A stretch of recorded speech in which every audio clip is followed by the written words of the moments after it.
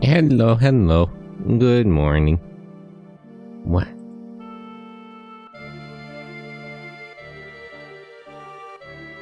Okay. Where we at with stuff? I think I just had to go adjust my stuff in the shop.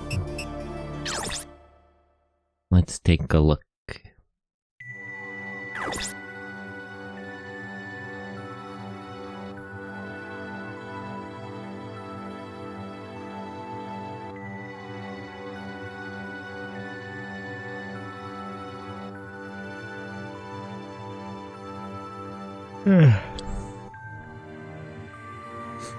Why is the model like giant light behind me? Okay, that's better.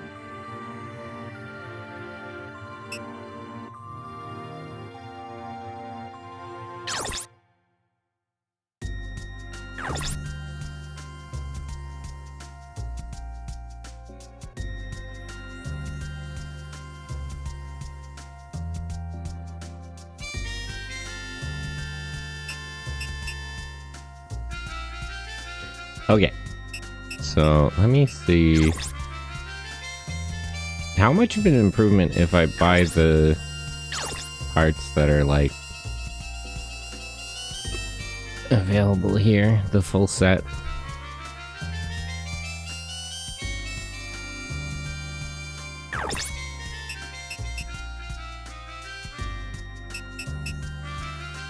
And who's like the most behind?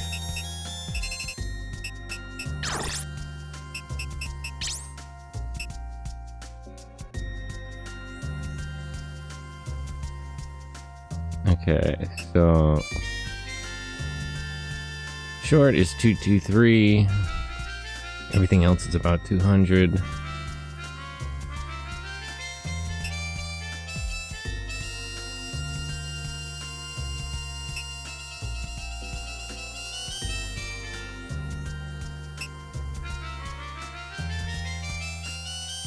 Yeah, okay, so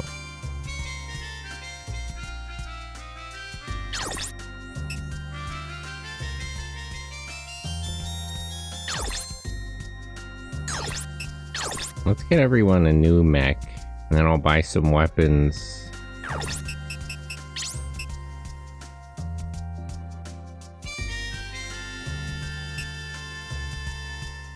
But I have plenty of money, so let's kid everyone out.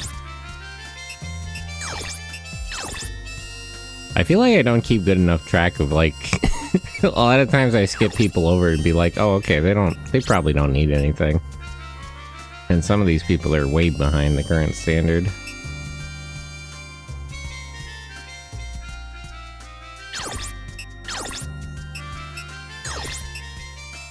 But let me buy, like, everyone a new set. I'll sell all the extra parts.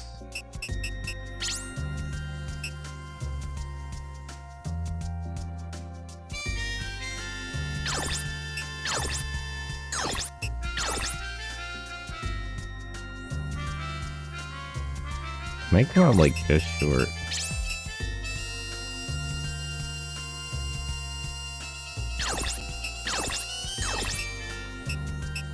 Roswell and Pike. Okay, let me sell some stuff.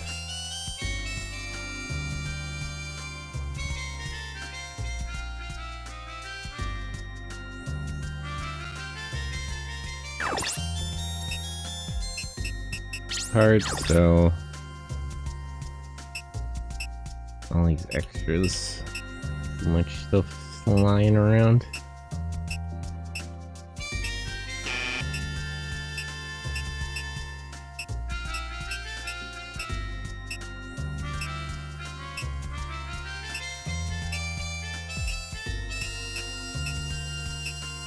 Yeah, okay, so I can definitely afford to give everyone a new set and clock up all their computers to maximum.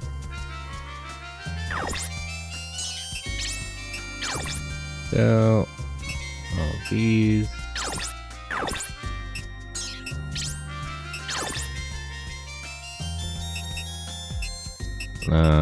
It's hard to tell what's still good or not. Let me sell everything under like 100.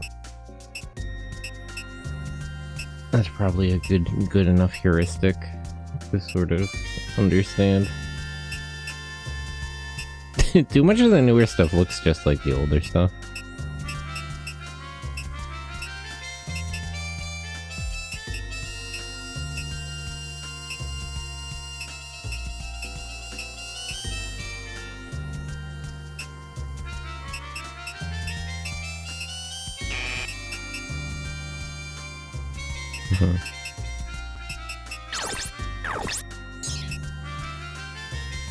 Okay.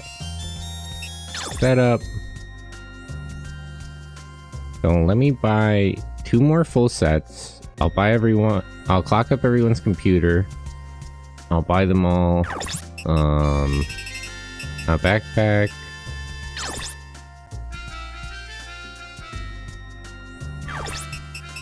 Full set. And you're long range, so I'll get the 1C with the missile launcher.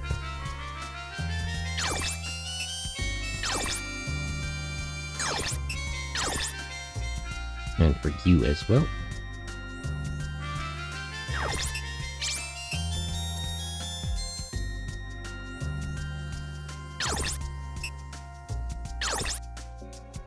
Okay, now let's bring everyone's computer up.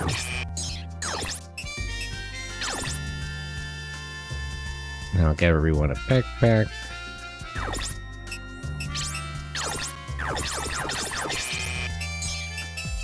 Weapon, backpack. Who should carry weapons? Who should carry... I guess people who focus on like one type probably can get away with the items. But Ash, I want to use all 3 weapon types, so I'll probably get him this. Joyce.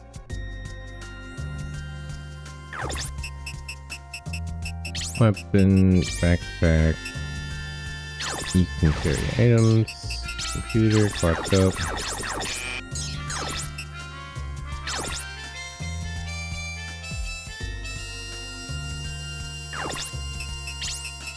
Backpack.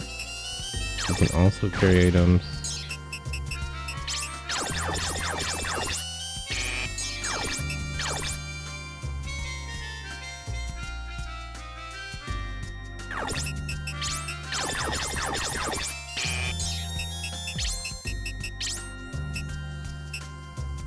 He also, I want to have like multiple weapon types. And Rocky, I just want to be fast, so I'll give him a backpack too.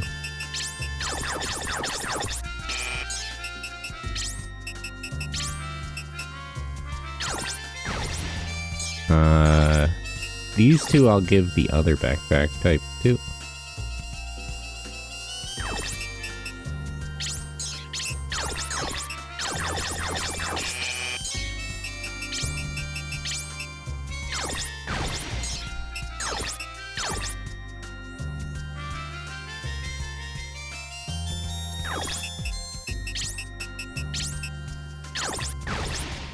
Okay, now let me take a look at their weapons and their computer settings.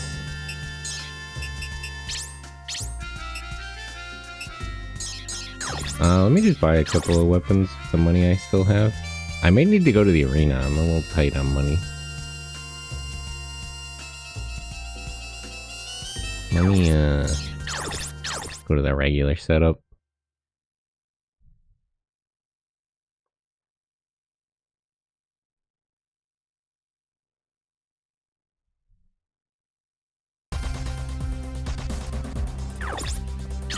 Lancer. So he's kind of across everything. Short range, fight and short, fight, long range, long and short. Okay.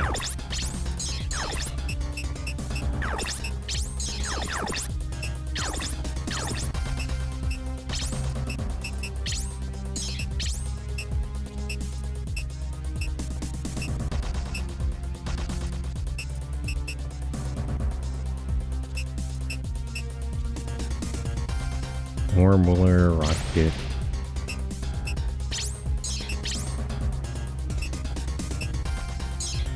What weapon type is this? This is a shotgun. Okay, so let me give him a machine gun.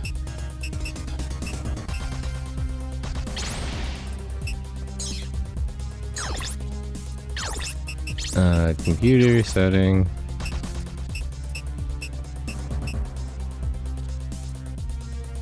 SDP system.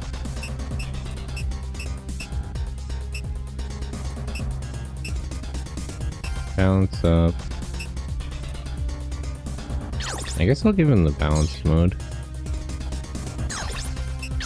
Probably makes the most sense.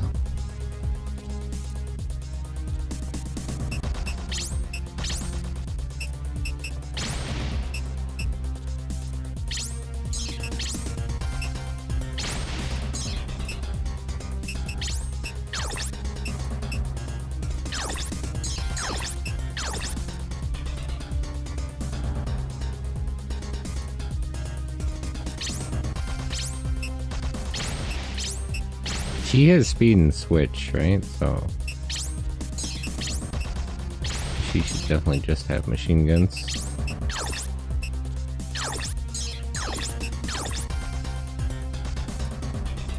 Or wait, no. I gotta give Asha a close range weapon. Wait, hold on. I'm doing it wrong.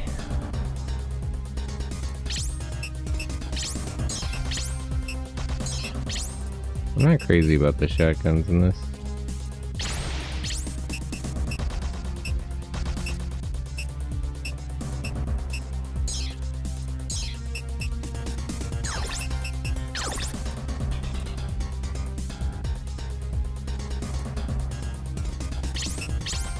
Right hand, bari. Left shoulder, marinate. Computer setting. You can also add the balance type.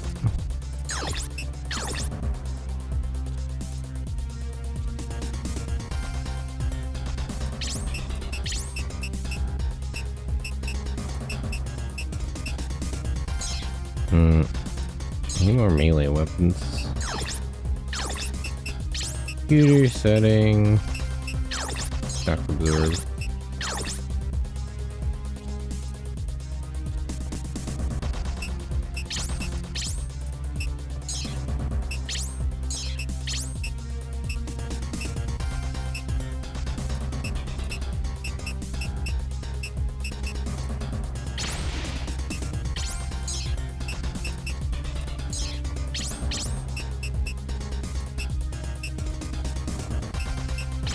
Oh, right. I wanted to give him these.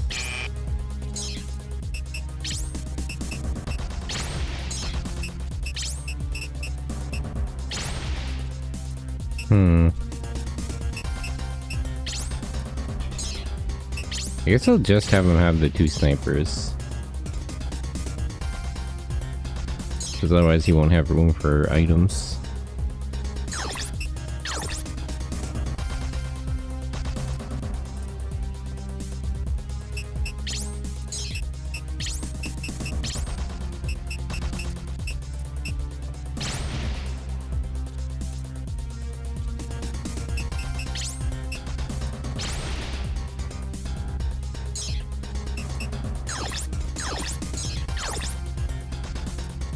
Okay. Let me do item. Let me buy 2 melee weapons.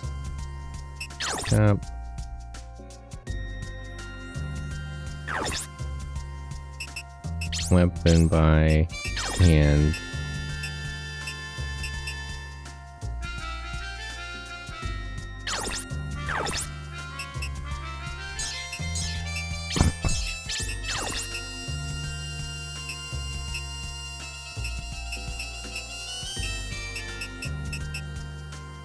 Dennis, hello. Welcome and enjoy your alert.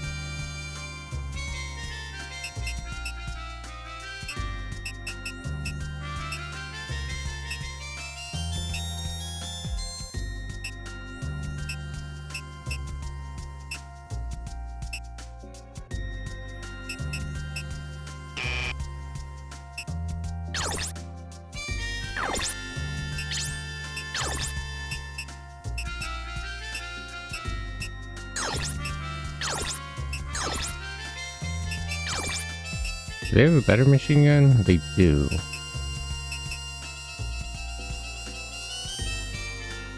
I get like 5 of these. Items by...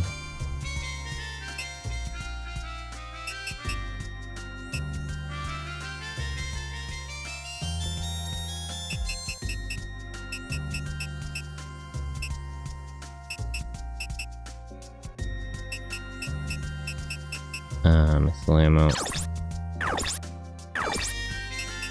So these 4 have room for items. So restore 1. Restore 1. Repair 1. Repair 1. Actually, see, he still has more room. I'll give him repair 2 instead. Always good to hear you? Yeah, it's good to see you. How are you? Well, you don't, if you want to lurk, you don't, don't feel pressured to talk. But it is good to see. Restore 1. Restore 1. How am I? Doing Hennis? True. It's so real for that. I'm just doing my shopping. Let's give him some cannon ammo for his sniper rifles. And 2 restores. Just doing some mod cleanup and gotta fold some clothes to sleep. I'm really lazy about that. Like, I did my laundry the other day, it's just all in a bag. I should really hold it. I gotta check, but I think that thing he has is a rocket. Door 1. Oh, it's too heavy.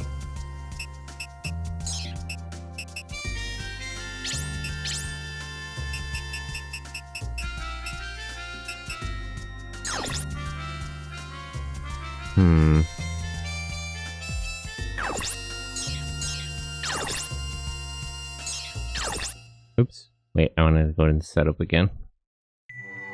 Wait, I'm not quite done.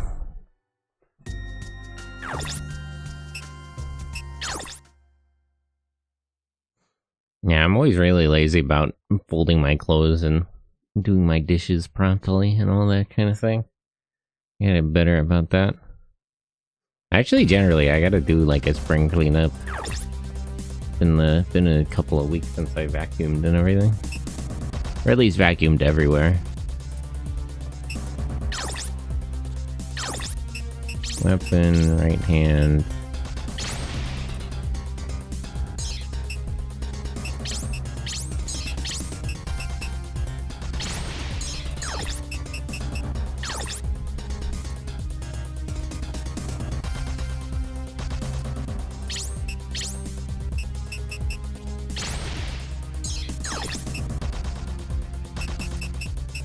Mia.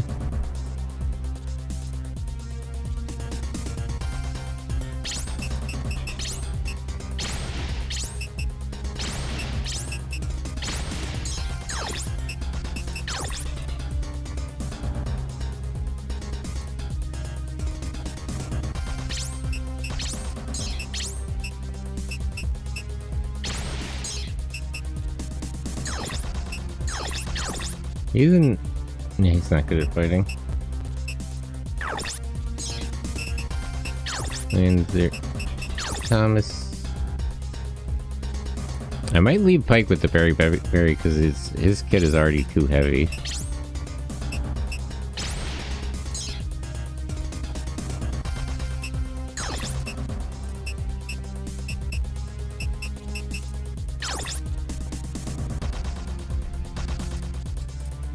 But just to be sure, these shoulder weapons, these are rockets, right? Yeah. And he has rocket ammo. Okay. All good.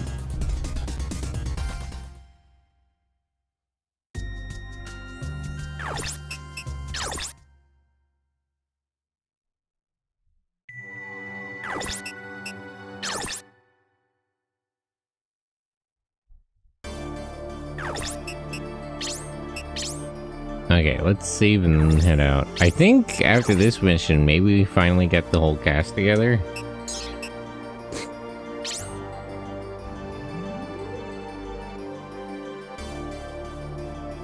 Hey yo, off to the front we go. Yeah.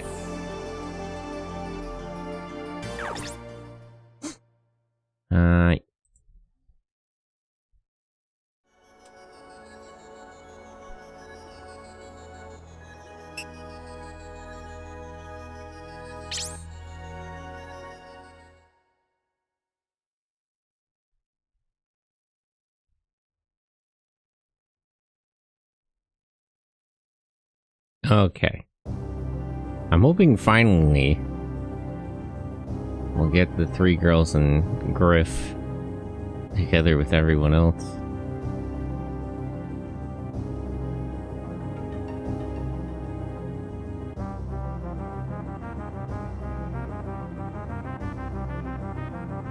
Girls? Yeah, there's like 4 girls on the cast. Well, I guess 5, counting Leela. But it's Amia, the 2 spies, the arena champ. But they've been off on their own, doing their own thing. I just want a reasonable amount of Wanzer pilots together. I guess my predictions were wrong. I wonder why. You're an idiot. That's true, he is kind of an idiot. Yeah, here's Cordy. Hey Lisa, wake up. Hmm?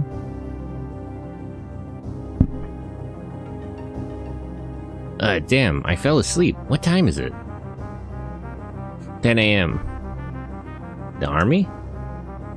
They're still here. Why aren't they moving? I think they're waiting. For what? Waiting for what? Yeah, that's what I'm saying. No idea. Something's been bothering me more than that. Look over there. They're well hidden. Someone's there. See, like, I think we can finally get everyone together. They're all in one place. A Berg Mafia unit? That would be my guess. Rocky, called the Ajit yet? I'm doing it now. Tell them we'll handle this one. What? Why? Just call it in.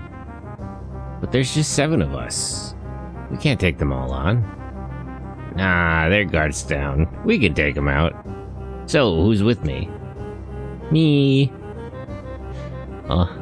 Literal pick me. Disgraceful behavior, Roswell. Yeah, count me in. So that's 3, including me. I'm in. Why? You were with them? Pike, seriously? Well, I wouldn't trust that guy. It's settled. Let's go. Outvoted. That's crazy.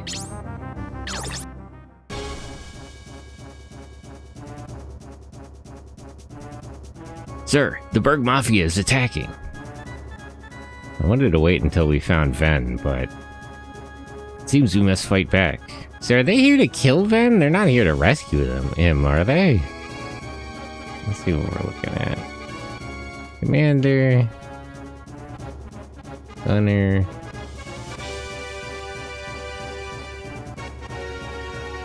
Gunner. Assault. Driver. So they've got 3 mobile armors, 3 repair units, 6 Wanzers, and a shit ton of armored vehicles. 2 radar trucks. These are missile tanks, I think. Oh, they have 4 repair units. I don't know what this car is, and there's another car over here. I think this is a supply truck. And they have 3 tanks. I don't know if they're counting on reinforcements. Try to kill these things first, I guess.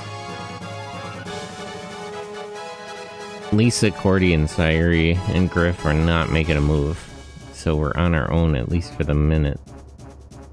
But maybe we can expect reinforcements? I don't think the Mafia will help us out.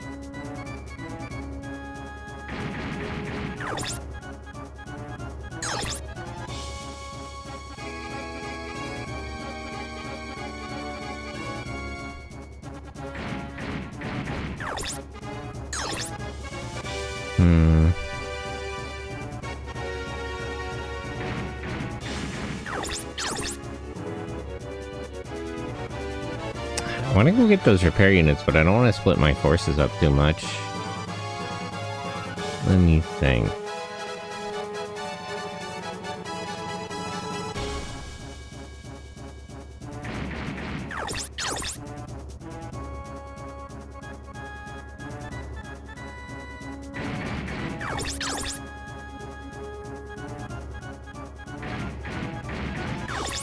Rocky here.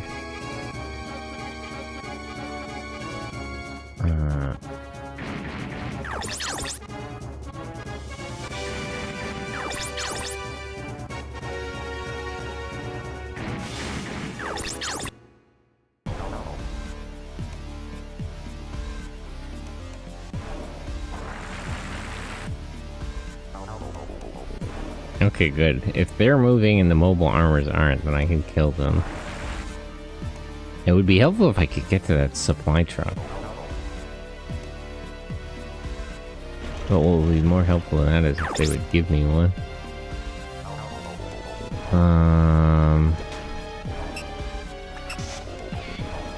Mine, let's just evade for now.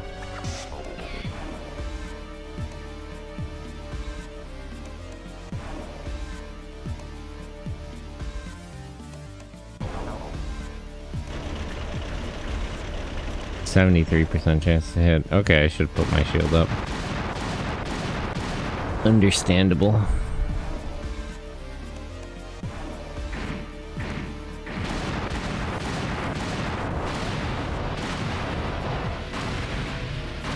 Dang, every one of those hit my body?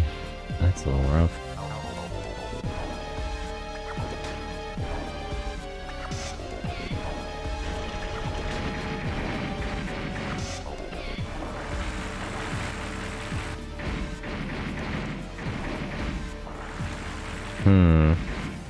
Okay, so that's how they're gonna reposition themselves.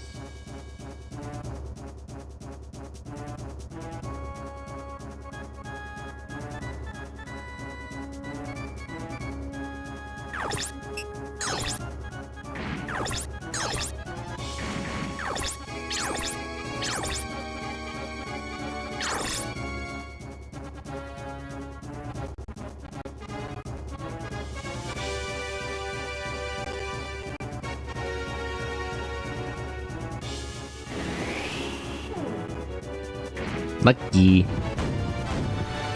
Did you fucking 360 no scope it?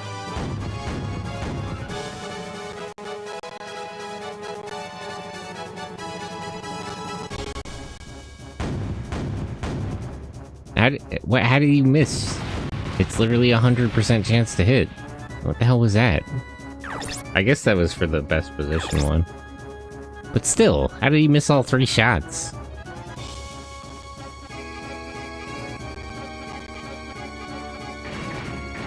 Whatever.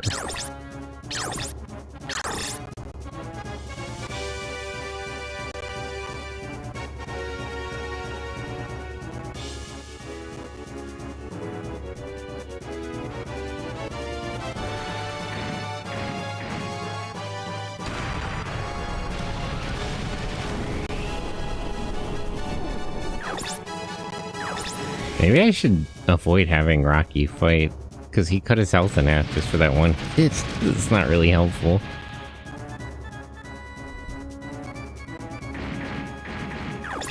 In other situations, I might not mind as much, but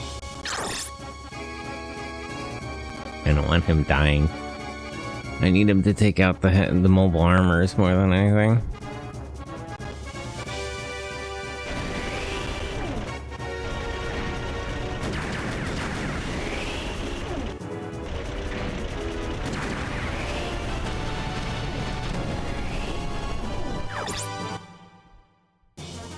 Speed,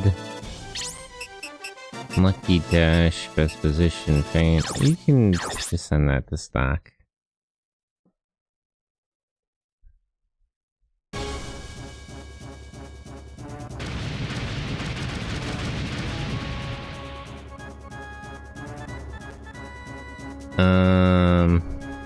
What to do here? Let me retreat a bit. I want them to keep chasing me, but I want to isolate them from the rest of their cohort here.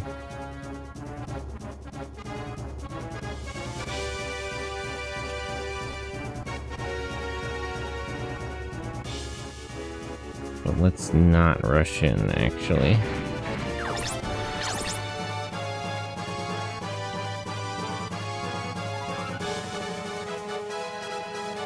Promise you can move up. You two don't have to go nowhere. Just stay there.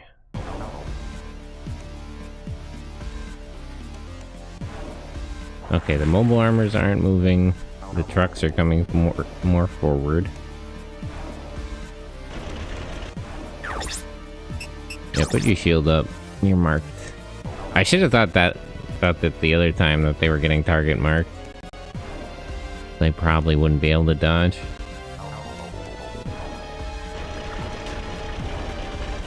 Oh wait, no, maybe he could have dodged. 36. I guess Ash just isn't fast enough.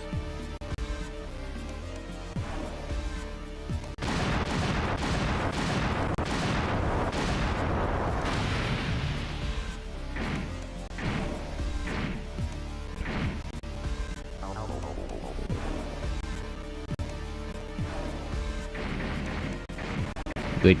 They're still moving up.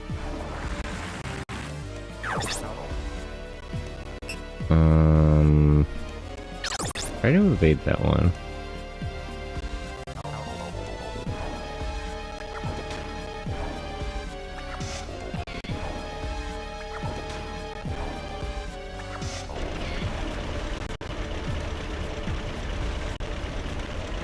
%46 chance to hit. Yeah, I should have blocked it.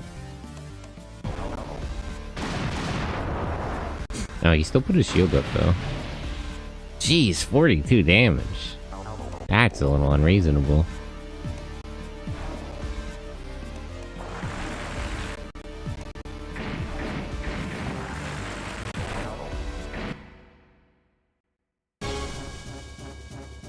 Okay. What are they doing going in with a small unit? They're either skilled pilots or just plain idiots. Hey, we have both. It looks like our plan to wait it out is a bust. There's no doubt the attackers are the Berg Mafia. If we join the fight, the lowest one. Mylan, you okay fighting with your allies? Oh, I forgot Mylan was here. Yeah, I'm already a deserter. Count me in. Okay, let's go.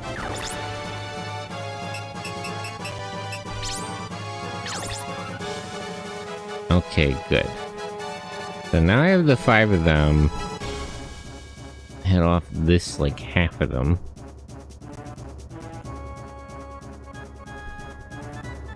Let's not get ahead of ourselves.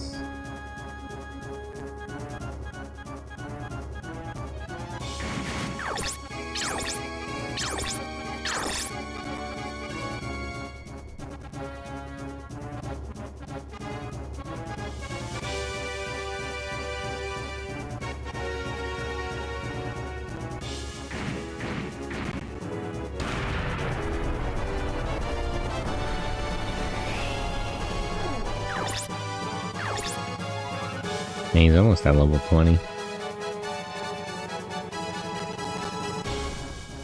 Nice, he stunned him too.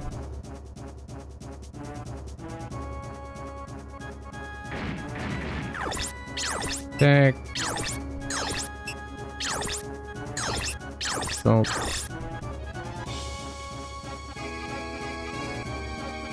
Okay, so I should be able to pretty safely take out these two. And I gotta deal with the 4 attacking the other group.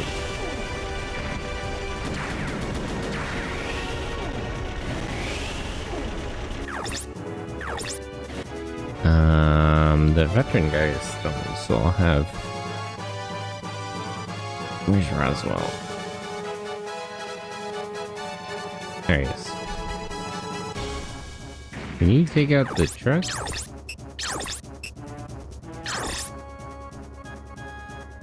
You can leave the stunned guy until next turn.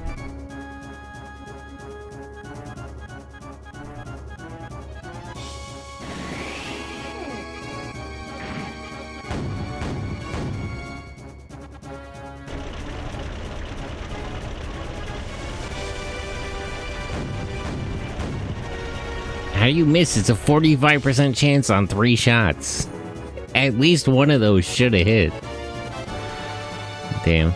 Oh well. Alright. What are we up against here? I guess Mike, if you could attack first. Mine.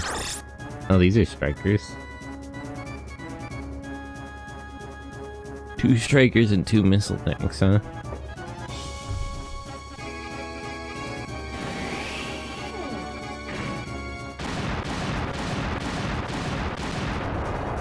70% chance on 6 missiles. At least like 4 of those should hit.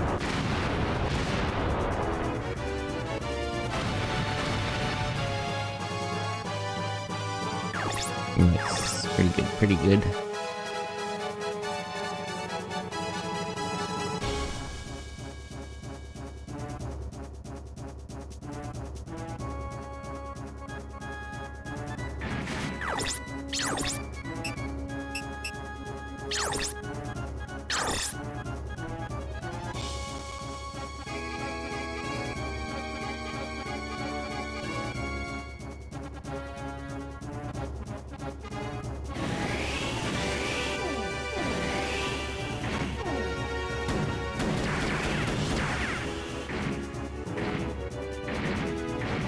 Dummy claws.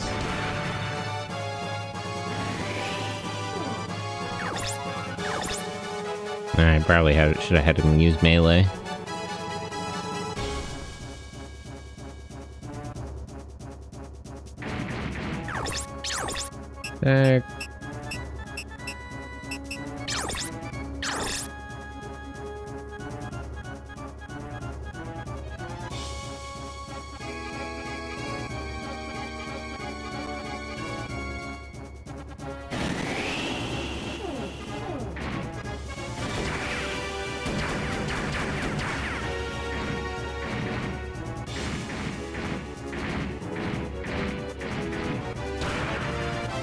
Oof. Getting kind of unlucky hits to the body. Well, what can you do? Alright, I'll just move Joyce up. Oh good, he's panicking. That's helpful. Use repair 2 on Amiya. Bring her back up to full health. These guys are a little bit out in the weeds here to be of any real help, but I'll start moving them up. Other than the ones I'm fighting, they have 2 Lancers, 3 tanks, and 2 armored vehicles left, and all these repair units. Okay, so everybody just move up for now. I don't want to bring them too far in that they get... Actually, I think what I should do, I'll move them straight across. If I can pull some of these tanks out, I'll kill them, but otherwise I'll bring everybody together. So that we're a concentrated unit when we have to deal with the mobile armors.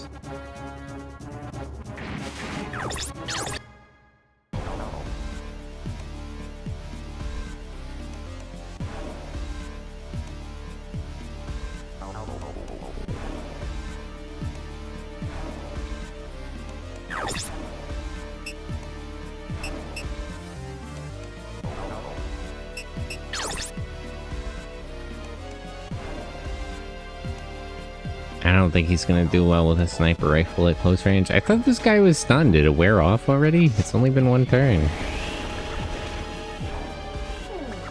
Paint burst.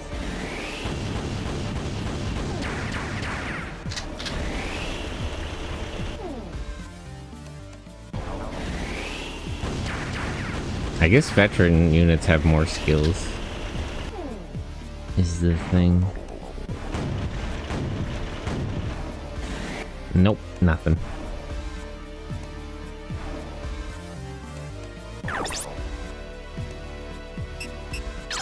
Okay, counter with melee.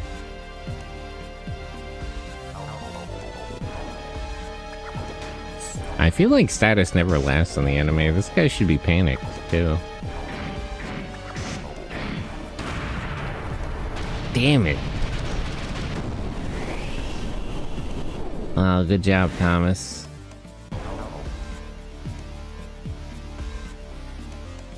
Shit, I can't see anything. Oh no, he's blind. He'll be fine now.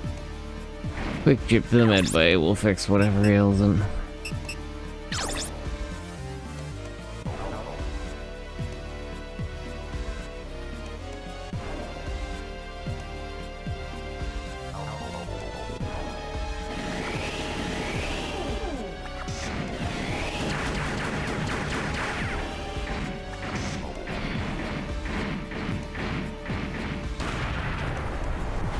Damn, her arm got broken. Not the worst thing that could happen, though.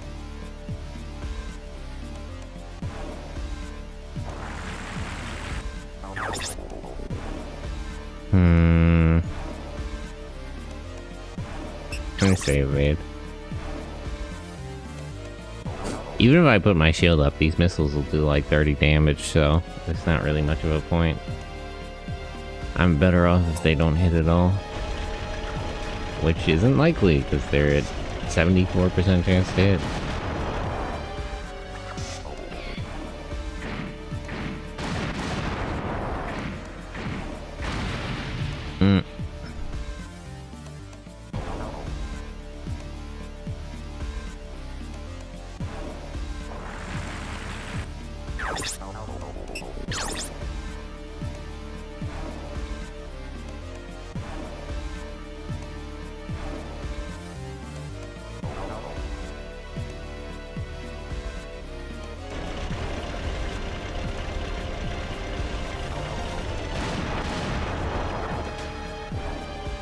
They're not doing so well. 54% chance, and they miss. Nice. Glad to see the enemy drop one of those percentages for once.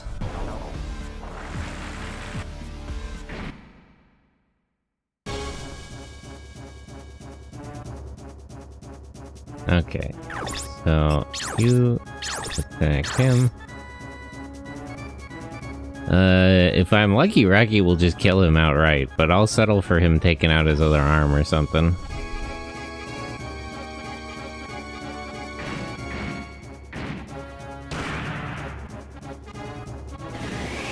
Okay, close enough. Double punch. Final break, keep blow, sting blow, charge. I guess I'll put it in over sting blow. I'm guessing double punch is his, like, unique skill? Maybe he needs a knuckle type weapon, based on the sound of it. Attack.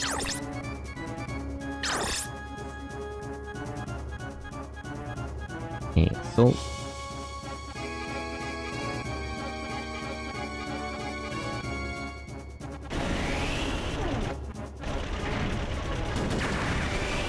Nice.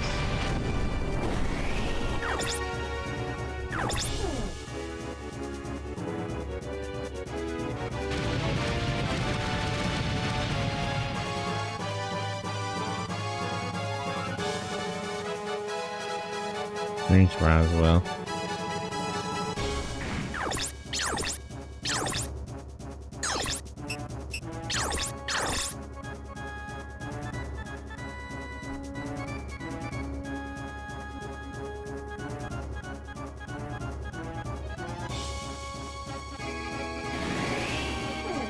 Only 28% chance to hit. You land like one hit on his body though, that could still work. Nope, nothing.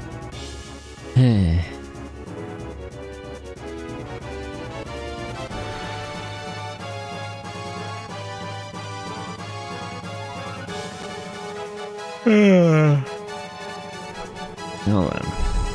How much ammo do these guys have left? 4 shots, okay. I think I actually want these 3 to move back, because they're not doing particularly well.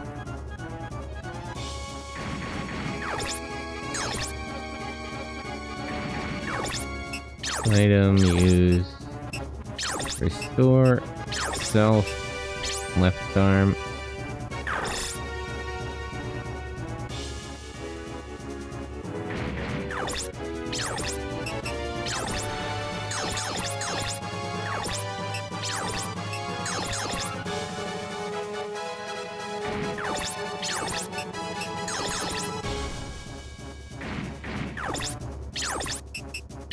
Attack.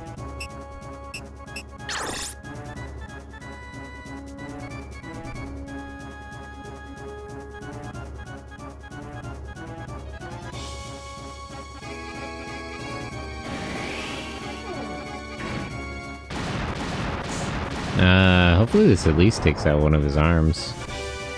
The one that's more damaged.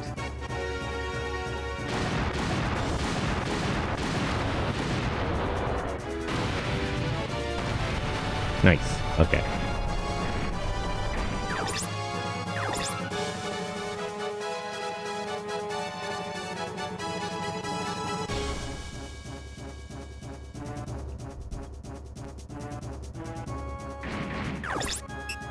Item, use repair 2 on Amiya, fix her arm.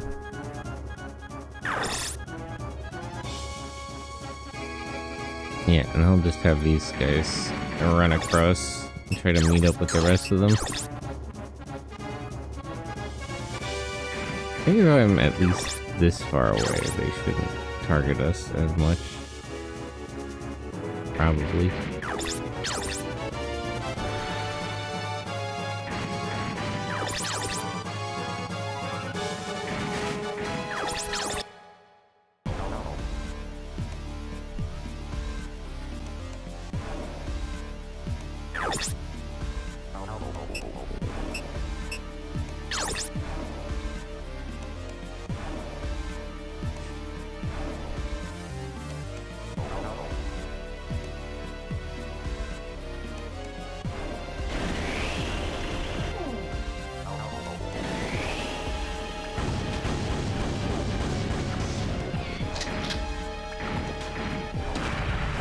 Nice.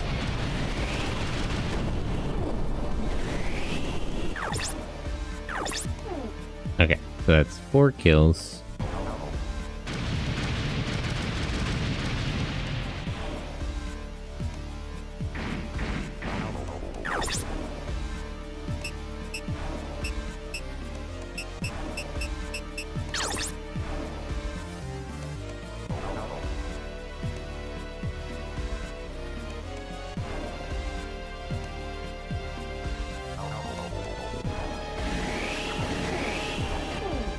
%35 chance with a shotgun? Come on, man. What the hell?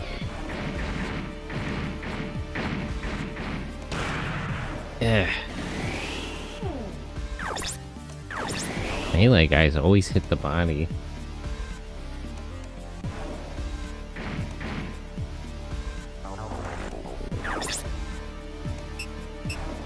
Hmm.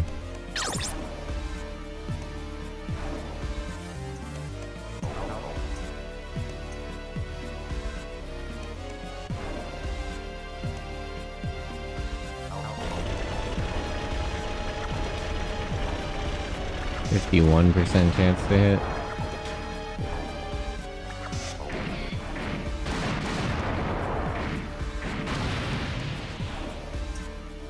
Alright, could have been worse. Could have been worse. Yeah, bait again. I think they moved too far up. Amiya should be able to close in on them now.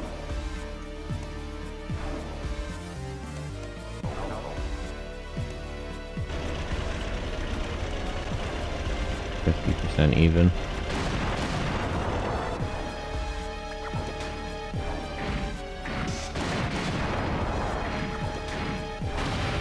Oof.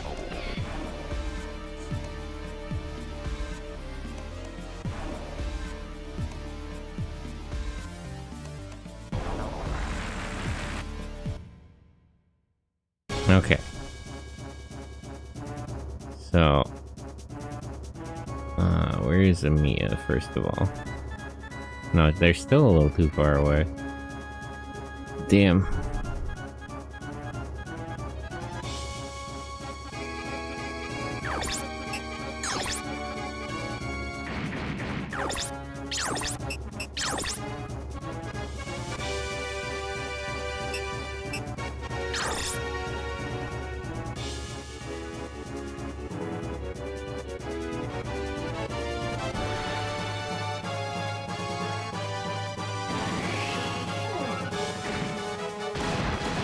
Counter snipe them a little bit.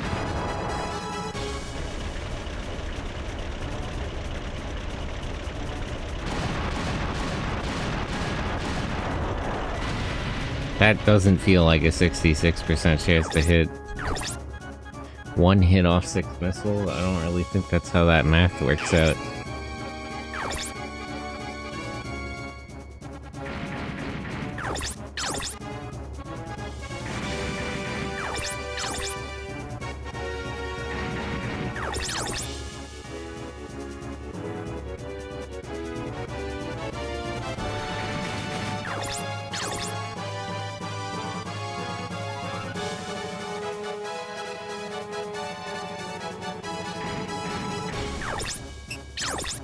Use, restore, Rocky.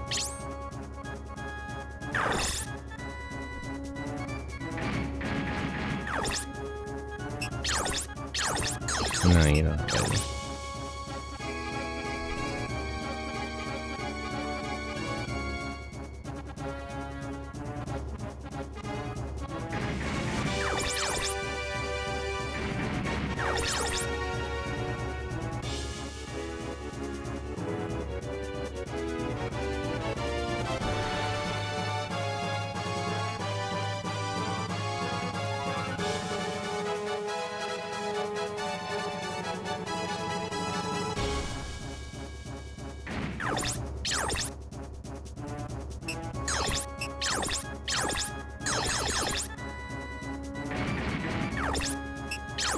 Item use, repair 2 on self. Fix your right arm. Joyce, you can actually run away. You're getting killed.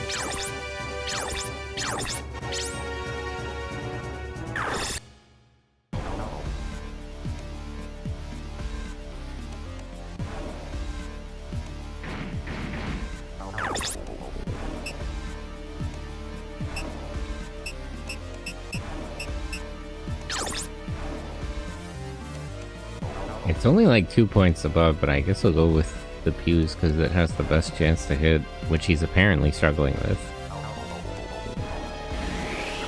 Yeah, 52% chance. That's not as bad as his accuracy with a shotgun, at least.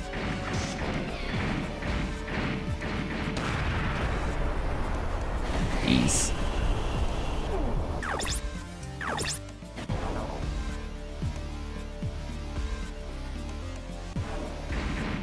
And he's stunned. Oh, might be over for him. At least he pulled the strikers off the other two so they can go after that truck. Gasoline punch real. Halligan, how are you? Both of his arms are broken, he can't fix himself now. Since there are no rockets yet. Well, rocket punching... there's a few ways to do that. The one I think about immediately is always the Votoms, where the punch system actually has like a bullet system, like it has a bullet cartridge. It's so good, pretty good. That's good to hear.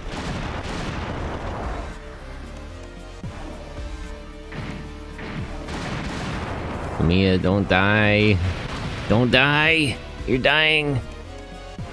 I asked you for one thing.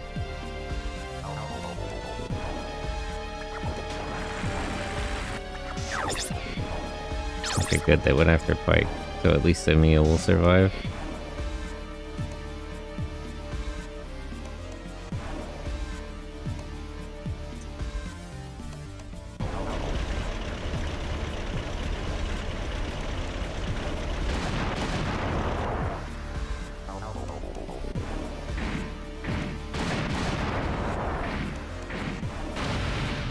Marathoning the most painful cave deaths is morbidly hilarious.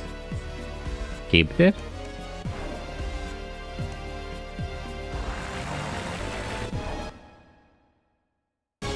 Okay. Spelunking? Oh. You mean the game or like the activity?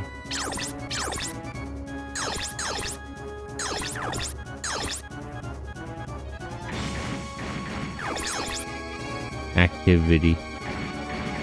I used to go spelunking and rock climbing and all that kind of thing. And it was fun. Fond memories.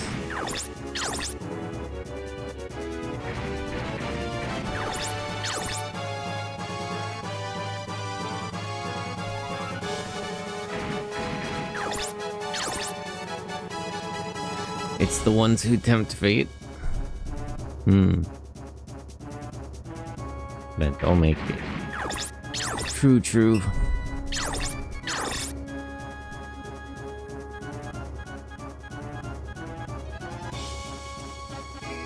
You just gotta be careful. 3 points of contact and all that. How do you have 17% chance? What do you missed that? It's a truck. You can't hit a truck.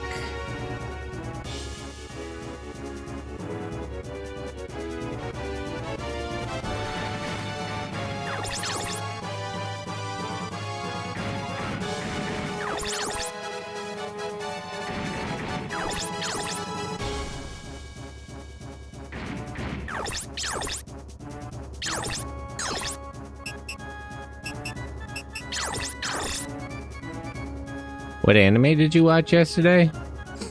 Oh, in the watch along, we watched, the same ones as usual.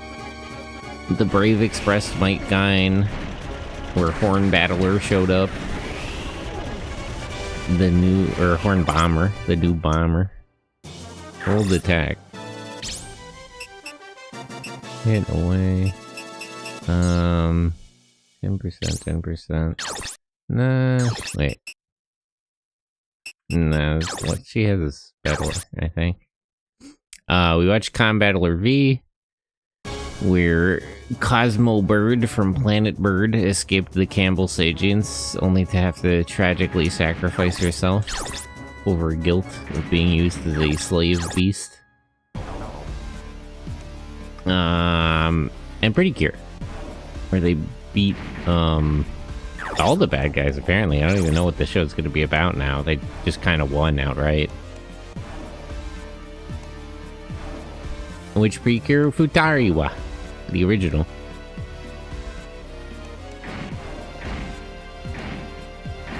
I don't think I tried to save Joyce, but I don't think he's going to make it.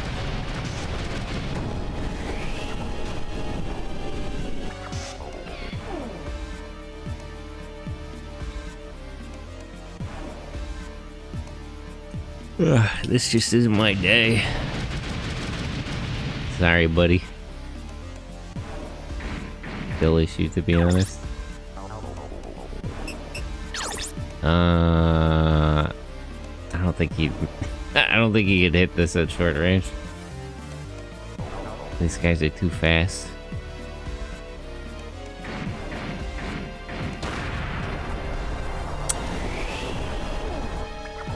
But yeah, we're watching Futariwa Precure.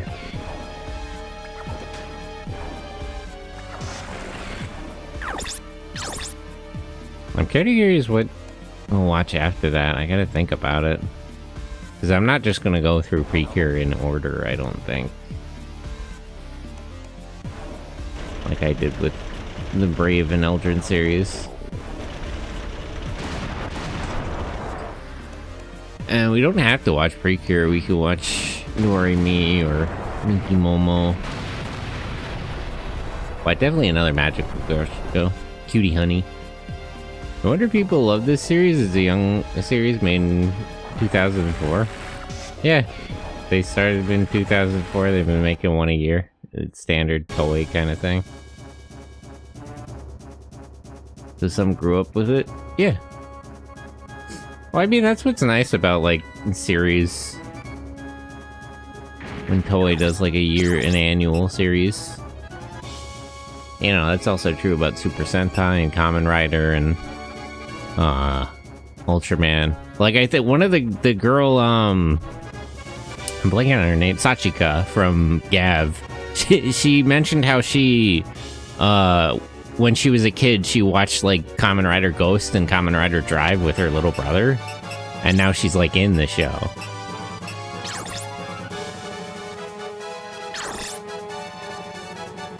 So she, like, you know, like, she has fond memories of the show, and now... and a lot of people are like that. Shoma's actor actually said something funny about how in high school he actually told the class that he wanted to grow up to be a Kamen Rider. And it became his like nickname in school. Everybody was calling him Kamen Rider. Funny's gotta be flipping out. Yeah. Zeg, you know, we got the...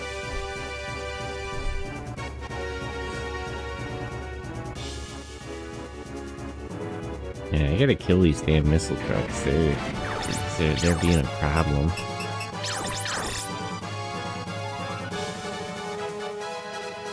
This group of enemies with the 2 missile trucks and the 2 strikers is just too harsh. They hit too hard. And they're too hard to hit. Okay, that's 1. Making some progress.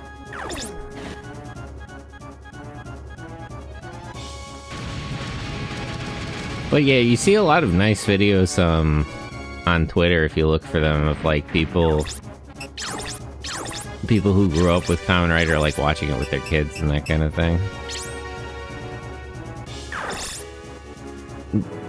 Kamen Rider fans who are adults now watching it with their kids and like buying them the toys and everything. Wholesome type stuff.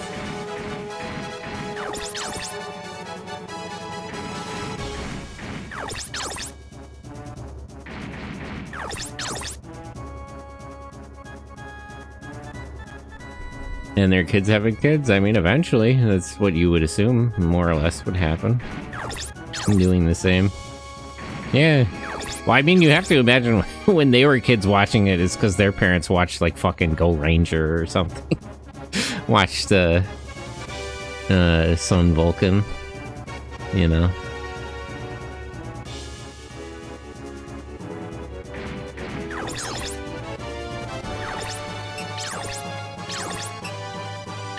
You know, that's what's nice about shows that come out like every year for decades. It becomes like a tradition. You know, Super Sentai's on its like 50th anniversary, which is funny because they had to redo the numbering like twice.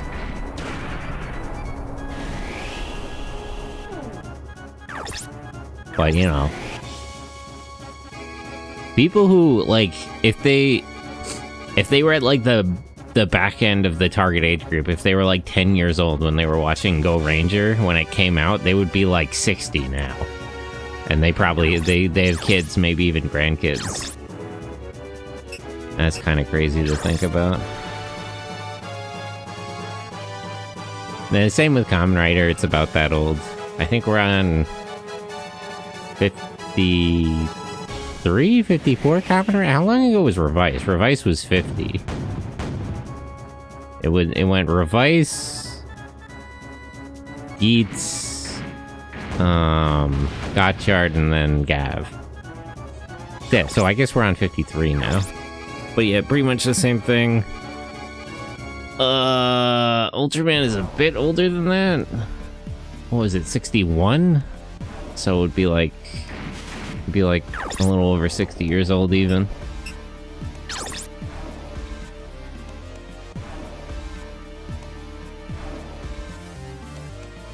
But yeah. And I mean, that's also around the time that fucking Astro Boy came out, so that's another tradition you could have. Anime watcher. I really think a lot about Adam. He set so many tropes of like anime. Because there's parts of Astro Boy that are like a slice of life story. There's parts of Astro Boy where he's essentially like a magical girl or a henshin hero. A lot of the classics are born at the same time. Well, I mean, you know, a lot of the, like, they started really getting into television in, like, the 60s and 70s. So that's when you see a lot of the, like, anime start and all that. Like, it's just... When was Gundam? The original Gundam? When was Mobile Suit Gundam? Let me get exact years here. Also, hey, Dennis on YouTube. Astro Boy original. Okay, so the original Astro Boy was 1963, so it would have been like 2 years after Ultraman. Mobile Suit Gundam And then the first Gundam was 1979, so 18 years after that. That sounds right. Yeah. Yeah, 79.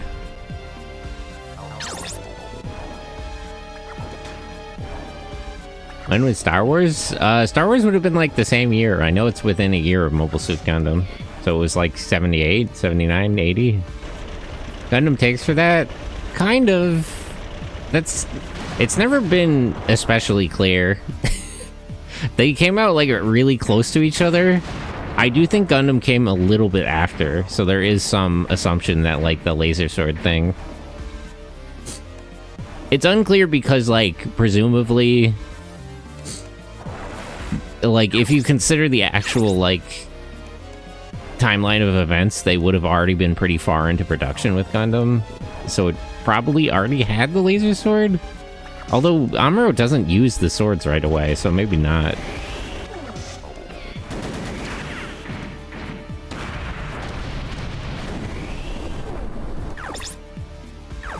But it's sort of like a Godzilla Beast from 10,000 Fathoms thing. It's like there's some DNA there, but it's hard to say exactly what happened.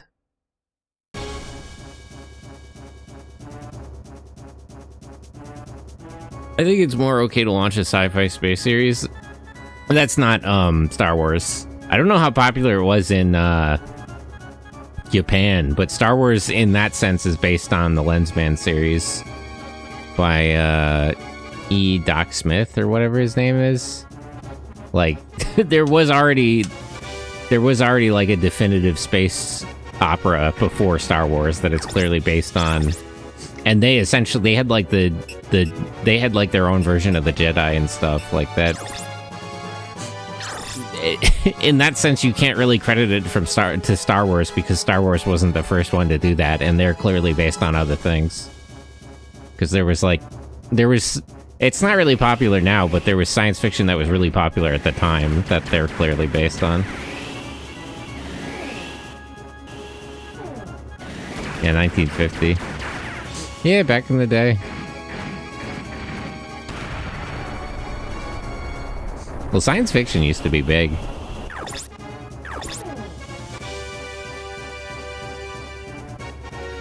American science fiction used to be a really big thing.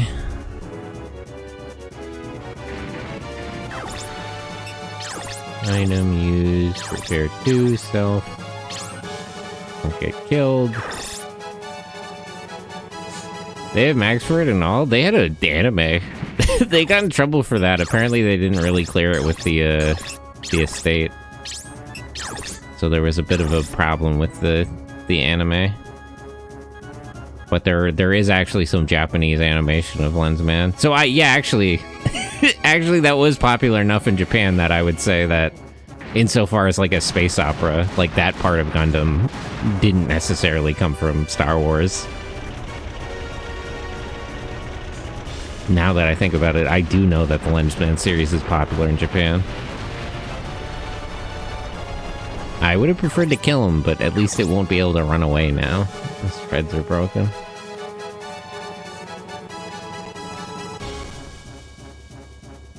Harlan Ellison was born in 1913-16 at the times of the Lensman. Yeah, so that's when it would have been super popular when it came out.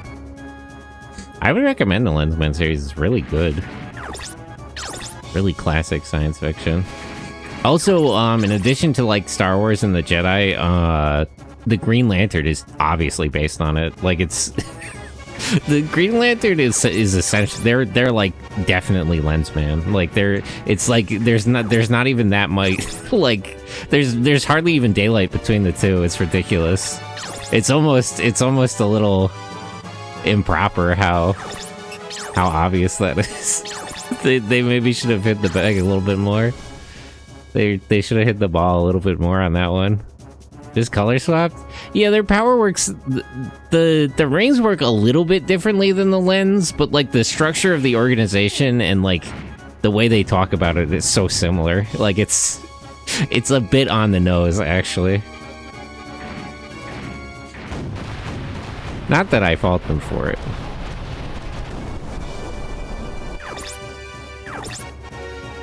because it is a good inspiration to pull from.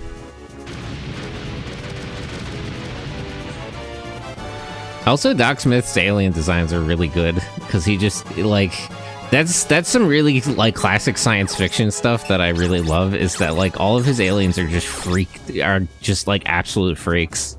There's almost no, like, there's a lot of, like, sentient aliens who join the Lensman, and almost none of them are, like, human, like, at all. Some of them are, like extra-dimensional, like, Lovecraft-type shit. Like, it's ridiculous. He was so real for that. And no one knows the Lensman is now? I mean, nobody other than freaks like me who are obsessive over stuff like that. And there's the Lantern Corps. Yeah, it's like... I don't want to, like, give them too hard of a time about it, but it's pretty obvious that one is based on the other. A bunch of different aliens. Yeah, I think about that a lot. Like, the structure of their organization is actually pretty similar. And the story. And, like, their stated mission, it's like all... there's not really any distance.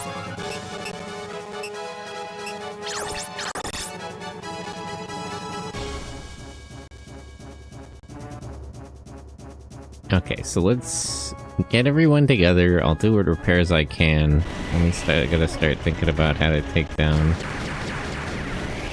those armored vehicles.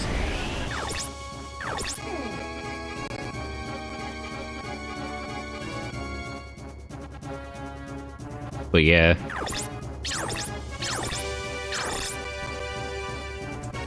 I don't mind human-like aliens, and there is actually an argument for that. Because you could talk about, like, convergent evolution. Like, if you had, like, a bipedal organism, it would just... So there is a scientific argument based on the way, like, evolution works, that you could argue that bipedal organisms would sort of always kind of look like people. But I do kind of prefer weirdo aliens. I don't know. That is sort of similar to the complaint I have about, like, modern and then, like, retro sci-fi. That, like, old science fiction kind of made the argument that, like, anything was possible out in space, out in the cosmos with new technology. And newer science fiction is much more grounded in, like, actual science.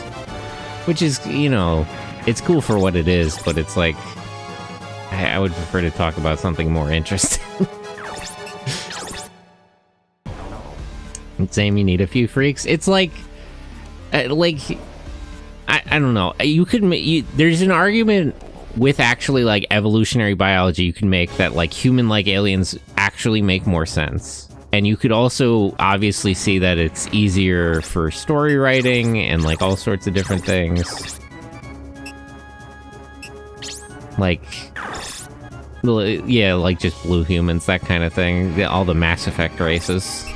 Like, you could argue that that technically does make sense, and you could obviously see the interest in, like, how that makes it easier to, like, write stories and relatable characters. But it's like, there's something frustrating about, like, newer works of fiction, and especially science fiction, where it's like, it's a story that could be about anything. And so it's like if you're making alien races, you could make them look like anything. So you're kind of choosing to make them, I don't know, less interesting, I suppose. And they limit themselves. Yeah, it's like, like, I'm not saying you have to go way out there, but, like, you know, there's no hard rules on what aliens are supposed to look like or what they could look like. So you could theoretically just do anything here, and you're making a decision to not. You're making a conscious choice to, like, do blue humans instead.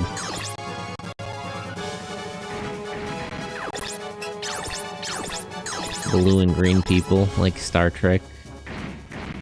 Do any of you have any items? Okay, you have some.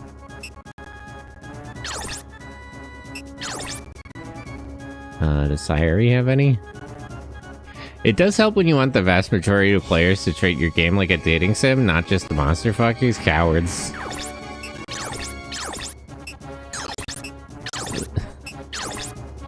Why we need women to make these games? They would they would go all in.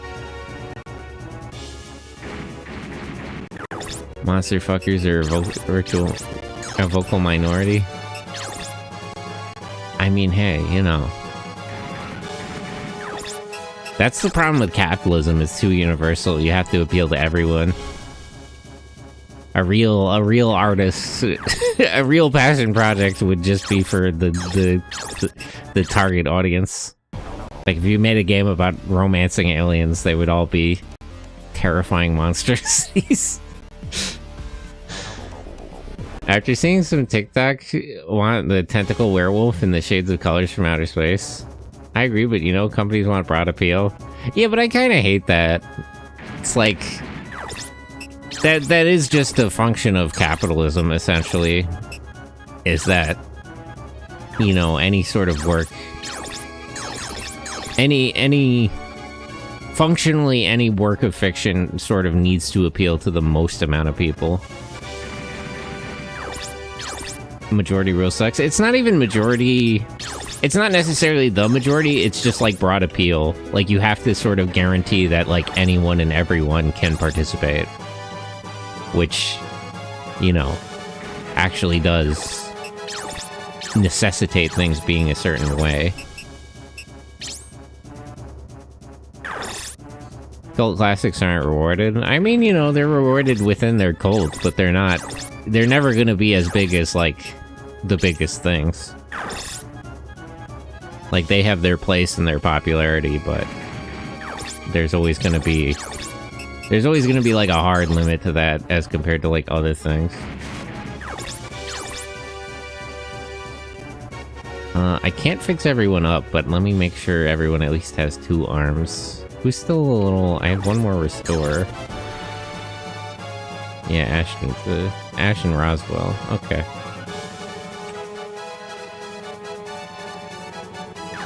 What items did you have? Just ammo, right? Okay. She does have cannon ammo, though. Give that to Roswell. Alright. I'll have them go around and attack the tanks. Gotta sell 20 bajillion copies of the shareholder. I hate shareholders. Speaking of how this is a problem of capitalism, investors are like some of the dumbest people alive, like legitimately. I don't want to go off too much, but like, I would literally argue there's like a Dunning-Kruger selection about how like investing as like a practice attracts people who think they're intelligent. Like, not intelligent people who are like convinced that they're smart. You know, despite what an objective review might find about them.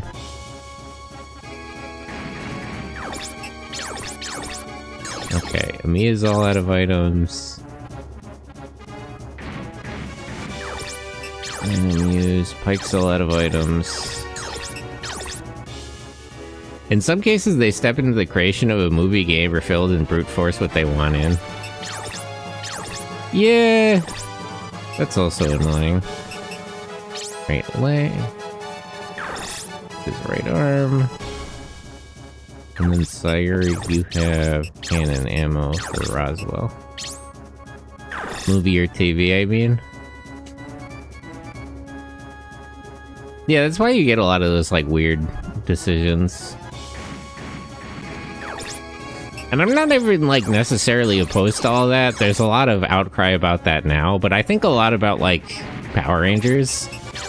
You know, the reason why Power Rangers was diverse is because Haim Saban wanted to sell toys to as many kids as possible. And, like, it worked.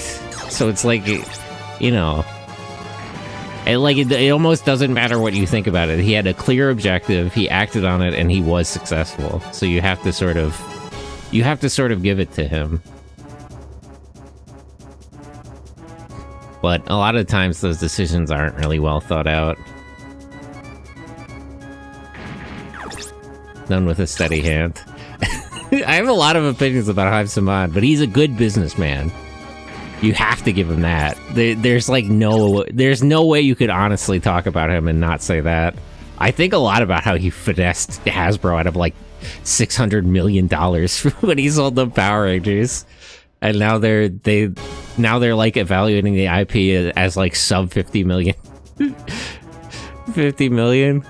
Like he literally scammed them out of he literally scammed them out of like $500 million because he just fast talked them about how much Power Rangers was worth as a brand. That's finesse. That's like crazy work. Nobody's doing it like that now.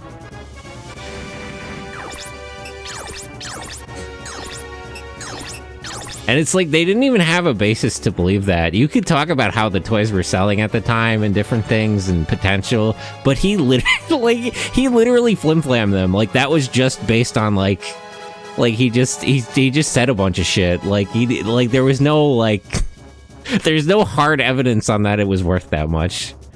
There was no like real like definitive ground for him to stand on for those claims. But he just went into that fucking meeting and he just sold them on it. That's crazy work. No basis. He's just that good. He just told them a story and they believed it. Like it's really just that simple.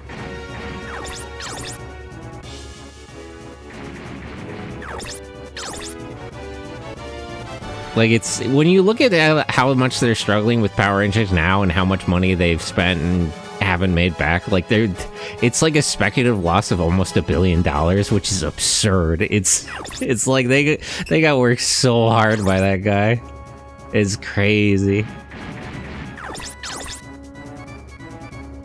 Because like so from the start, from buying the IP, they're out like, you know, 600 million. And then, you know, they have to spend money to make money. So they invest in the shows, they invest in the new toy line. And that all costs them money, which they ultimately don't make back. I want to try to draw out like one of these mobile armors, but not all three of them. And it's gone, yeah.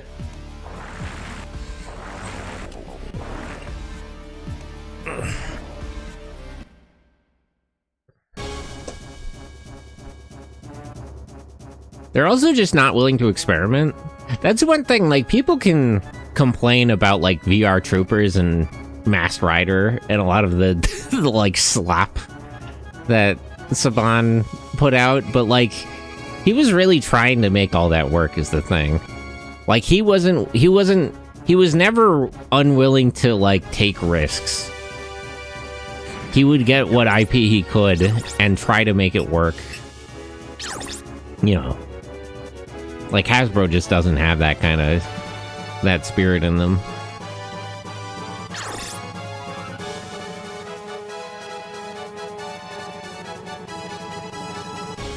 You know, I think a lot about, like, Kamen Rider Dragon Knight was sort of a passion project, and compared to that, like, Masked Rider was sort of a cash grab. But it's like an honest cash grab in a way. Like, it's... Nobody's unclear about what he's trying to do when he does that, is the thing. It's very apparent what the idea is here.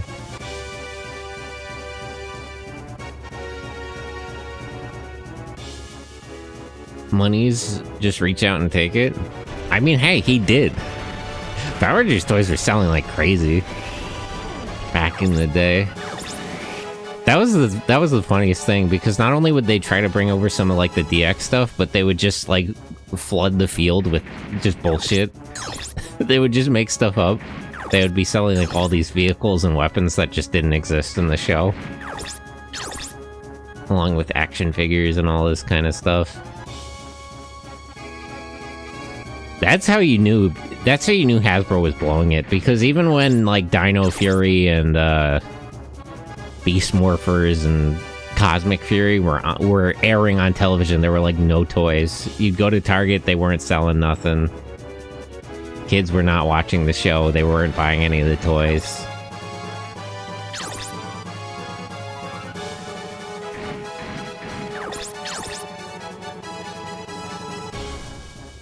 That's how, like, nobody could argue to me that, like, Cosmic Fury was a success, because after that show finished airing in, like, October, November, whatever it was, Christmas came around, they didn't have toys to sell. Like, they had no Cosmic Fury toys, except that, like, I guess the Megazord for Christmas.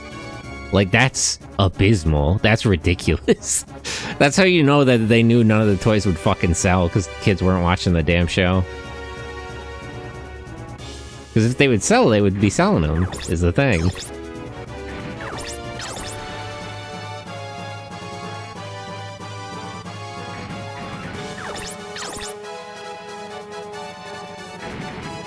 Also an Ash. Is his arm broken, the one with the long-range weapon on it? I think it is, yeah. Warbler on left shoulder. No, he does still have that. Okay. Amazing, just draining parents' wallets. Yeah, I mean, that's how you make money. Are there any other shows made with toys in mind? I mean, Transformers. Do they even have a Transformers cartoon out right now? Trying to think, is there one?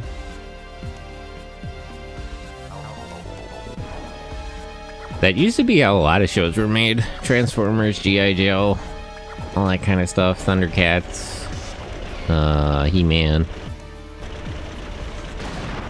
That used to just be the thing, is that, like, you used to fund animation, essentially, with toy sales. It's a little unfortunate now, because I feel like everybody's... There's this formed understanding in, especially the Western world, that, like, animation is just a thing for kids.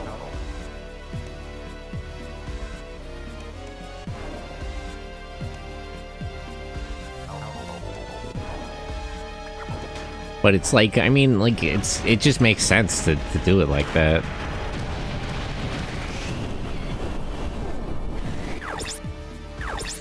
You know, that's how a lot of shows are at the end of the day. That's why they're called soap operas, for example, because they used to sell soap. Like, that was the big commercial they were pushing. So that's why they called them soap operas, because you'd watch the show and you'd hit the commercial break and you'd just be bombarded with, like, hygiene products. I guess they're more like the over-the-counter drug operas now.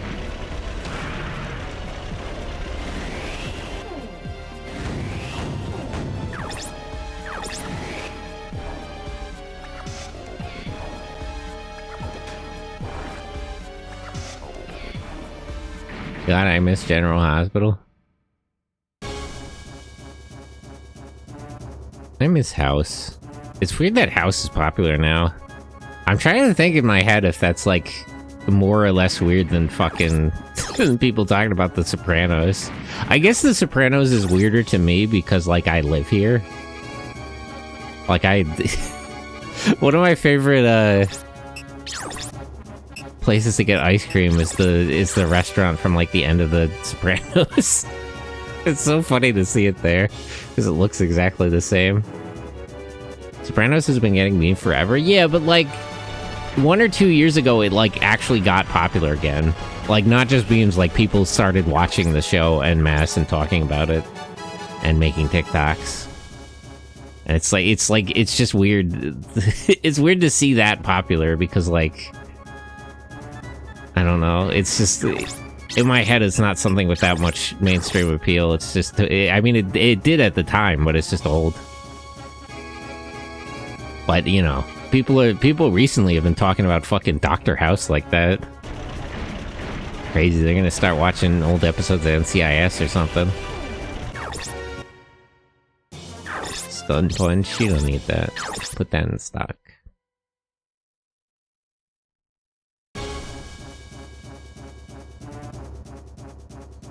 I don't know. It's interesting because I've been reading a book about radio advertisements. I've been thinking a lot about... that book really makes me mad, though. I've said this before, but there's a part in it where they're talking about, like, the push to get ads on radio, and, like, how Congress how Congress and like legal lobbying groups opposed it because they thought it was immoral to like forcibly subject people to advertising. It's like I can't even imagine a world where people are willing to say shit like that. I wish we don't have fucking representatives like that in our government anymore. Nobody cares.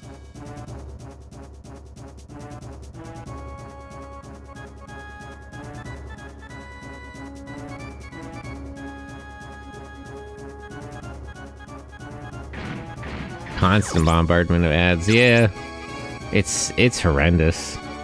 Because it's like advertising is just like, it's so disgusting because they're literally like paying for attention. Like they're like, you know, I feel like people are, I don't know, maybe too practical. They don't really think about the implications of a lot of things. But like, if you think about it, like these companies are buying your attention. They are paying to like rent space in your attention span. They're buying real estate in your field of vision. Ugh. That's especially someone that just says what everyone is thinking and wish could say at their jobs. Well, yeah, I mean, that was kind of the point of the show, is that he could get away with it. Is that he would just say shit, and it's like, well, you know, he's like the best doctor at the hospital, so what are you gonna do? Like, he gets to say shit.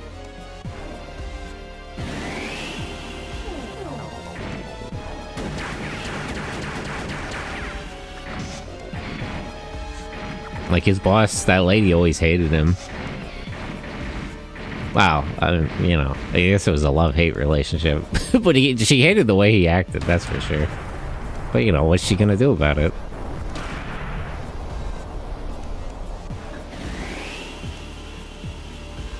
But that is sort of a fantasy of, like, being so good at your job that you could do whatever you want, and people just have to deal with it. It's a sort of power fantasy. And I gotta get that damn missile truck.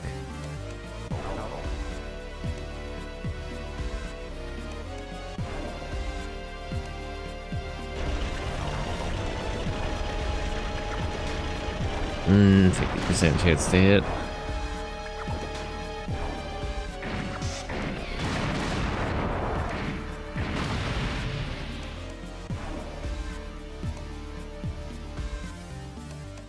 I don't know. I also miss radio advertising because it was almost...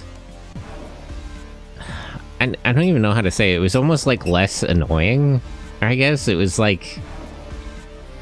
It was like... The way that, like, radio jingles and stuff work, it was, like, less a form of harassment. Like, they were just kind of trying to make you, like, think about something. Like, they were just trying to tell you something about the product that would make you just, like, think about it. You know, like that Wheaties is the breakfast of champions. And all these fucking astronauts and sports heroes are eating fucking Wheaties. But now they're just trying to get you to remember the brand name. Hello, we are brand, to remember brand. So that when you see brand in store, it's familiar to you. It was a suggestion. Yeah, it was kind of like, you know, they'd play you a catchy song that would tell you something about the product.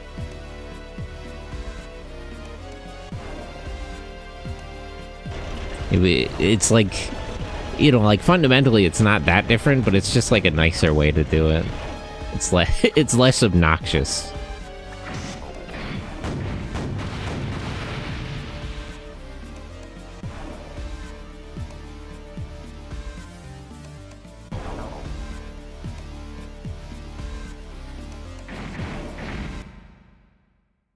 Okay.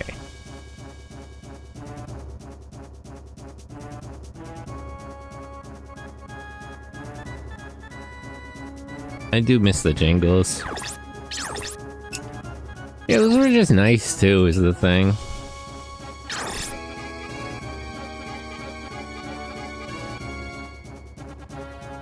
I don't know, it was... The thing about it is it was better when they didn't know what they were doing. There's too much, like, consumer psychology and studying into, like, advertising now. That they, like, know how to get you to buy things. Like, they don't have to, like, experiment and try to make things catchy and fun. Because they just know it works, so they're just gonna do that. You know, why bother doing anything else? I think about that, too, with, like, game design, and... There used to be more of a need for companies to, like, experiment and try different things, because they legitimately didn't know what did and didn't work. They had no idea what they were doing. So they were just kind of workshopping it all the time.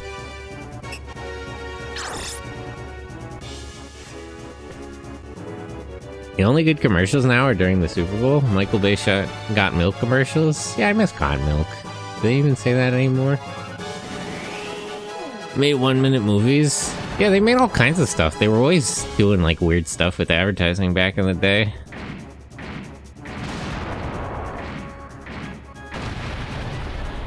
Nice, I like that thing.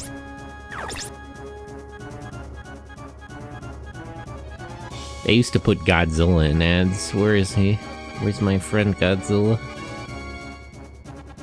It's just not the same without him.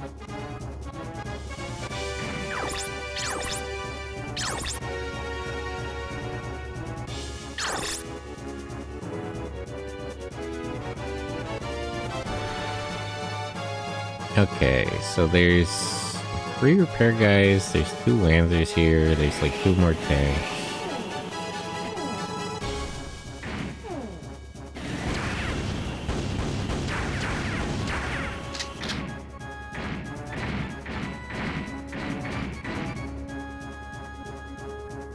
But yeah, it's like, there was sort of a good faith and a goodwill to, like, the way companies used to operate, because it was just necessary. Like, it's not that they were, like, necessarily better companies or run by better people. It's that they literally didn't know how to get people to buy things. So they were like, they kind of went about it in a better way because they weren't sure how to do it. And now that they know that that isn't really necessary, they don't bother anymore.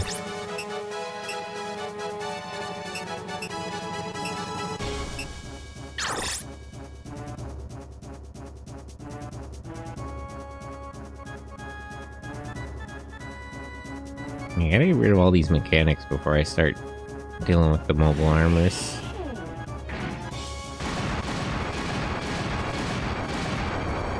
You know, that's why I think there was a lot more, like, passion projects in video games back during, like, the GameCube, PS2, Xbox era, is because they didn't know what games sold and what games wouldn't and what people wanted, so they were just trying different things.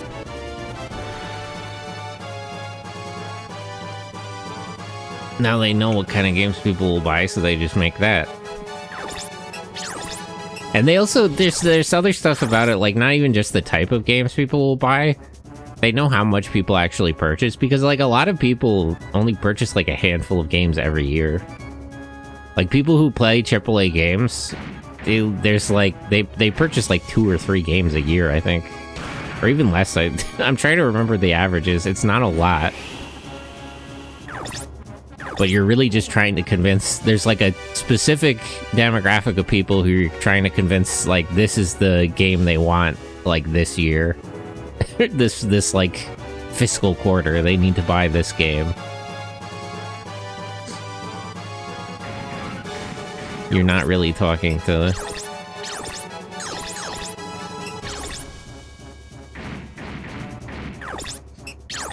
I don't know. Speaking of which, I hope Assassin's Creed Shadows fails. I don't want to get into the whole drama of everything that company is doing. But I would be elated to see them not be successful.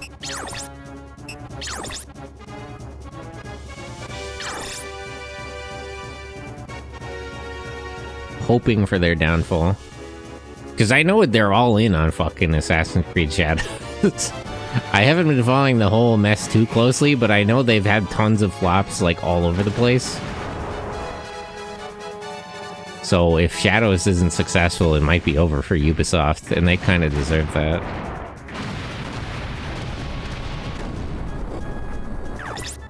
I would not be sad to see them go.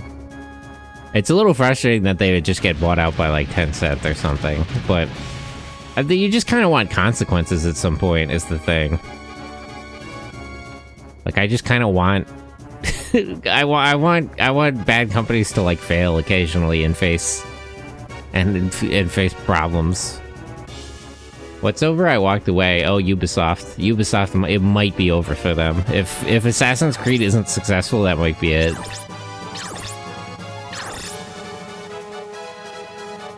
You know, never mind the rest of the situation. If you look at, like, their performance over the last few years and their financial situation, they might be going under. It's like, it doesn't even matter how much that game does or doesn't sell. It needs to, like, be, like, a major success.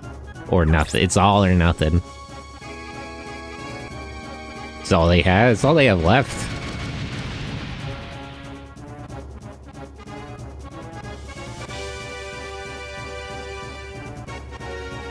And hopefully it goes poorly for them.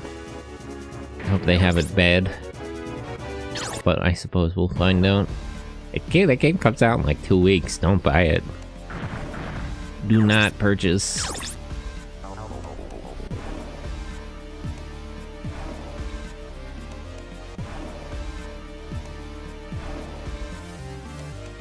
I don't know why people still pre-order games.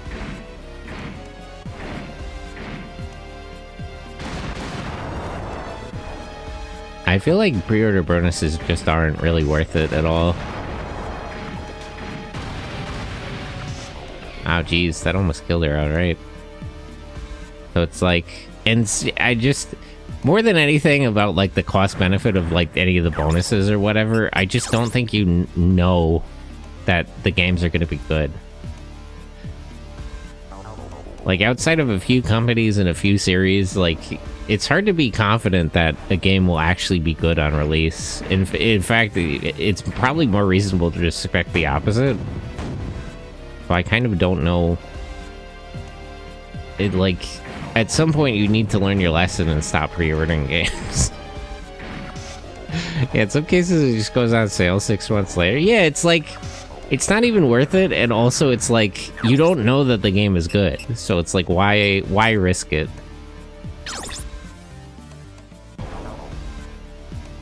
Why put yourself in that situation? You can just let somebody else go first, is the thing.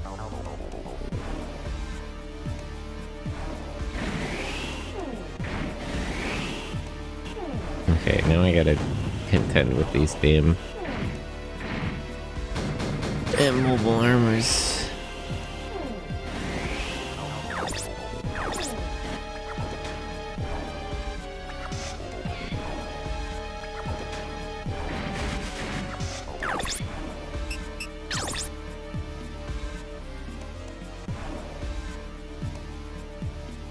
Of course, I'm of the opinion.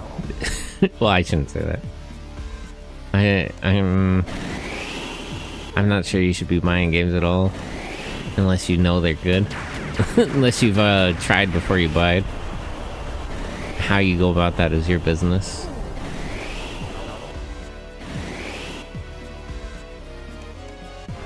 I couldn't say.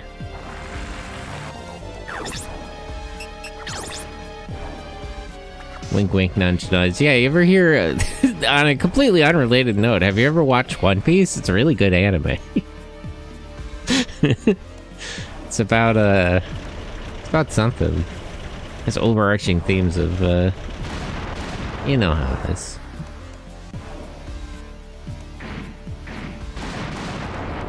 Yeah, a show about pirates. Yeah, that's right, pirates. Man, they sure look like they're having a good time.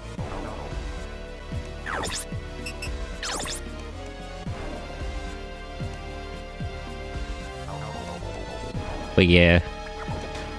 That does relate to the stuff I'm reading, because, like, I've been reading a lot of, like, philosophy about technology, but, like, Jacques Ellul, he talks about technological society, but he doesn't talk about, like, machines. He talks about technique.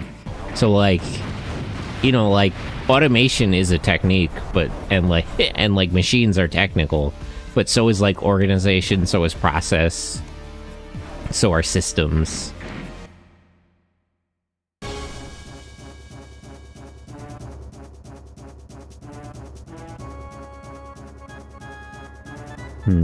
Okay. Gotta figure out. Rocky, please use charge, please use charge, kill him.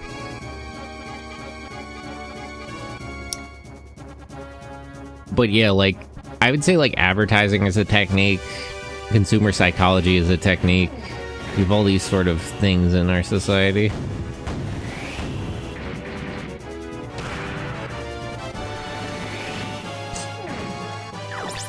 And it's like, it's not even a thing of like, I don't really care who runs the corporations or what they're thinking about. It doesn't matter. It's like if there's data, like if there's this research into advertising and consumer psychology, that will impact how businesses behave. It doesn't matter what they think or like how they're run. Like that's all sort of irrelevant.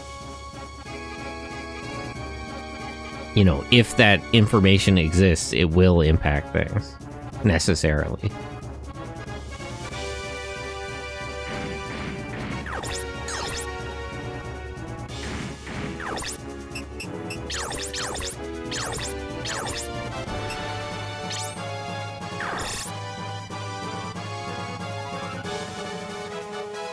Like, I don't believe morality really comes into running a corporation at all. They'll do what they have to do to sell. Yeah, it's like...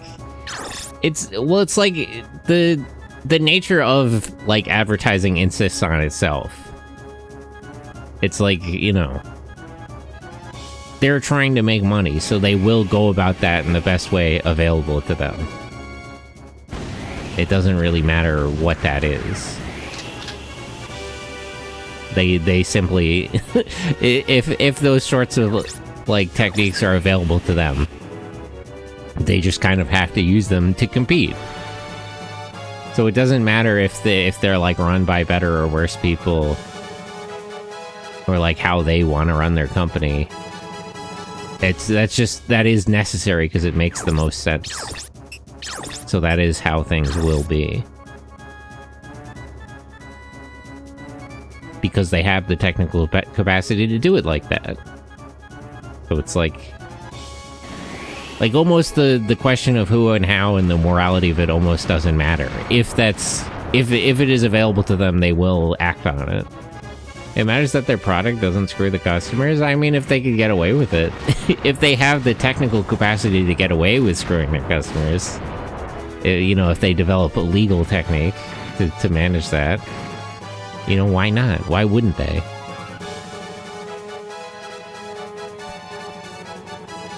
It matters to me, but does it really matter to them? You could argue it should, but does it? I don't know.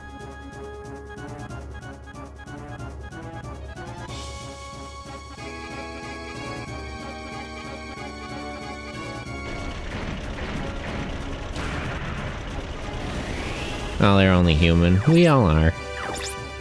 I think a lot of our society is very anti-human in nature. I think a lot about, like, retail jobs and how you... There was something Jacques Jules said about how, like, automation is supposed to make your job easier, but it just removes you from your work.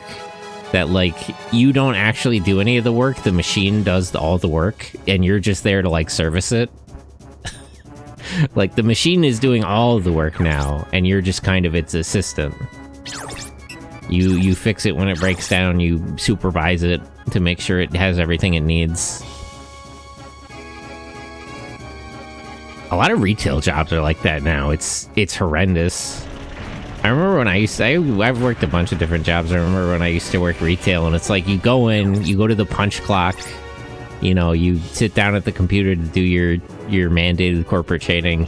They give you one of those stupid ass like store phone things to like scan stuff with. And it's like every portion of your day in a job like that, you're answering to some fucking machine that tells you what to do. That does all the real work, and it just orders you around. You're chauffeuring it around to different places. so it can work while you watch it. You know? Like, the time clock does work, and you answer to it. The mandated corporate training on the computers, that's work. And you answer to it, and so on. Tail wagging the dog, yeah, real. The little store phone does all the work. It knows what people have ordered and where all the products go. And it needs you to do that for it. It'll tell you what to do, and you simply... You're the arms and legs. That's the brain, and you're the legs. And it's just, it's so wrong. The society shouldn't be like this.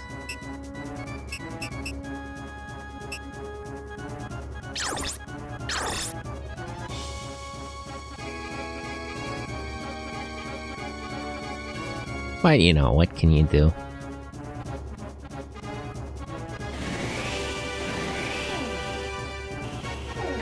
Please just hit him in the arm once. Perfect, okay.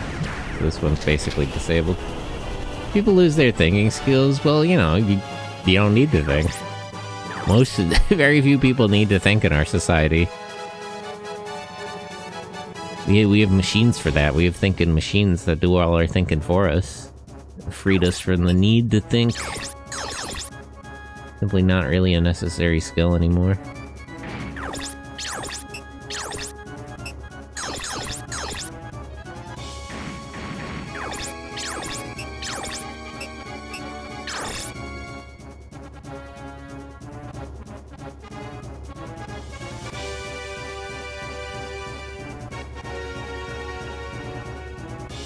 But yeah, I do feel like technology needs to be sort of circumscribed to be in favor of humanity rather than just developed for its own sake.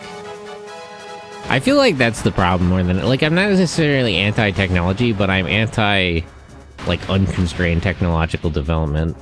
I feel like there's this assumption that like, technology will advance and we should advance it. And there's no consideration to the effects it has on people or society. And it's like, that should actually be the first consideration. Like, we shouldn't be thinking about how to advance the development of all these machines. We should be thinking about, like, you know, how and why and should we, and what effect that will really have. Why people were so big on writing math out instead of using a calculator? Ugh. I remember that. That was actually something that always annoyed me in school, is that, like, I was pretty good at math, and especially, like, mental math.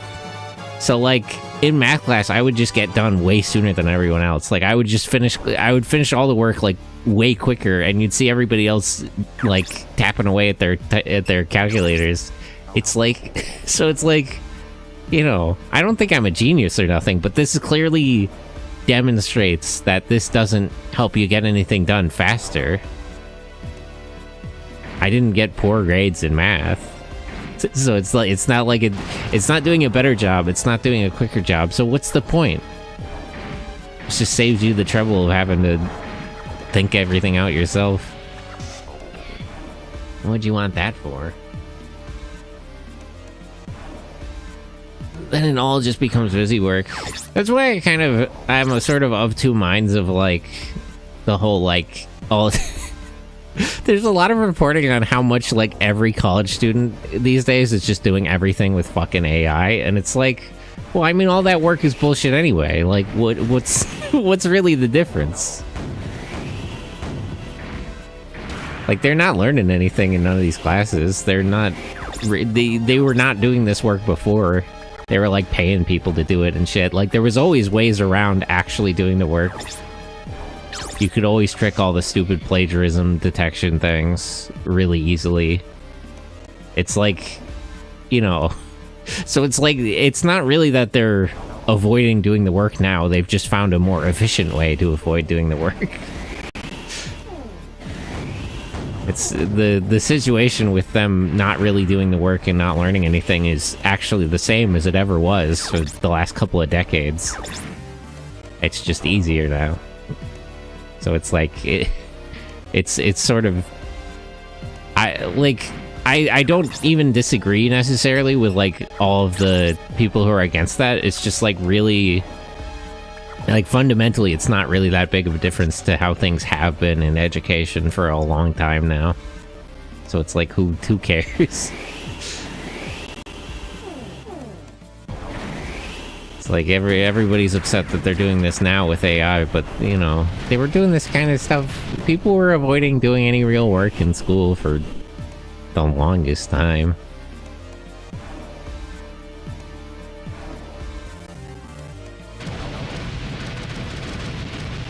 But you know.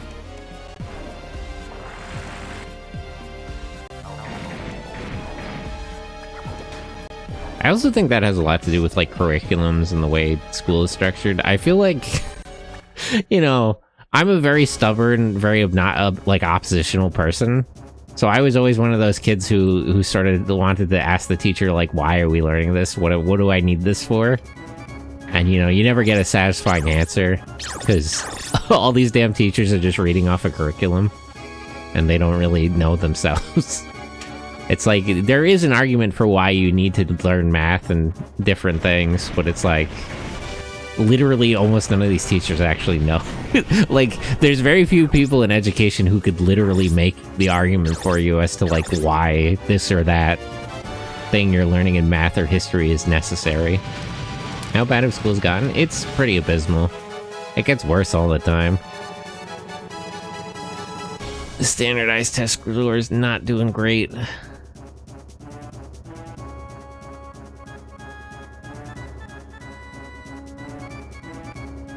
I don't know. I just don't think we're going about things the right way. Oop. Move across one.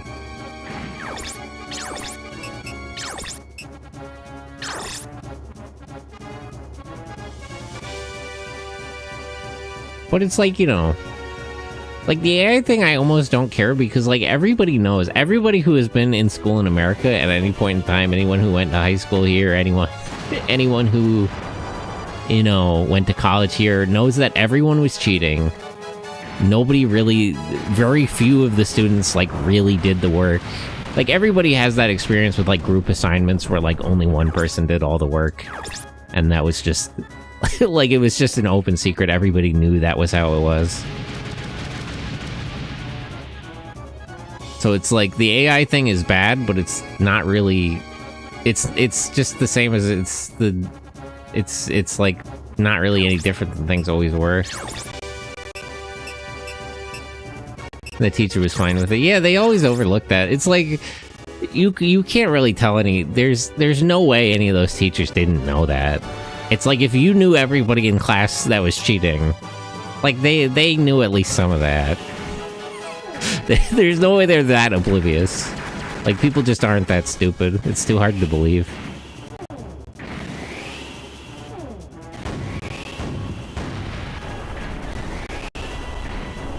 How did that hit me? It was a 0% chance to hit. What the hell? My teacher knew, right? Well, you know, I mean, some people, it's... Even without confirmation, you could kind of assume they did know. It'd be weird if they didn't. Told me we had to balance the teams. Yeah, right? That's... the group project thing is the worst, because they definitely knew that. And they were sort of like trying to distribute the kids they knew that wouldn't do fucking nothing. Man. Hey, I want the best if I'm making a team. Yeah.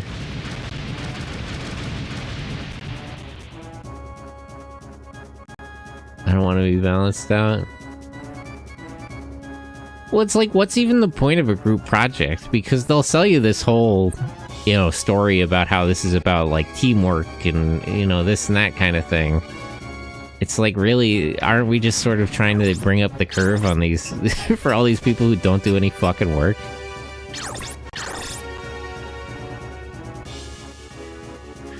Trying to drag them to a more stable state of performance. There's no I team, but there's a me. Me. Mine. I, me, my. Okay. Is that all the mechanics? I think there was one more. Maybe not. Okay, so I took out one of the mobile armors. Okay, that is all the mechanics. Good. There's still that supply truck. I'll let Cordy kill that. And there's 2 Wanzers over here.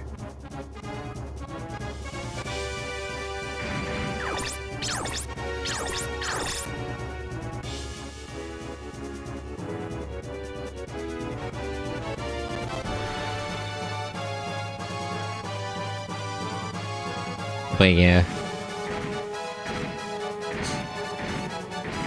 I do occasionally read about, like, studies and reporting on the situation in American education. Not good.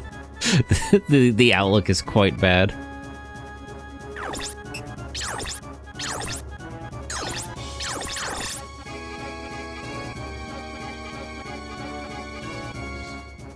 And I don't know how they're gonna fix that. The problem is, like, you know, never mind AI or none of that, like, the new shit that's coming out. They, like, our school system was not coping well with, like, the internet and mobile phones.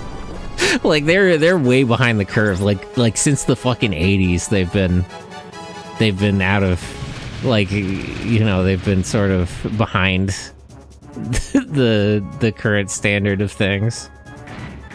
So it's like, you know, all this particular reporting about, like, newer problems, it's like, well, you know, it's sort of more of the same. They already sort of had issues with this, I think. The first Nokia and iPod slapped things around even more. Yeah, it's like since then, they've always been way behind the curve on dealing with stuff.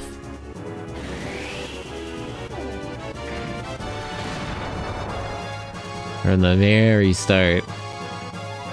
Detecting a snake. Only gotten worse. I remember there were, like, when I was in high school, there were, like, a few, like, Korean exchange students, and they'd had those, like, translator devices, and they were playing fucking video games on them. That was pretty based, honestly. That was pretty awesome. Because, like, most of them, like, didn't really speak English, so they had, like, this little handheld, like, PDA thing that like, did translations for them, and they were all just playing video games on them. Kind of based for that. Well, if I could, I would do the same.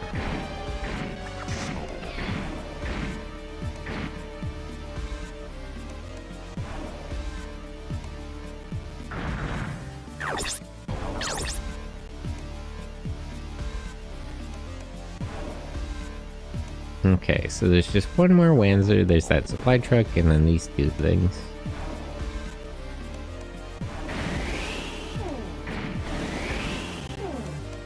But, you know, that's also, like, the nature of technology. There's always second and third effects. There's downstream effects of every technology that's introduced.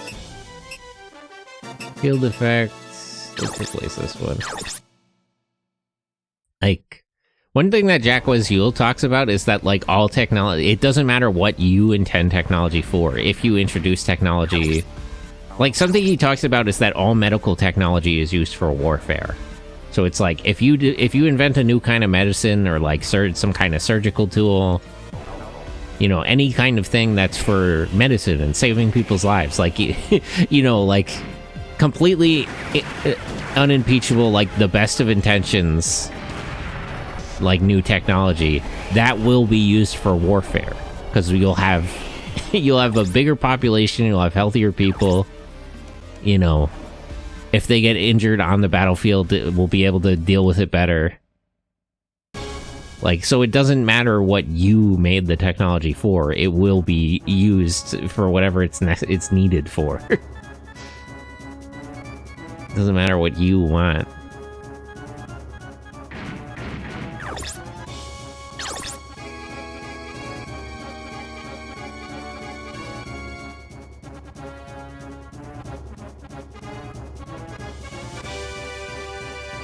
And it's like, people need to, like, think about stuff in those terms. They need to think about, like, you know, what the consequences might be. beyond what we're trying to develop a certain technology for. The temptation of technology is too great.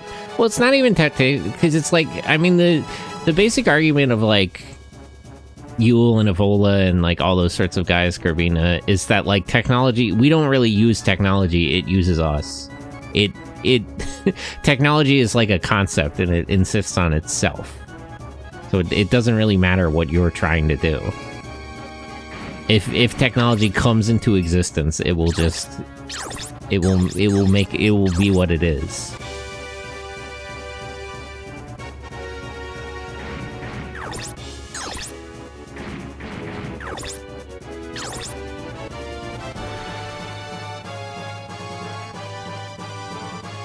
But you know. Now all those fucking decisions are being made by venture capital people. It's the worst thing that could happen. I don't expect things to get better in anytime soon.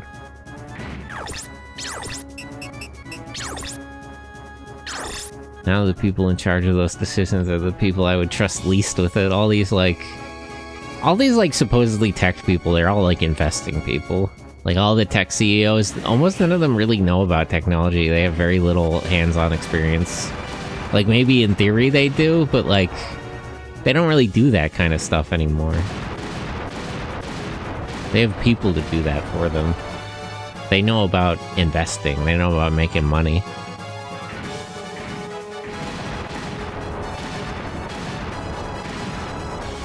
And they're good at that, but I wish they would consider other things.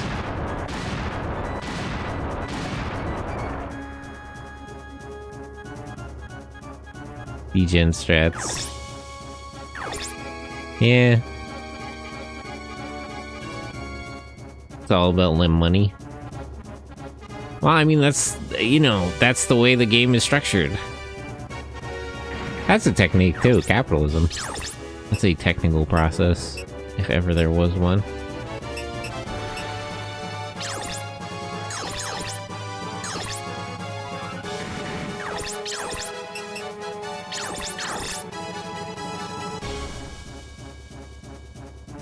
Can it?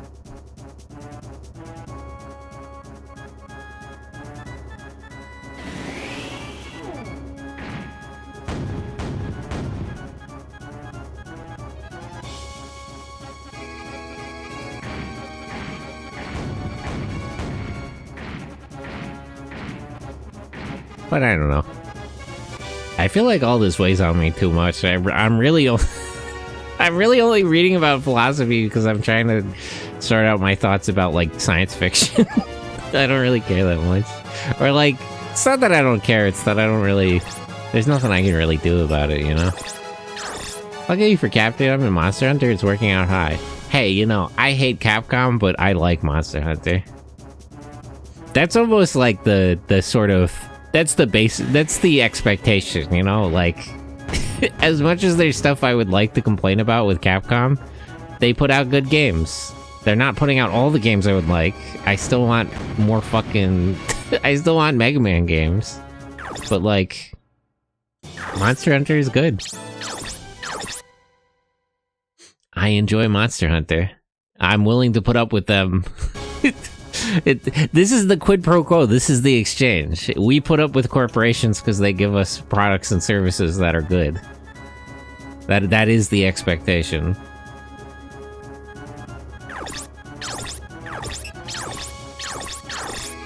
Well, Monhunt carried the 2000s, Mega Man anything. I don't know if I do want them to make Mega Man games. I always go back and forth on that because it's like, I mean, Mega Man 11 was good, but like generally, I don't trust Capcom. So, like, I don't trust them to handle Mega Man. If they start making Mega Man games, what if they're bad? That would be worse. Maybe I'm fine with them not making games if it means they're not making bad games.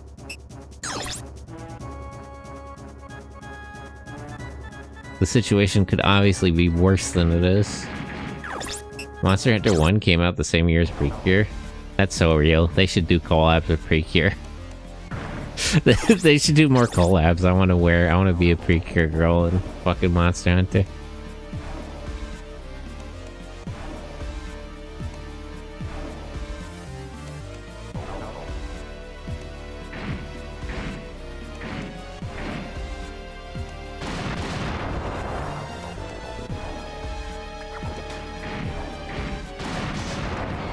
Pike, don't die. I didn't get hit at all. Nice. Good job.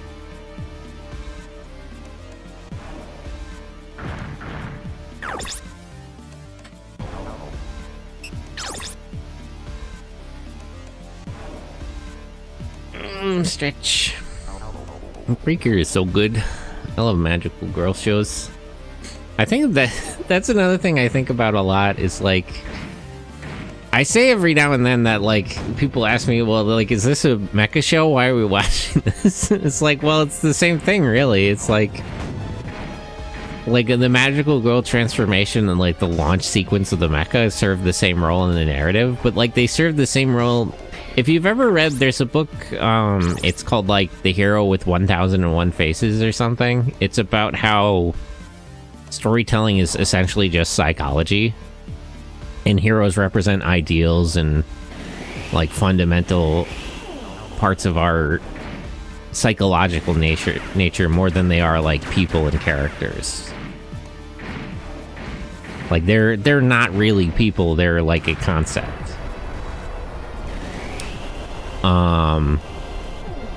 And in that way, if you view it in that perspective, like I literally think magical girls and like any henshin hero and mecha are the same thing, because it's like the magical girl outfit and the mecha are like the ideal like superimposed self, the you know, the man I want to become in the mirror, the bigger, stronger, more perfect version of yourself that's impervious to bullets, projected out, you know, in front of the real person.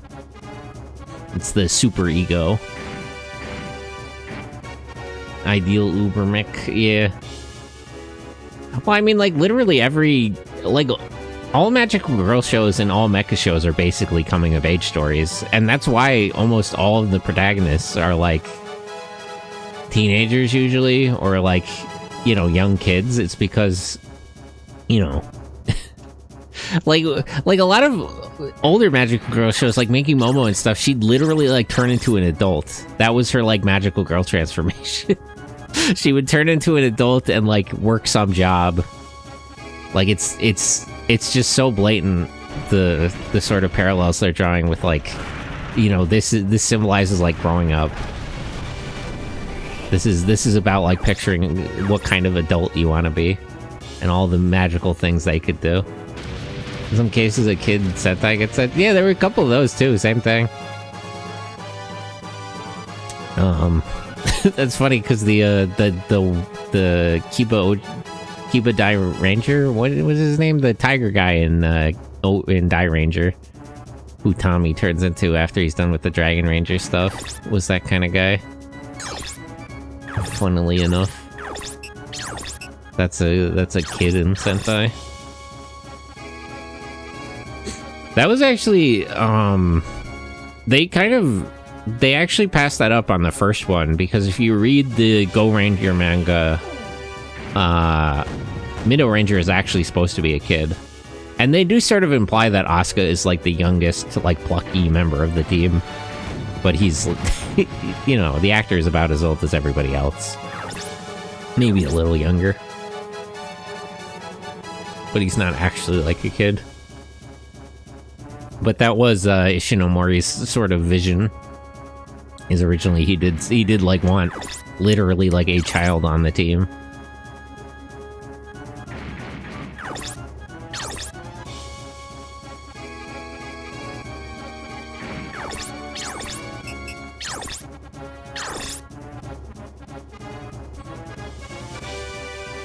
But yeah, so like if you think about it in the sort of like metatextual sense of storytelling, how what these stories say about us and what any of these things serve in the narrative, like magical girls and mecha really are the same thing in that context specifically. They represent the same things, the same sort of concept.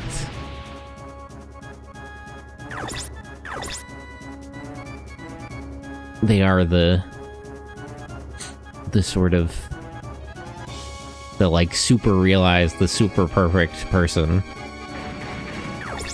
That is also why a lot of magical girls like lose their powers at the end of the show, because it sort of represents like growing up. You put away your fantasies and you just have to live in the real world, which is kind of disappointing. I feel like they don't have to insist on that as much. Either that or usually they go back to like whatever the magical world they came from, which is also a little annoying.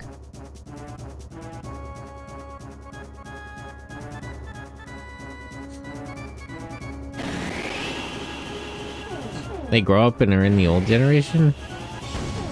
Well, it's just like the like magical girl transformation represents sort of like the fantasy of the person you could be and all the things you can do. And then, you know, as the adventure ends, you just kind of return to the ordinary world and you're just an actual person, so you don't need to imagine anymore. You just can be. Simply exist. It's no longer necessary.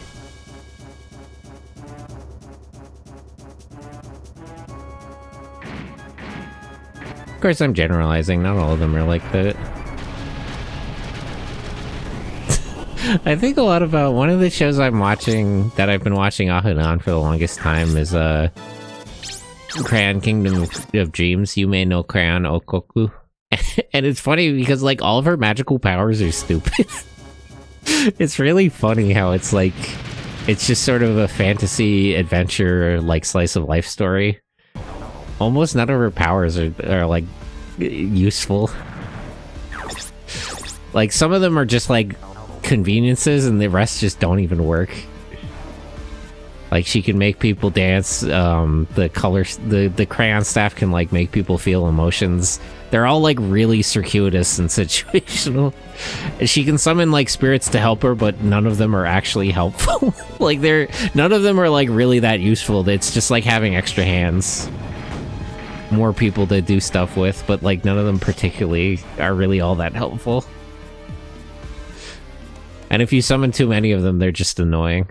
They're actually, it's actually, like, it's actually a problem. Okay, where's Cordy? There she is.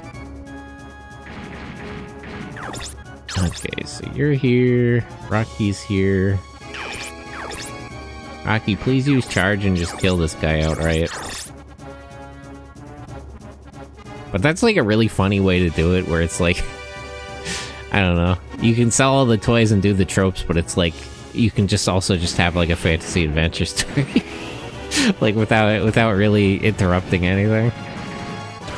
And she can just have stupid, overly specific powers to get out of tight situations. The opening to that is really fun. Paka.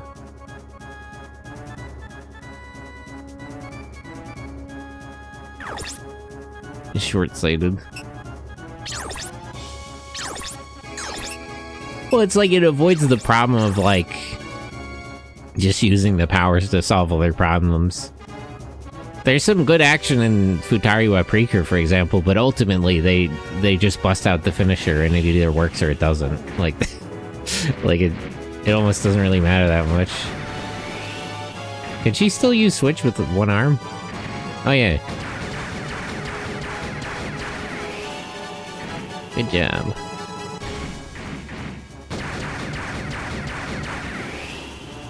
Okay. We're making progress.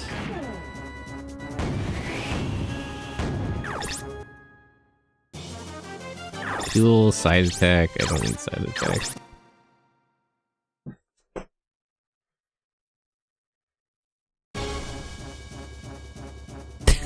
There's also an episode where she tries to get a witch to teach her like real magic, and she just gets bored with it. Man, I love Princess Silver so much. She's so funny. Like, as a character, it's so good.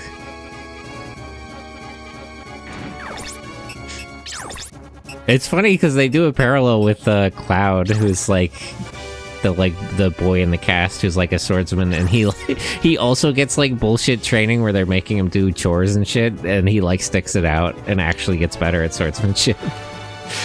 But Princess Silver, she tries to get a witch to teach her magic, and she like gets immediately bored with the training, and she starts like accusing her of like not doing real training, and she runs away and stuff. It's like, so funny. I love that show.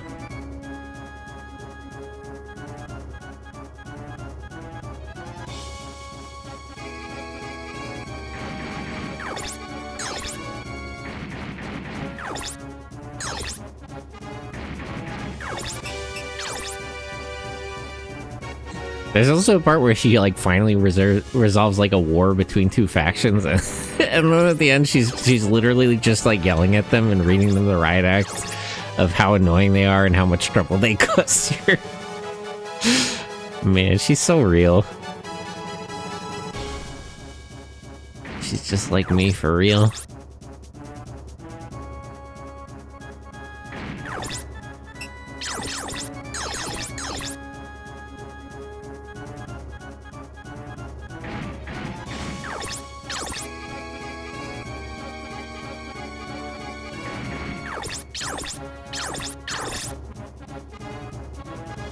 He might not survive this one, but that's okay. I just hope he hits first.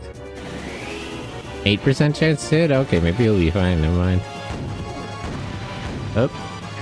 Maybe...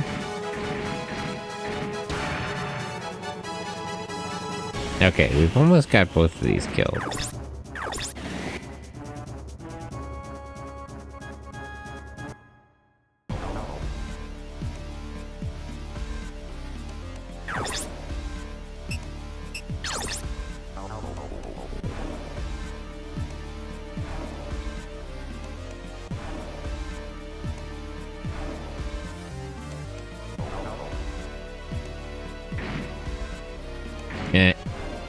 Hope he doesn't get hit at all.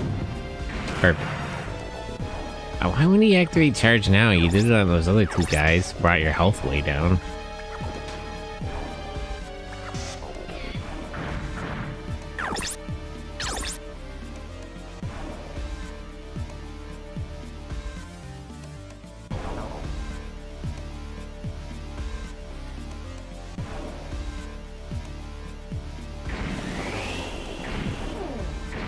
%, chance to hit, 5% geo advantage. Damn. Broke his legs. He's almost dead though.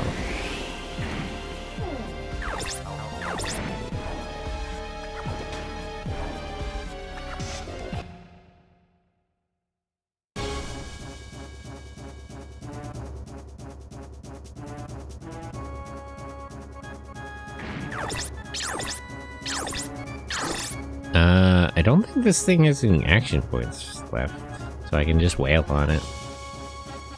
Should not be able to fight back.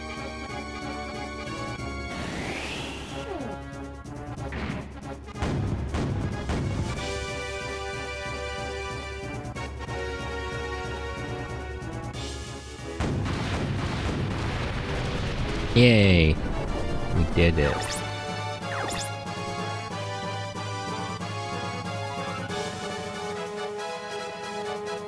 Erg, is this the end?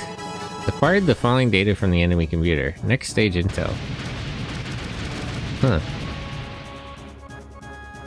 Well, thank you.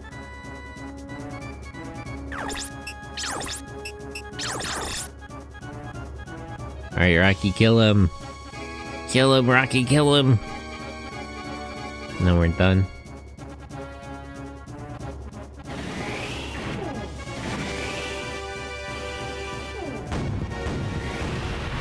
Damn.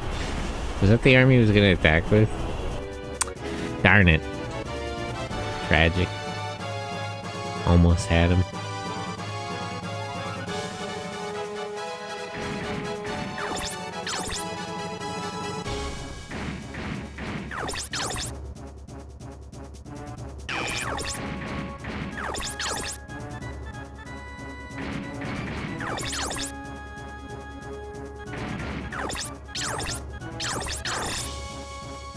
Maybe Gordy can kill him.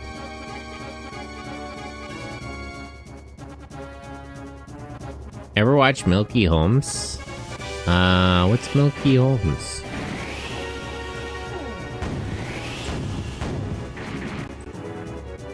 Milky Holmes.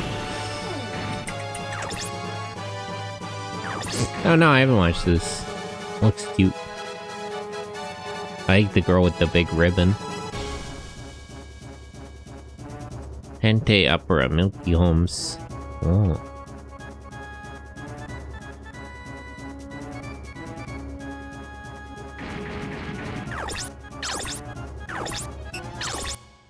Comedy slight action.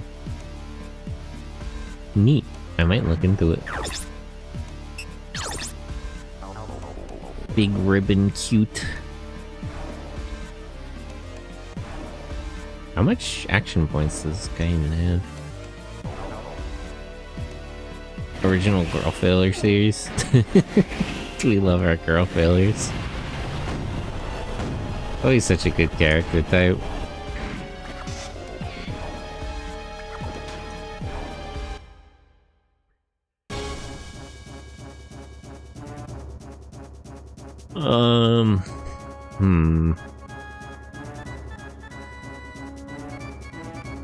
I was gonna have him attack to just waste action points, but then they wouldn't be able to get in here. Does anybody have long-range weapons left?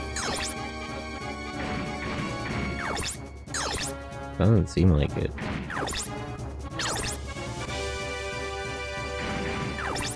The blue one went on to VA the Mean Girl and Watamote? Oh yeah, Watamote.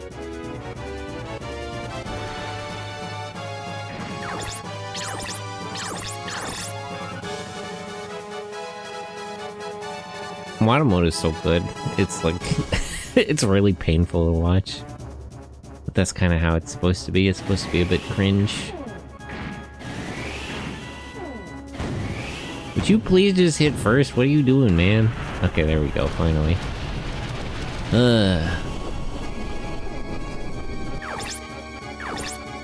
Okay. I think we finally got all of our team together. That gives us 12 Lancer pilots. That's all of them. It's over.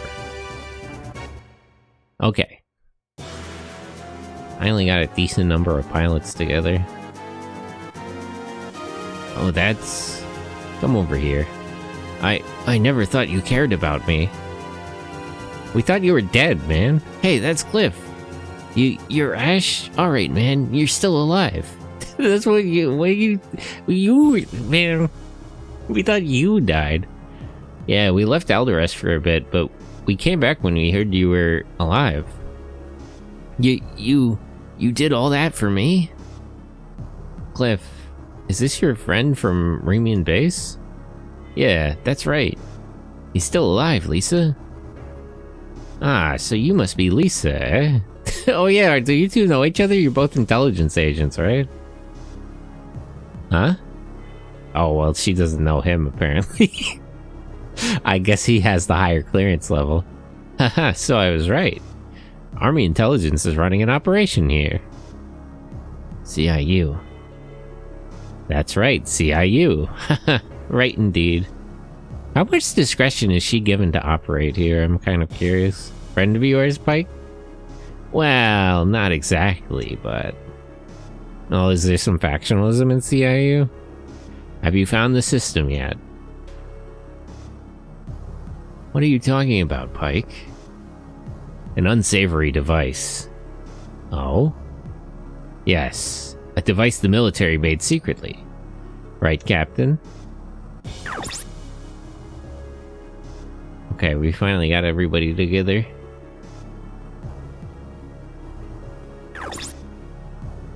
$20,000, jeez.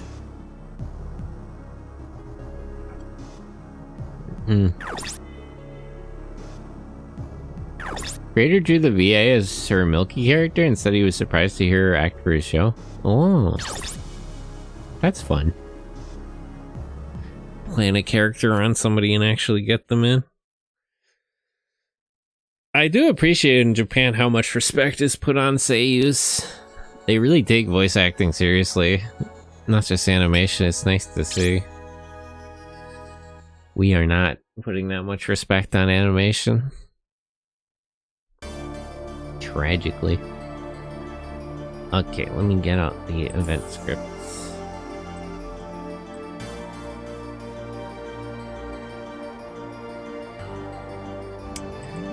June 19th, 2 p.m. Well, about earlier. Sorry about that, Lisa. Oh, that's right, he abandoned them, I forgot. Yeah, they go through a lot. Yeah, it's just nice that they're treated a bit more properly in Japan. You expect us to forgive you? You must be joking. Don't you have any idea what sort of impression you left back there? Lizzie Osborne, hello. Let me give you a shout out. Oh, let me give one to Dennis too. He was here earlier. I'll do Dennis first. Wait. I think I have to wait like a minute. But how are you, Uzi? How are you? How's your day going? Thank you. Well, give me a sec. I gotta wait for it to cool down. You expect us to forgive you? You must be joking. Don't you have any idea what sort of impression you left back there?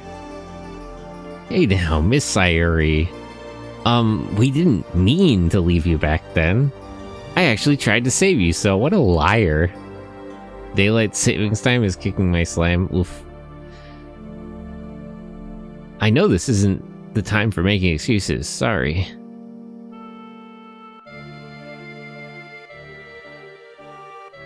Hey, look, Rocky said he's sorry too, so I'm not going to be the one apologizing here. Okay, yeah, let me get you a shout out.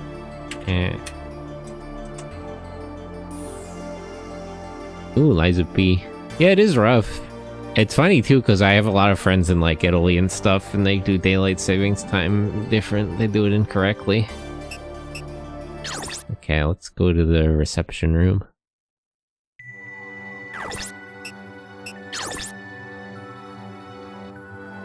Say, Lisa, how is General Chang these days?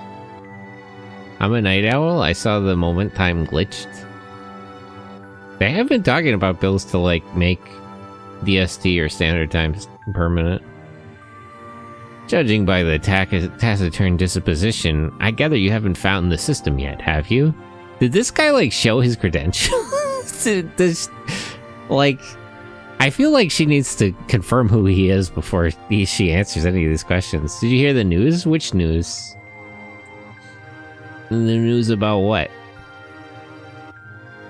Did you know that if you have an Amazon Prime account, you get a free Twitch subscription a month? That's right. So you're using your free subscription here to support. Well, I'm not affiliates. So. Unfortunately, even if you have Amazon Prime, you can't subscribe to me. I did hear a thing about how they're gonna force people to take affiliate now, so maybe soon.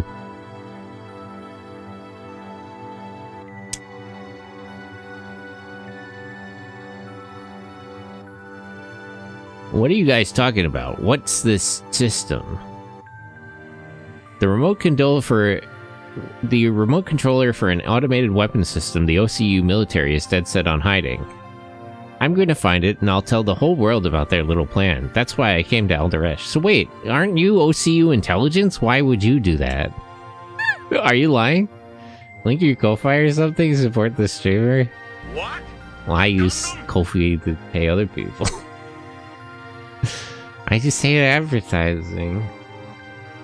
But thank you, I appreciate it. I appreciate the thought. Mike is a schizo, LARPing as a high... Well, he was embedded with the OCU, so he must have real credentials. He was on an aircraft carrier. It's not like he could have just walked on pretending. Is something like that really all that useful? What do you mean, Thomas? Well, wirelessly operated machines are vulnerable to EMP bursts. There was a time when EMP weapons had limited range and weren't very effective, but nowadays military satellites can unleash pulses up to 1,000 kilometers in radius. Against a weapon like that, this automated weapon would be so much junk. Yeah, that is a good point. How... like, there's presumably a reason that Lancers need to be operated with like a pilot in the suit.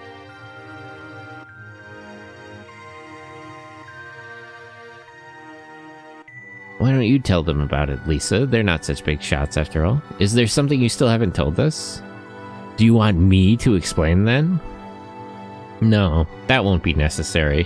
One of the terrifying things about the system is certainly the fact that it can be remote controlled. But there's another. The system has another function. The system is equipped on an artificial satellite.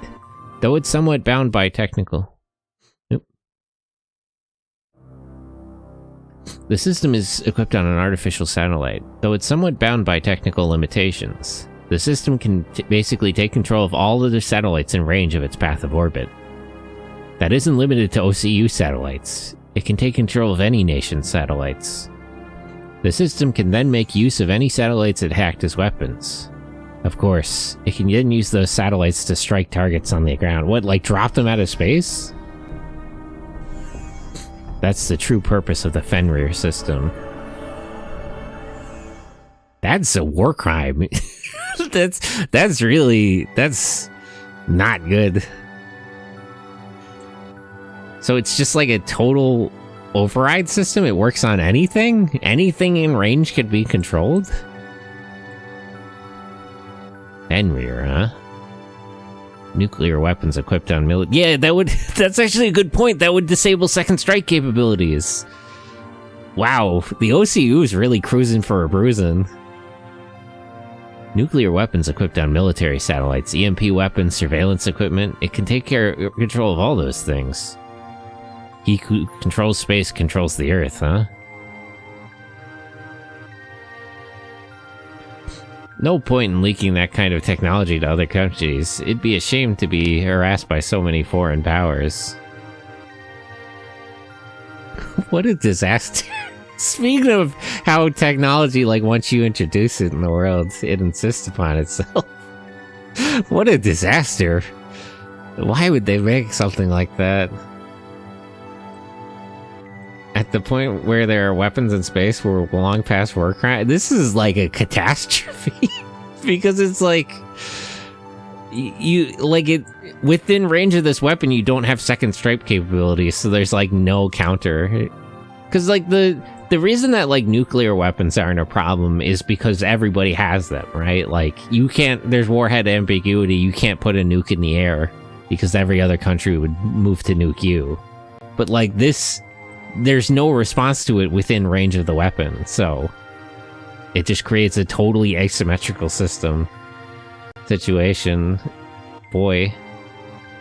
I'd like to pretend his ID is laminated cereal cardboard. He's sandwiched in between. Yeah, he flim-flammed his way on.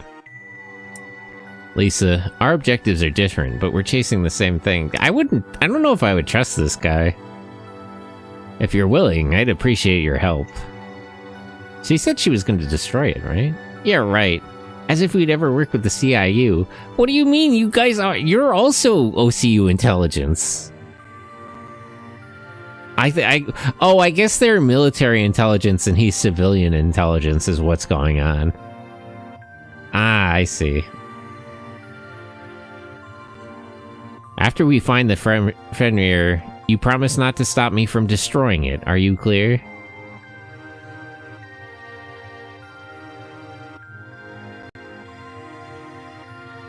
Of course. I only want to take a photo before you do. No. We're gonna wipe... This thing is gonna never exist when we get our hands on it. No pictures. None of that shit. I'll think about it. Yeah, I would refuse that one, Lisa. Lisa! There's just one thing I don't understand. Why would the OCU move something so important to Alderash? Yeah, Rumian Base doesn't actually seem like the best place to hide something top secret. I don't know what the OCU is actually thinking. What do you mean you don't? You're OCU intelligence. How do you not know? It's above your pay. It's above your clearance your level or something. But I can't imagine that was just a matter of chance. Were they just gonna test it here and kill everyone? They said they already knew that the coup was coming, so were they just planning to kill everyone here? Portrait artist fire. Yeah, it's good. My father's in the basement warehouse. Okay. What should we do about what they were talking about there? It doesn't seem to have much to do with us. Are you sure it'll destabilize the whole planet? Yeah, since we found Griff, maybe we should come up with a plan of getting out of this country. I think you guys are a little bit too far involved in all of this. Well, why don't we do that at the bar? Griff's back there and the four of us ought to celebrate. Yeah, let's do that. What's wrong, Griff? You look kinda down. Just tired, that's all. I'm fine.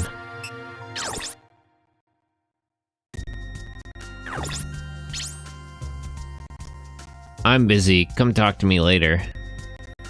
Oh, by the way, thanks for running that recon mission. Let's do some shopping and we'll head to the bar after that.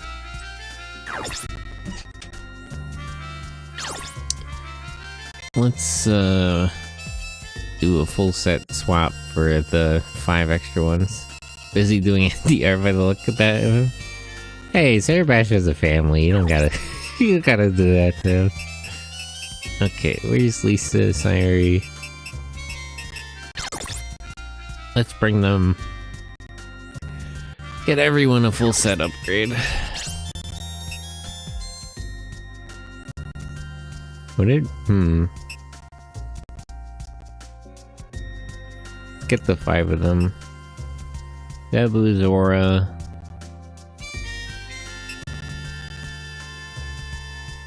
That never stopped anyone, that's true.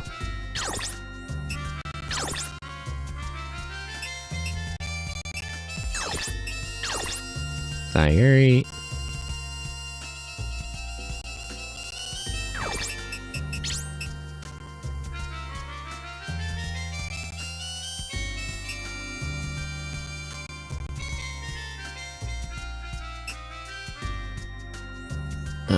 Zora C9.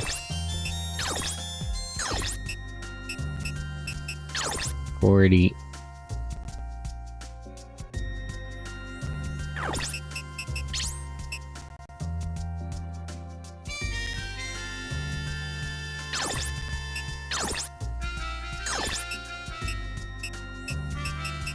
Where's Grip too? He's higher up the list.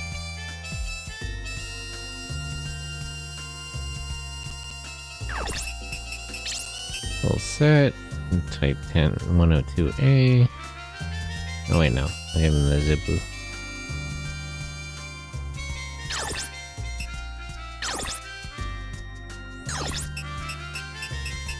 And Mylan.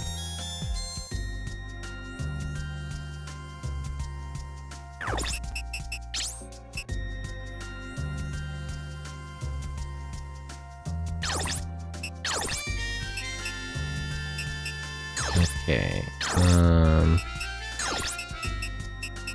so starting from Griff, let's upgrade everyone's computer system. Pluck up. Oh wait, let me buy him a backpack too.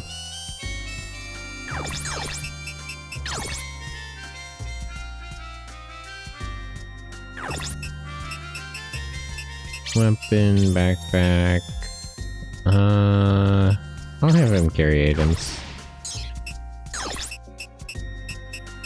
Lisa.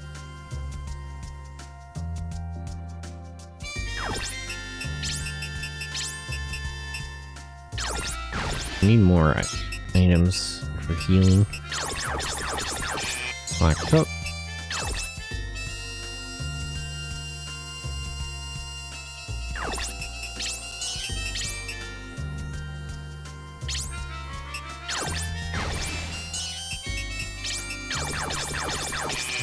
I'm glad some of my years consuming Dojin, I can read some Japanese. Thanks, Sendika, good job. I've been practicing and working on my Japanese. I'm getting there. Really, it's just reading kanji I struggle with, but Wanikani's been really good. Would recommend. Backpack. You can have the power one.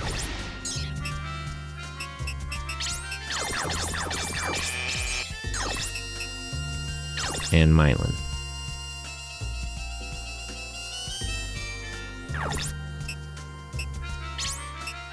But yeah, I can read katakana and hiragana really well. It's really just kanji that I'm having trouble with. Okay, let me buy a couple of different weapons. I'll re-equip them. Can I get better sniper rifles for Roswell? Weapons by hand.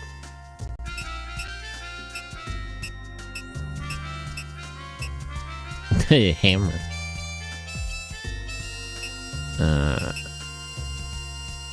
Buy a couple of these.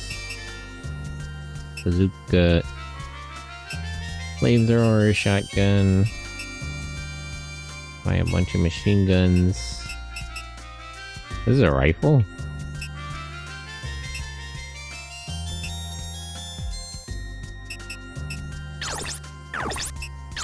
Shoulder.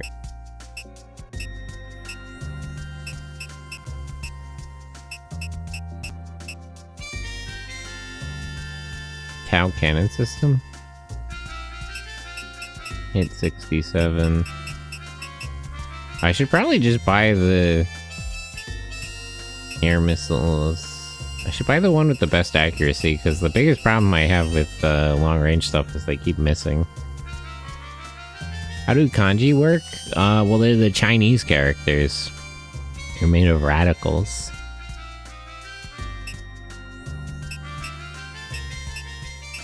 Grenade.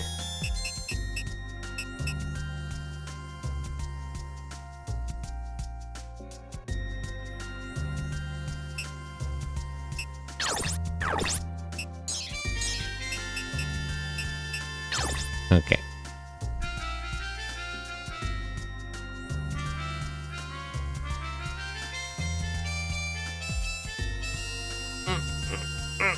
There's about 2,000 kanji you need to know.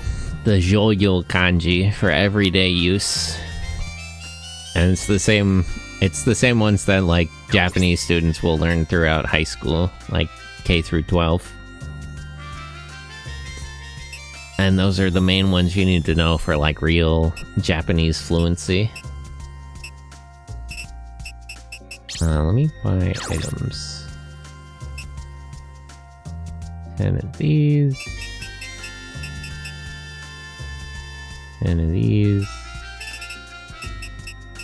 Rocket ammo.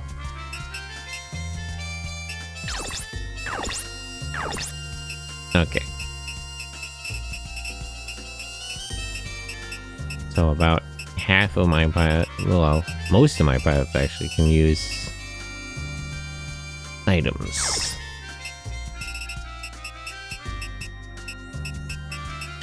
Prepare 2. Prepare 2. Store 1.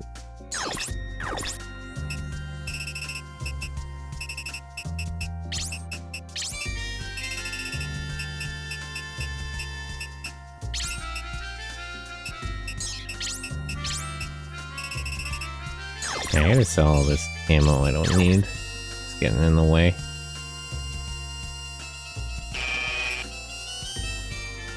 Rifle ammo, shotgun ammo.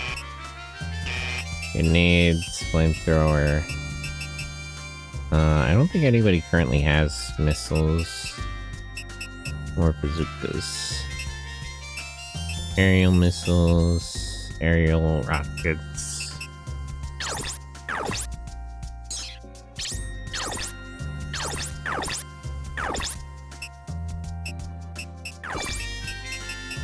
Okay, that's better.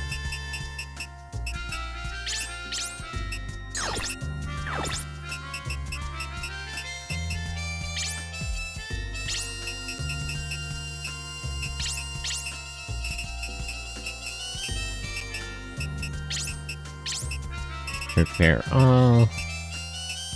Wait. All part restored? All part repair can't restore. Huh.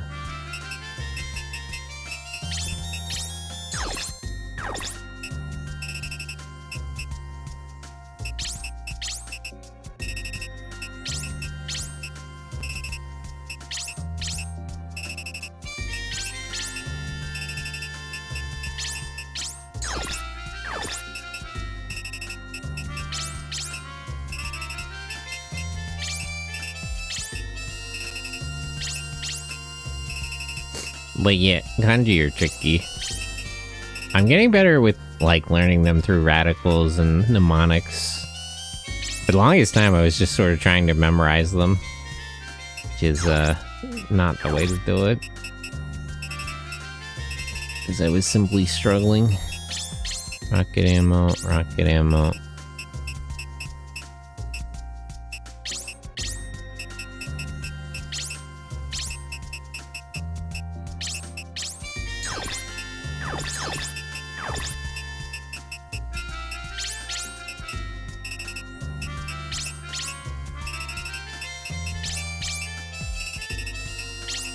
Okay.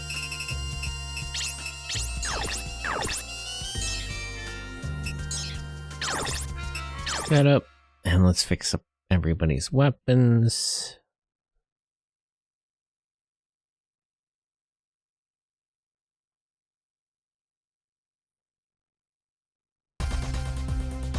Yeah. Ash weapon. Chronic.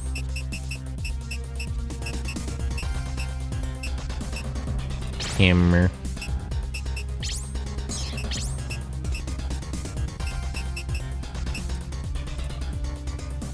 Clover.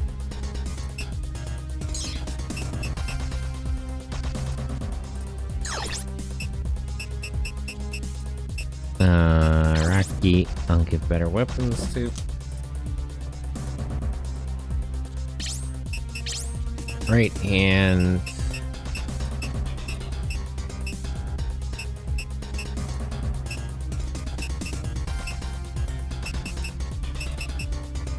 I think punching weapons suit him better.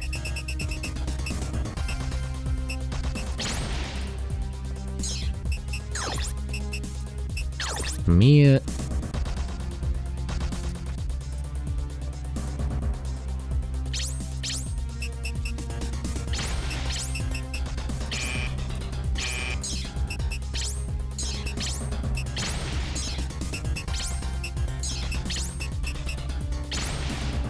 Yeah, just a machine gun in each hand.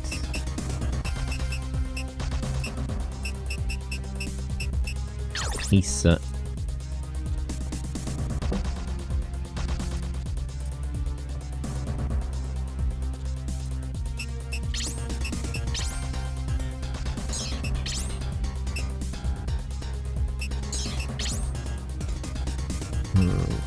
Now machine gun.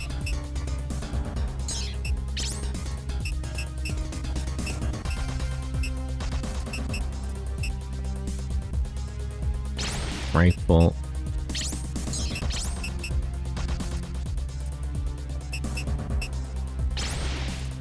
Clover. Setting.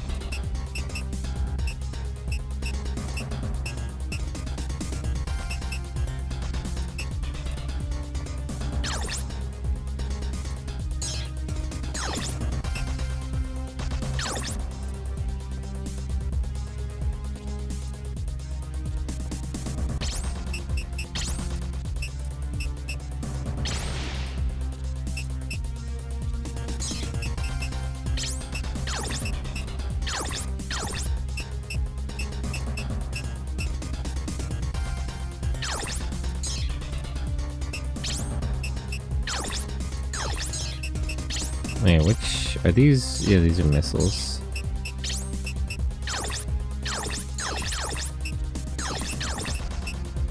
I need to buy some missile ammo then.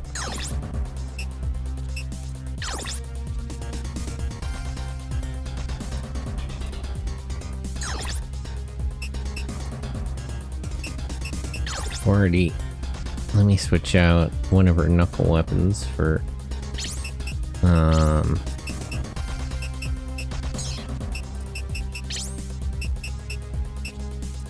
hammer. Why don't I just give her 2 hammers, actually? I think that suits her better. Mylon.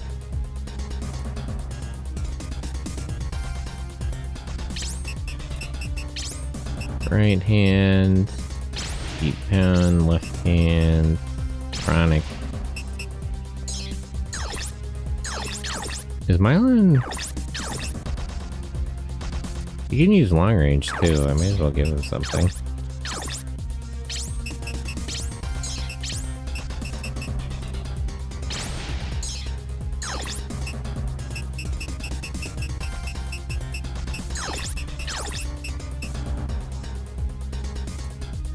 Fight in short.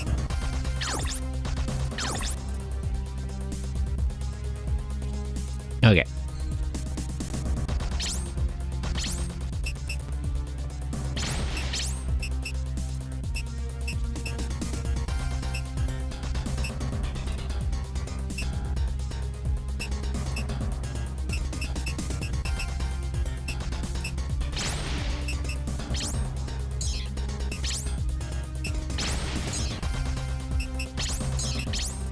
Setting.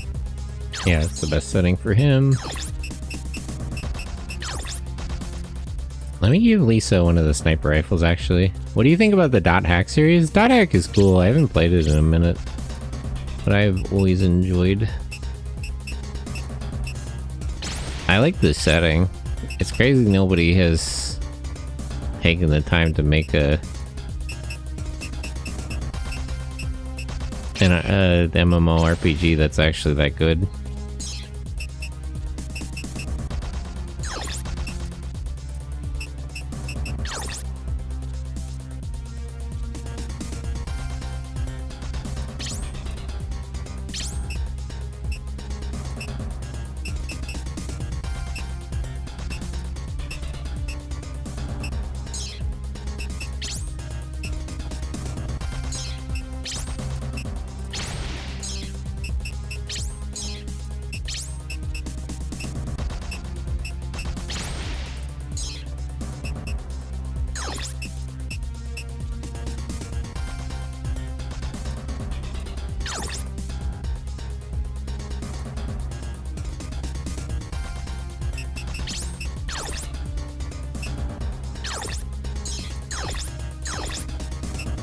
Okay. But yeah, I really like the world and all that. I feel like MMOs are never quite gonna be as good as that. PSO2 was such a good MMO. There's nothing... I don't know. I'm not really... I like MMOs, but it's just nothing out there. I bought it, what's the furry one? Atlas? Oh, I gotta try that. Maybe that's good. But there's like a clear platonic ideal of an MMORPG as put forward by a lot of games and anime that we've never quite gotten. 2000 MMOs or a lost art? Yeah, it's definitely gotten a lot worse. Here's a Toy Store reunion with Griff. Yeah, we can finally say goodbye to this country. You seem pretty happy about that. You've got that right. I got dragged into coming back here because of you and Ash's personal feelings. Hey, why are you lumping me in with Ash there with Ash? You think I didn't know that you're sweet on Leela? Hey, what are you talking about, Amiya? Wow, there's that look you get in your eye when you're looking at Leela. Aw, come on. Bro's getting called out, that's crazy.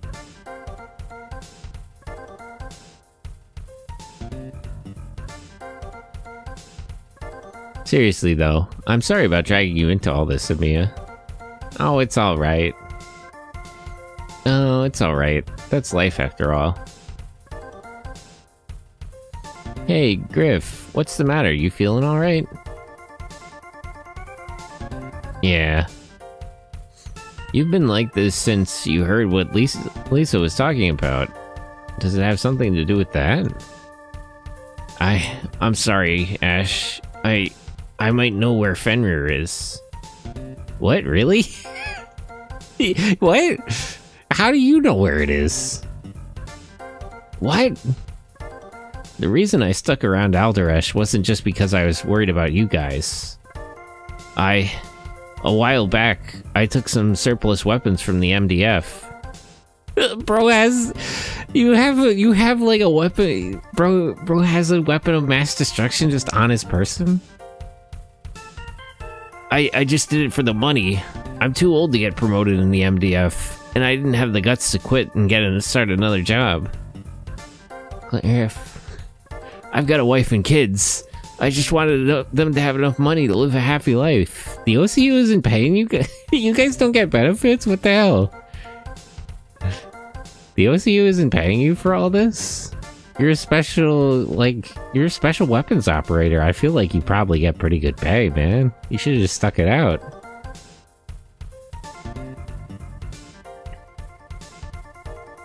You bastard. Do you have any idea how much Ash went through because he was worried about you? Joyce, that's enough. Aren't you mad about this? He wants more. Yeah, I guess they're not paying them enough. I mean, the OCU isn't really that great. Yeah, I'm mad. But I'll get over it. It's like Amiya said, that's life. Jeez. You're way too soft, man. We should tell Pike and the others about this.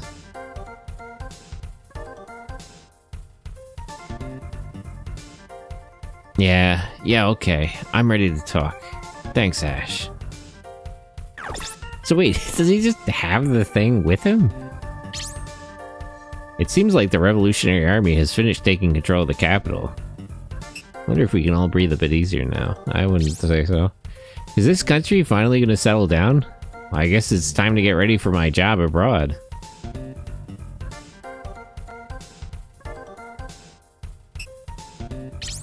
So if the revolution succeeds, we have to establish our own state? What a pain. Whoa, brother, here's the address for Fire Rally's customer website. They're from the USN. You interested? I really hope the USN doesn't get involved. Of all the things, it would be the worst thing that could happen. Alright, here's the address.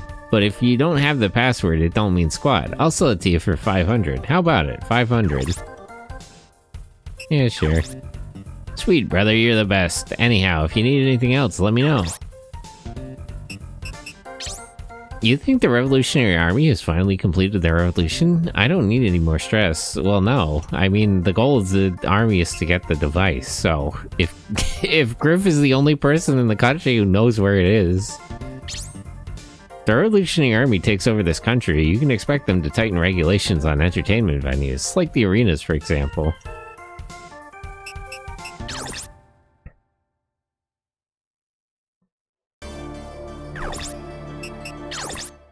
Okay.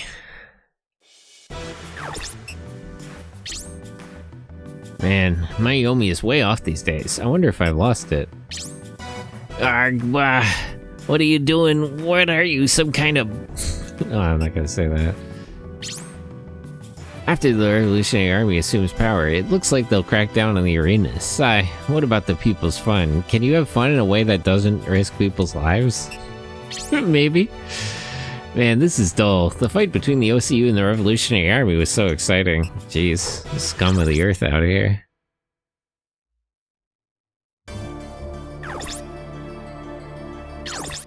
Alright, let's go talk to Pike.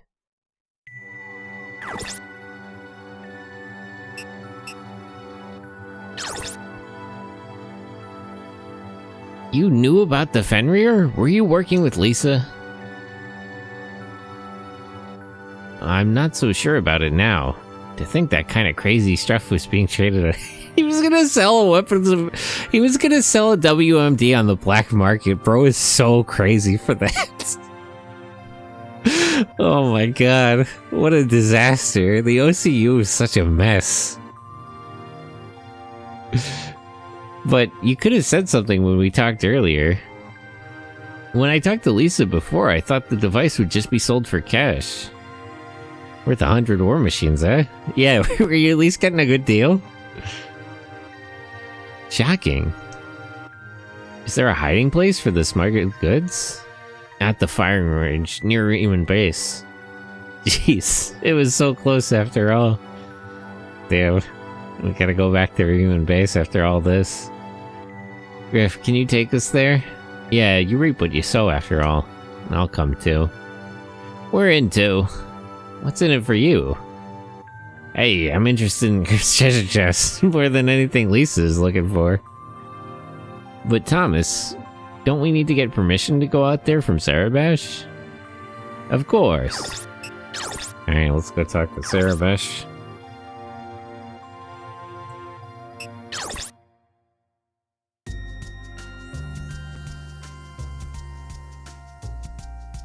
You're all going out there? Quit fucking around. We don't know if the Revolutionary Army is waiting for us outside of town. It'll just be for a bit. We'll be back before you know it. Well, just how are you gonna get out there from here?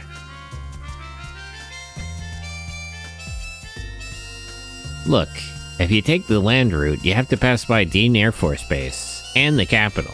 That's Ven's turf right now. Is it? I thought Ven was ousted. It's the Revolutionary Army's turf, but I don't think it's his.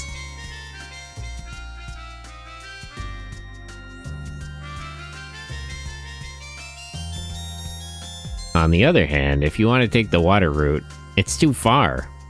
And if you go by boat, you'll stand out too much. Let's take the Underground Railroad. What? How do you know about that? I used your smuggling network. I heard from one of your men that there was a secret Underground Railroad near to the capital. Wow, Sarabash, you gotta run a tighter ship. They're... people are... Your agents are just leaking that to the people they're sourcing materials from? Black market is run a little loosely, huh?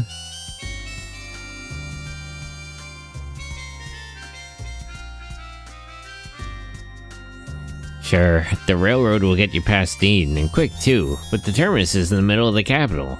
What will the Revolutionary Army there do when you show up? We'll play it by ear. But... we have to go. We can't let Fenrir fall into Ven's hands. I mean, we can't let anybody have that fucking thing.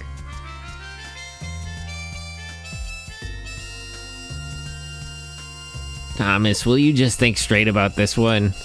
Sarabash, sorry, but it looks like there's a lot of money in this one. So what? Bro's not thinking about anything. Don't worry, if we cause a ruckus in the capital, the Revolutionary Army won't be coming for Bornea. Is that so? Oh, probably. You heartless son of a bitch.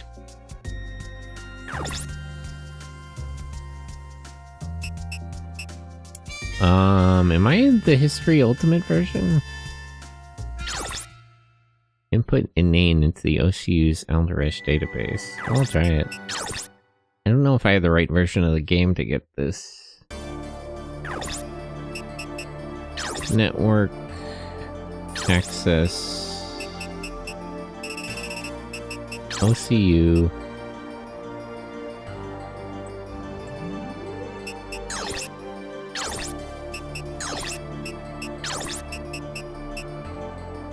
Which one is the,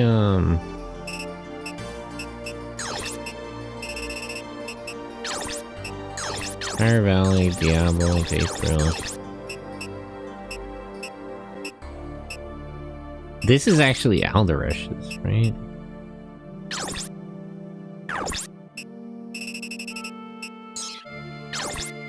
Access, OCU, Octave.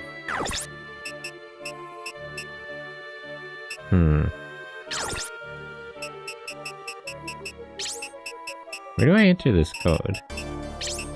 Inane. Access. What if I just put it directly in?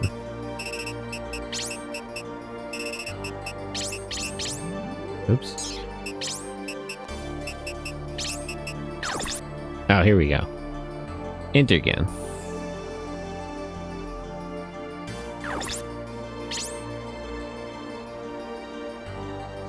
The data's all scrambled. No way we can read it. Wait, it looks like there's more to come. Proceed further, input a check code. You want to proceed? I gotta do this quick. 400 time frames. 1, 3, 9. Shit, I don't think I can do it fast.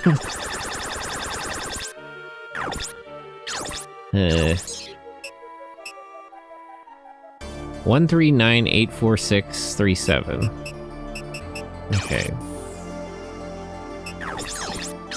Alright, let me try to do this quick. So first of all, inane.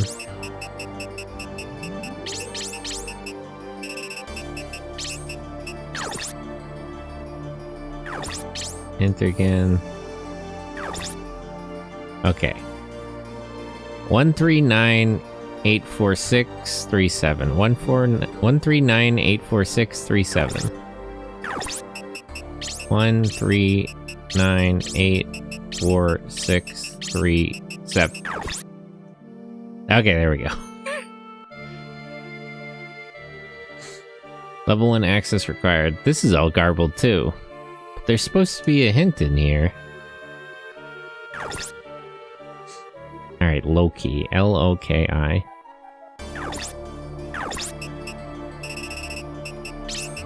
O-K-I. Ugh. Level 2 access required. Anubis.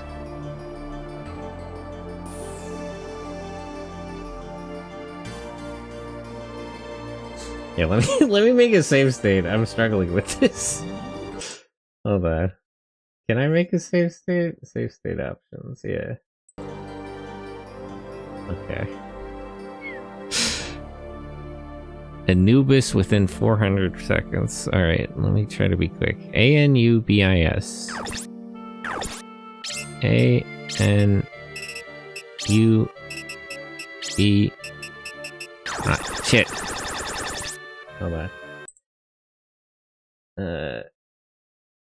Load. Okay, let's try that again. A-N-U-B-I-S.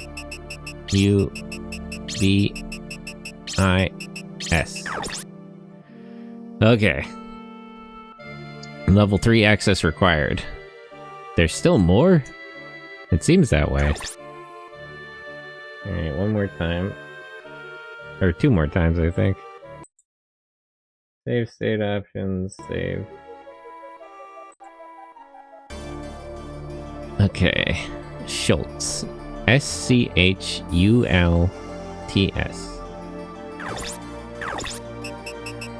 S-C... Fuck. Oops. Hold on. Hold on.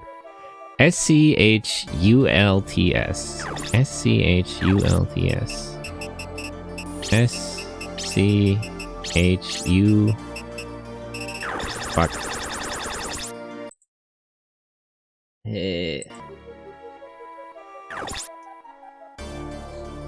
S-C-H-U-L-T-S. S-C-H-U-L...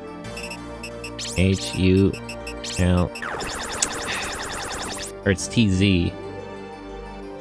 Damn it. Fucking skill checking me on on typing with a fucking controller. S-C-H-U-L...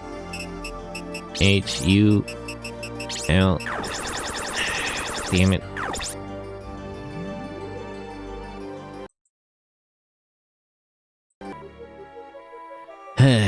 Alright.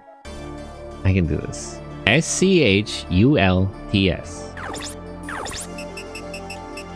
S-C-H-U-L-T...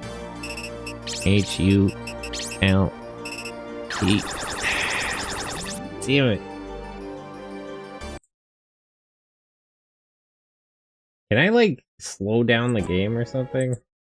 Disc options, audio.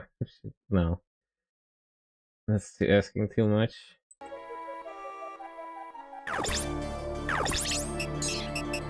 S C H U L. This is making me mad.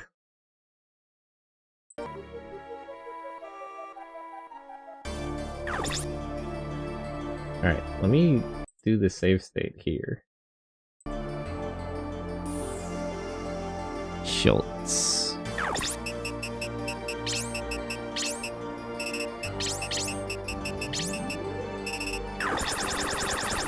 Maybe I shouldn't do the hold the scroll faster thing and just do it. SCHUL. Yeah, I keep doing like the long scroll thing. That might be my mistake. SCHULT. Okay, I almost got it that time if I didn't fuck up in the middle. Fuck.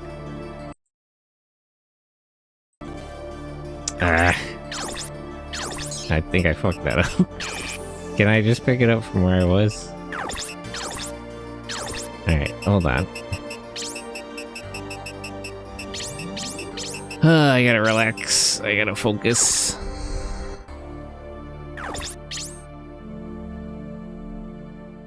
Okay.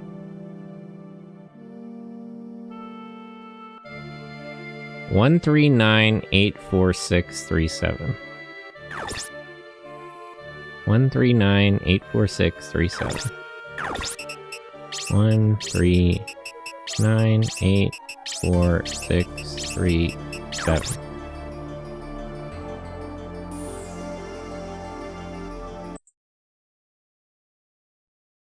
Save state. This is all garbage too. Loki. L O K I.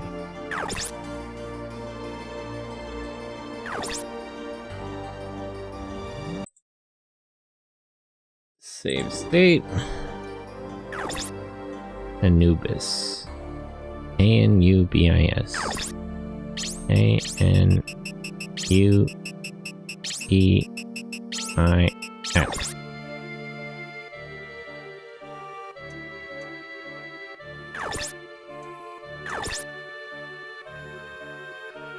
Schultz.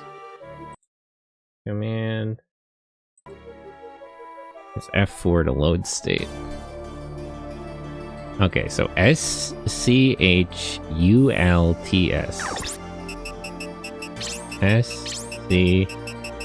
SCHUL. SCHUL.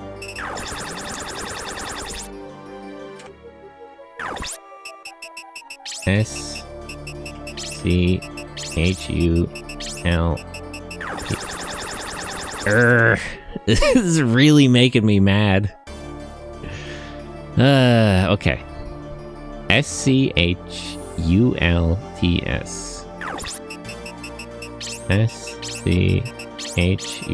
SCHULT. Almost. It's TZ too. SCHULT.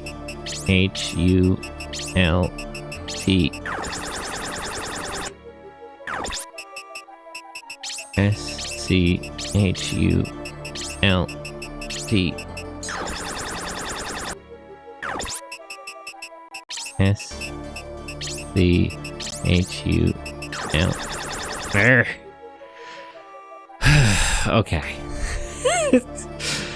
Let me just focus for a second here.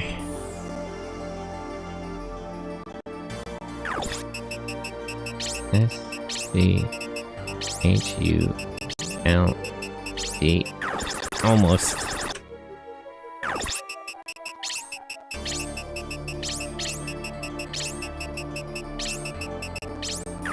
Oh, God. The save state there. Jeez. That was painful. Hacker man, we're in. Hacking successful. We're in.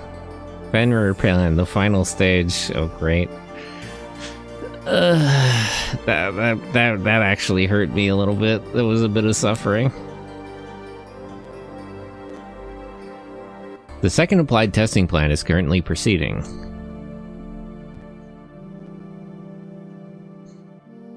Password Insight. The weapon being employed in the plan can be reviewed by implementing the Intergen Password Insight.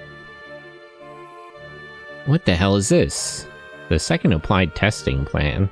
Is the Fenrir device even worse than they've already said?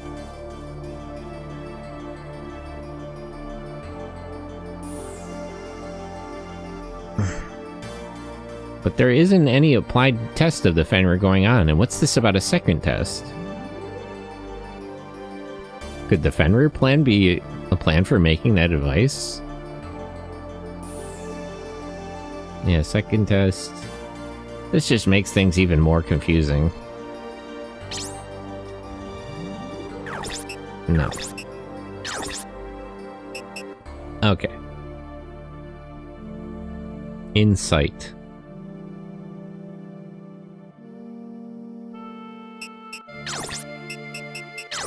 What if I put Insight here? Does that open it up? No. Do I have access to Intergen systems besides that? I-C-E. No. I guess I need to use that somewhere else then. Okay, let's save.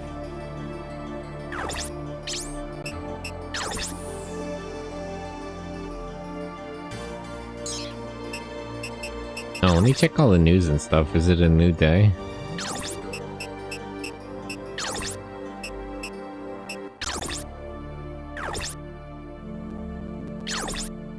June 19th. Bombing of the capital Dhaka by Revolutionary Army. 18th day. Yeah, okay, I already read this. Republicans after to wait in. Yeah, okay. Don't get ahead of yourselves.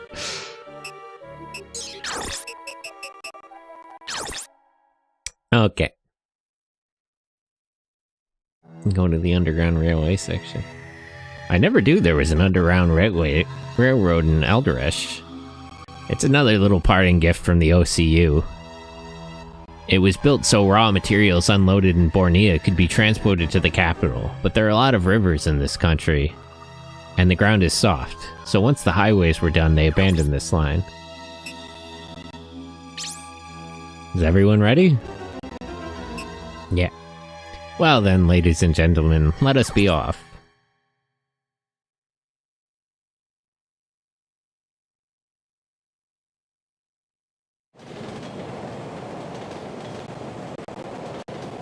On the railroad. Professional hacker man. Mylan, how did Ven hear about Fenrir being ferried to Alderesh? I'm not sure. Yeah, who are Ven's backers? How do they know about this? Is it Intergen?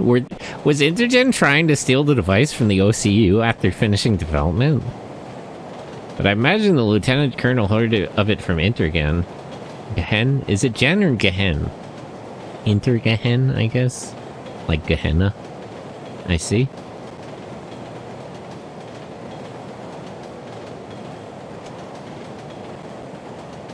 Ash, I'm sorry about all this.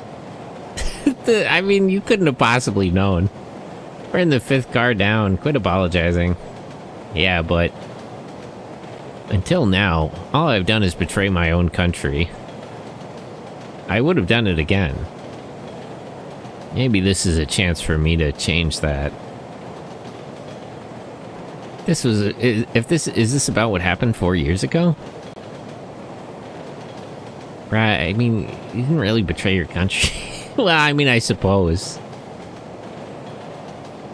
Do you think it would be better if you were fighting with the Revolutionary Army? They bombed the capital. Like, you know, I guess there's no good options, but you picked the lesser of two evils at least. You shouldn't blame yourself too much. We're almost there, get ready.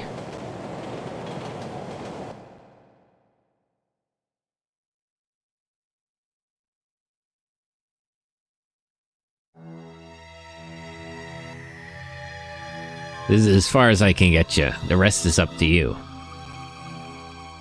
Alright then.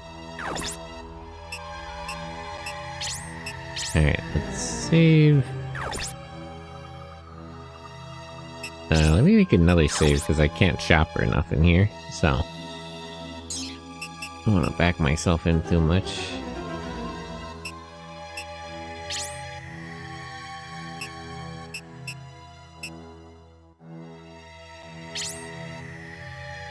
Alright, time to head out of cover. Yes. Be careful out there. Thanks. Hey, come on, there's nothing to be worried about. I'll be back before you know it. I'd appreciate it.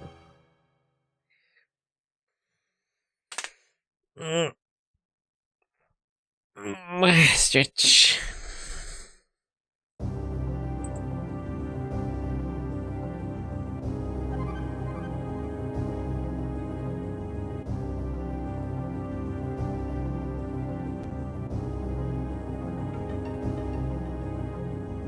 Tempting fate over here? Jeez, the capital's seen better days, huh? Let's scan the roads. Yeah, Thomas was setting a lot of death flags. The Revolutionary Army is everywhere. It'll be hard to get out of here. We'll pass by downtown to get out of Dhaka. That's so far from here. Downtown should be lightly guarded, right? I think we can take these guys out. It sounds risky, but your plan's worth a try. Ha! You got that right. If we just take out their lead unit, we can make a run for it. Okay. Let's just lay everybody out. Finally, I have a decent number of pilots. This is maybe even too many. Where do those rats squirm out of? No matter. My duty is to protect this sector, and I will carry it out. I'm guessing that's their commanding officer. I don't particularly need to contend with everyone. Yeah, commander. Veteran. Should I just rush him? I guess so, right?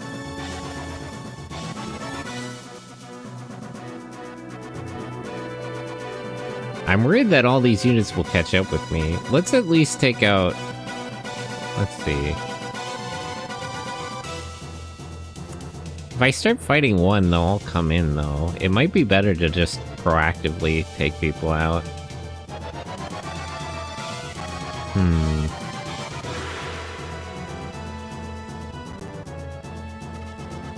How many units to a group here? There's like 6 Wands. No, there's 5 Wanzers.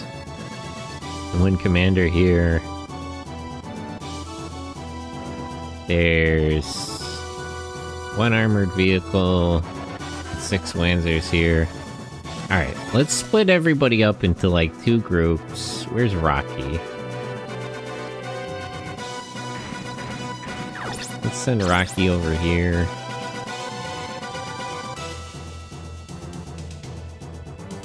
And Amiya this way. We'll split up and take these people out.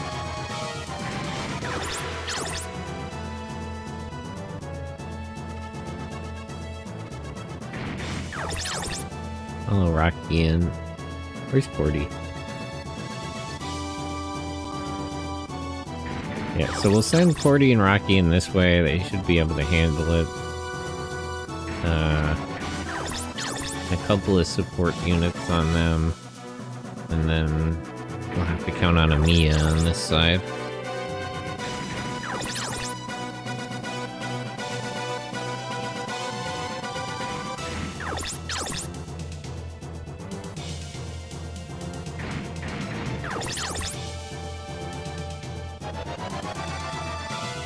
Roswell.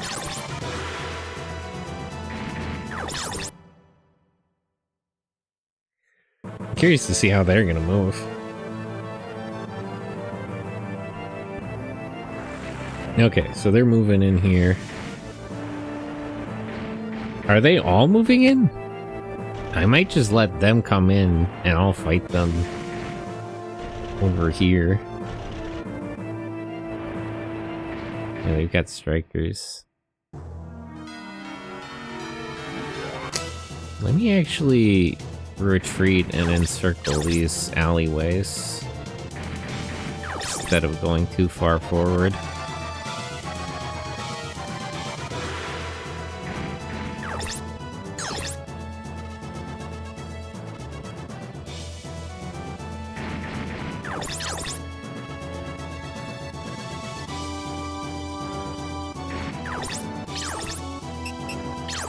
Pull over.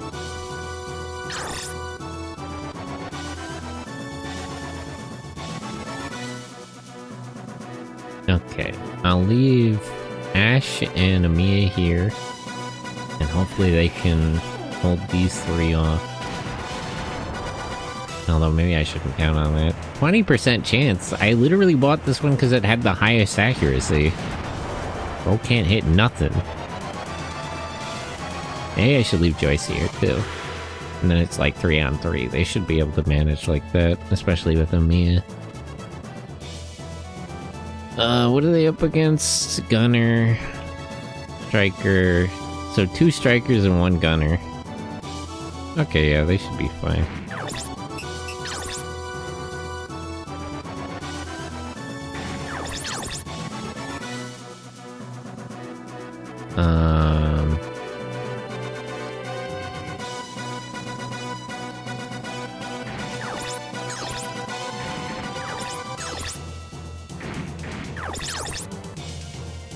Everybody else sort of concentrate around here. Where is Rocky? Did I already move Rocky? Yeah, here he is. Okay.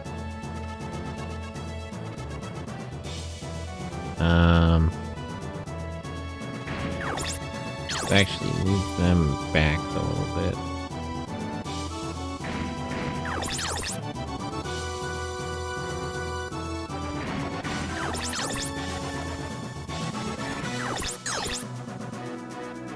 Assault, striker, gunner. Okay, yeah. Pull out just a bit. I'll draw them in.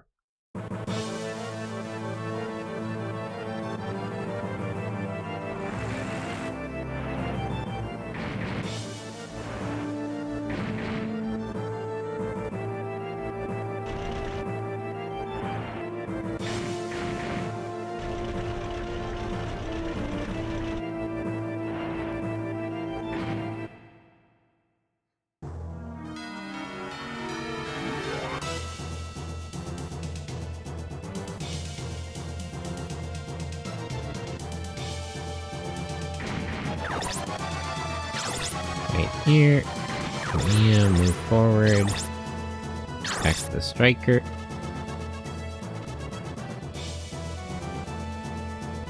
Hopefully she activates her skills and just kills this guy. Then I can move forward on that gunner.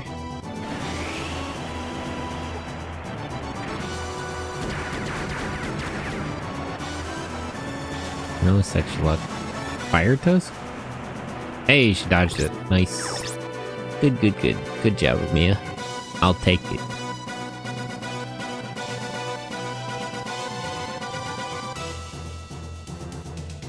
Okay. What's over here? Assault. Striker. Rocky can handle these 2 on his own. So where is he at? Rocky.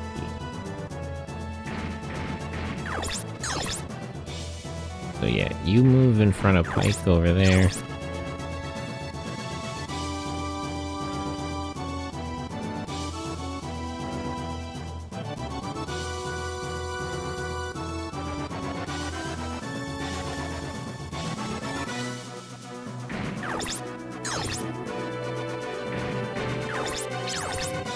Check. Mine.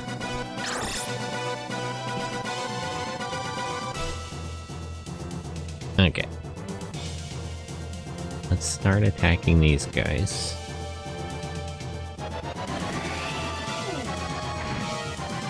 %47% chance to hit. Well, take what you can get.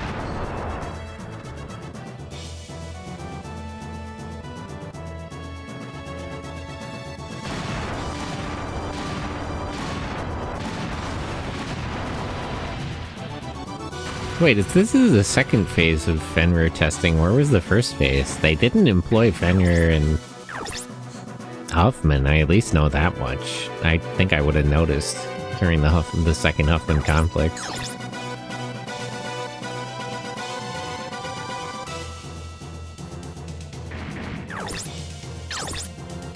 Alright, you wait there.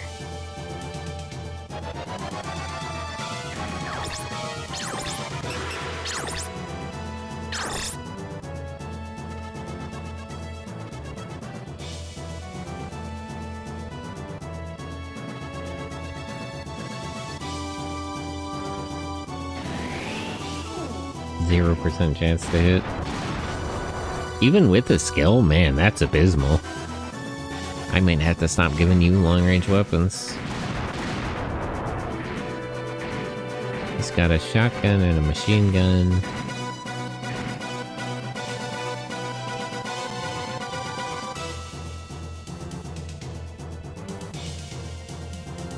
Okay, you go there.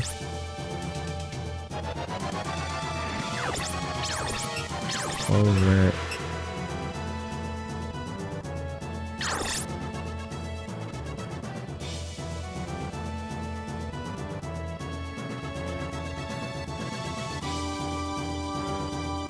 The destroyed square bill office. They're really committed to that joke. Hey, with best positioning, he has a 100% chance to hit. Nice. Finally getting things done.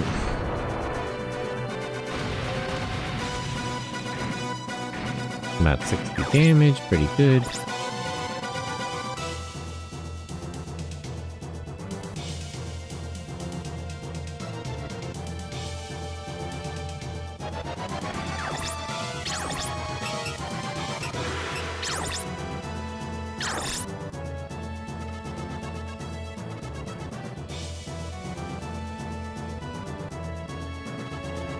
Okay.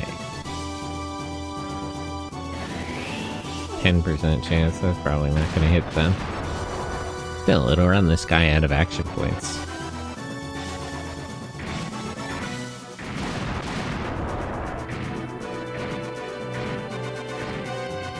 Yeah, no luck. Well, what can you do?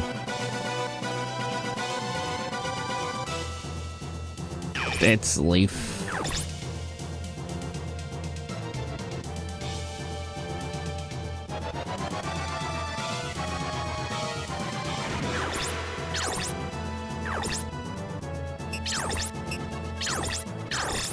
Goldie assist them. Yeah, I'll draw them forward and I'll fight them 3-on-1 when they come out of this alleyway.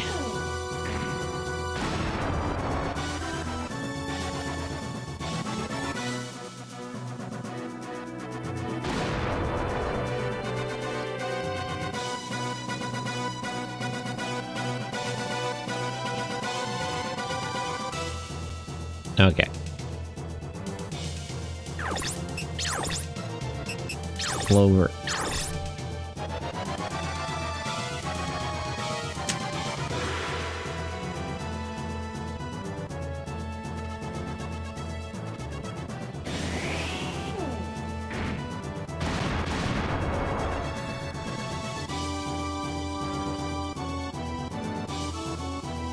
%0 chance to hit. Ugh. Their skills levels might just be too low in some of these cases. I really wish they offered more optional fights that were like easier so I could level skills up.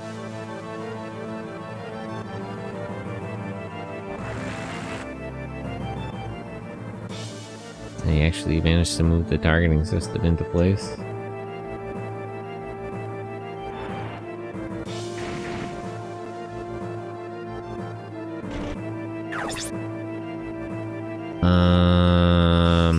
Evade.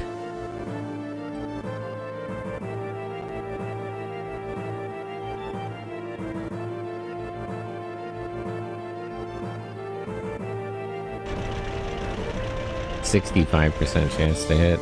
Ugh.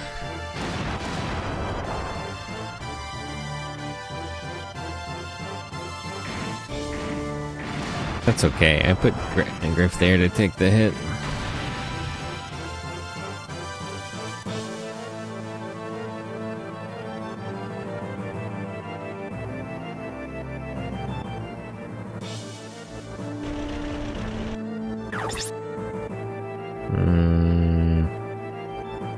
Mia might be able to evade it though, right? She's faster.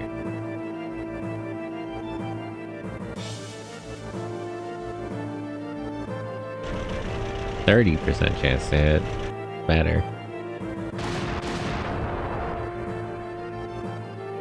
40% geo advantage though. Or I guess 30%, because they have 10% geo effect. Nice.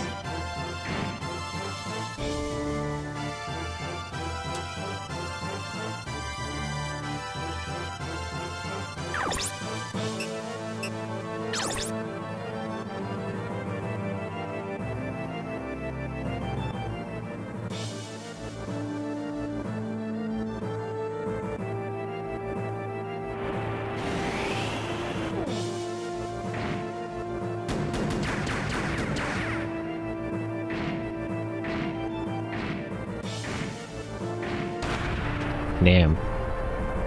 It's pretty hard.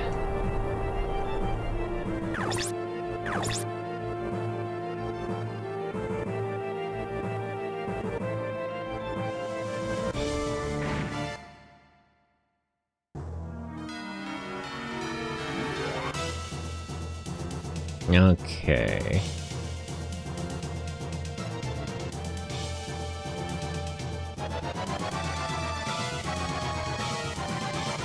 So these three can just wait where they're at.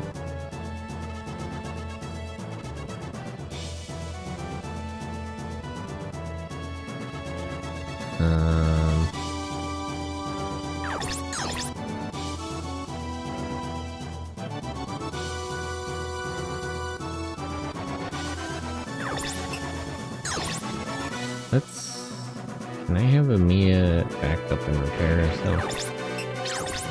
Use, restore, self, right arm.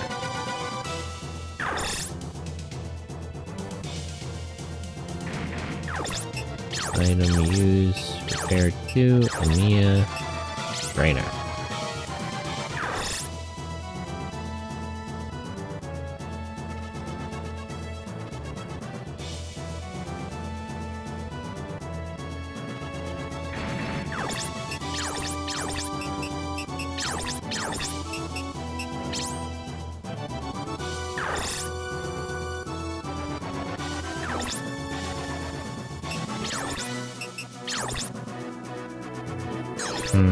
You affect 45%. Don't waste your ammo then. You three wait here. Let them come in more. You also wait for those guys.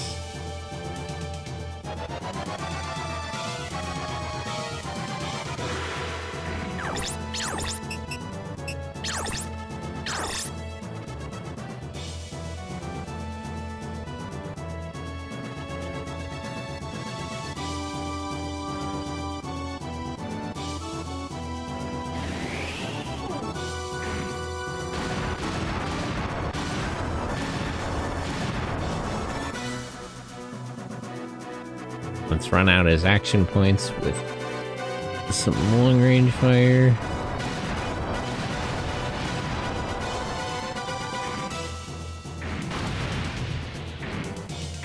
Almost broke his arm too.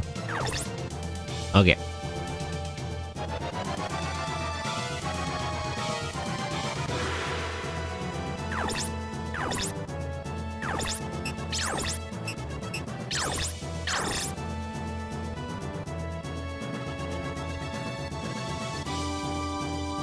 let's take them out one at a time. No need to scrap.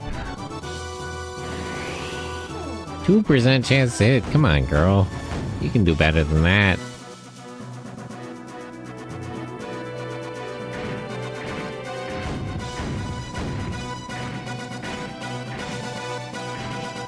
Yeah, whatever. Still running them out of action points. So I'll take it. Where is Roswell?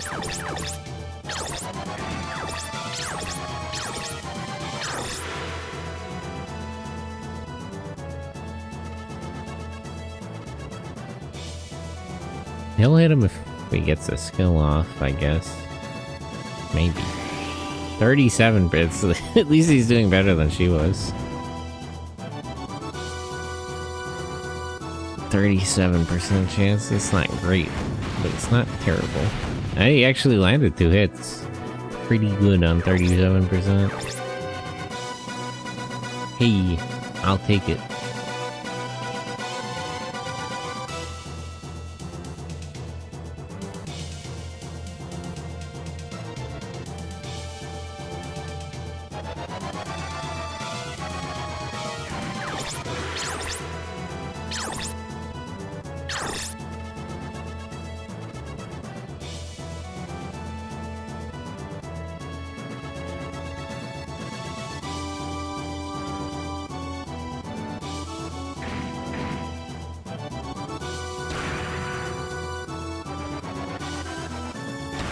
Nice.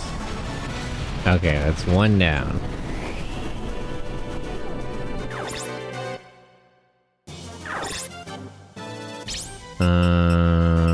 Field effect, level damage, faint.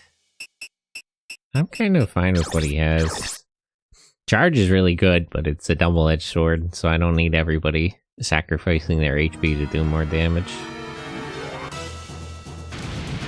Plus, that only works on melee attacks.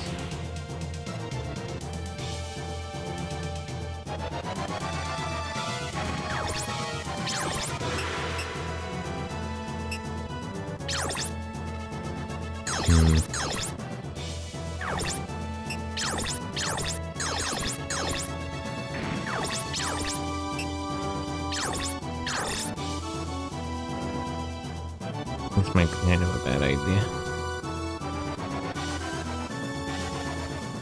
Maybe I should have had Ash pull back. Well, what are you gonna do? Yeah, this was definitely a bad idea. Oh, actually you landed a few hits.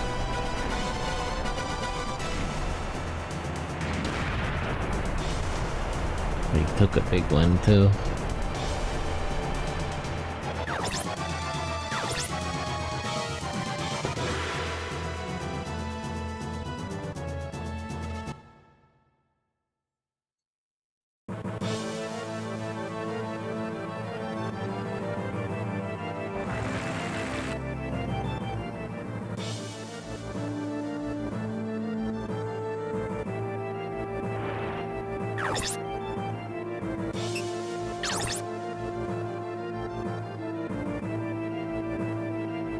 Okay, they moved in their striker.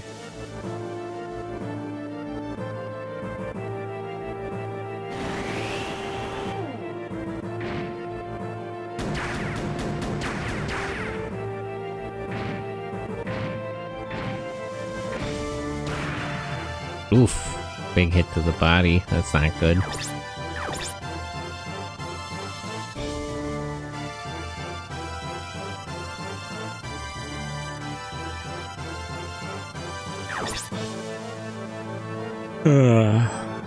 Try to block it.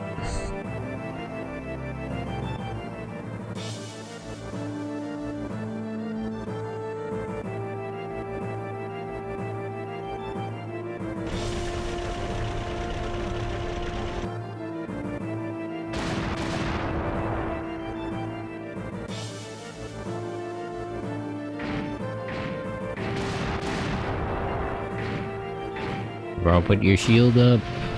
Now, that's fine. Damage to the legs will take. It's not really a big deal.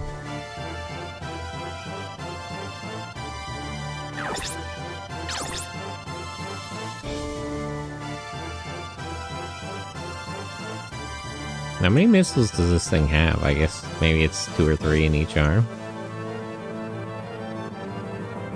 It might have more ammo. Can it even use the items in its backpack though? It has no arms. 64% chance to hit on 2 missiles. At least one of these should land. Oof.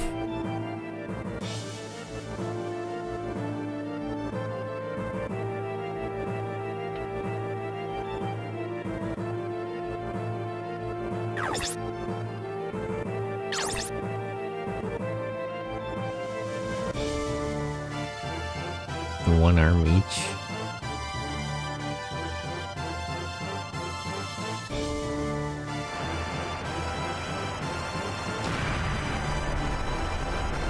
Nope, no arms. Yeah, I gotta get Ash out of there. It was definitely a mistake to send him forward.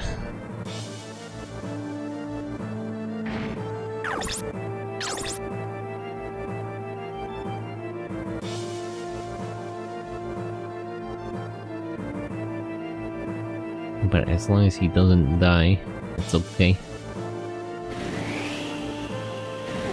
100% chance to hit, jeez. Even with dash, that's crazy. Oh. Does no damage though. I thought dash was increased, like, dodge percentage. I didn't think it decreased damage. Well, whatever. Whatever works.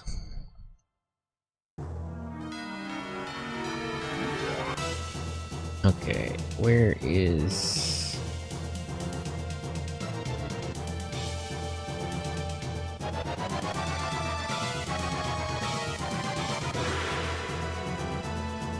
Amiya?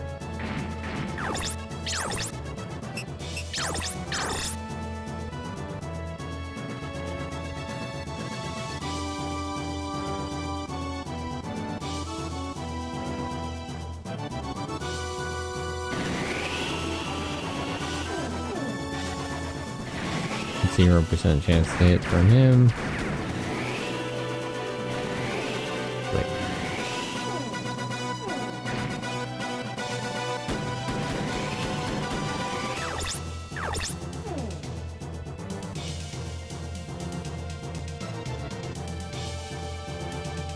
Okay, now let's have Ash retreat. And Joyce move in front of her. Good. I don't know why those guys aren't moving up, but if it's gonna be like that, let's just have Rocky attack this dude. You can always go back for the other two over there.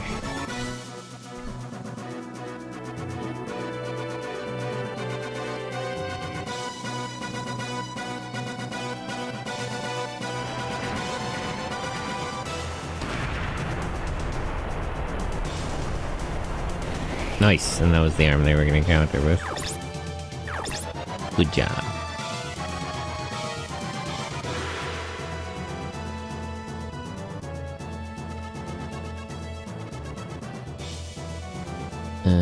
Where's Thomas? He's a little banged up. Can somebody heal him before he goes in? Item, use, repair 2. Yep.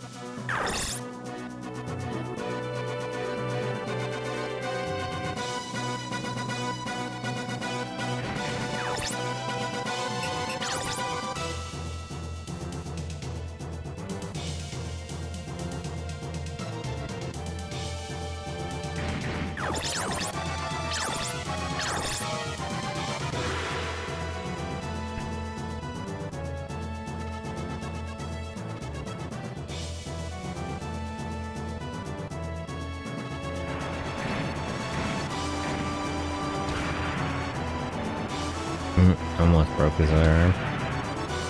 Oof, that's a big hit.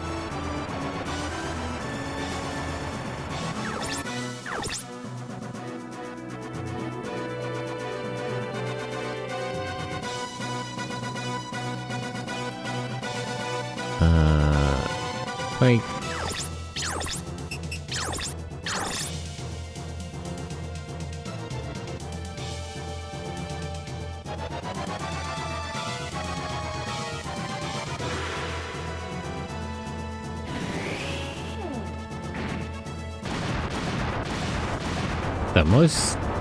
The best possible outcome is that it just breaks his other arm. I just need one hit on his right arm.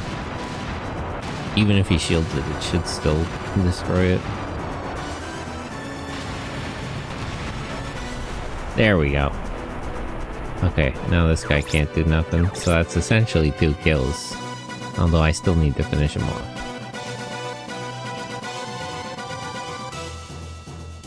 Let me, move 40 up to draw them in here.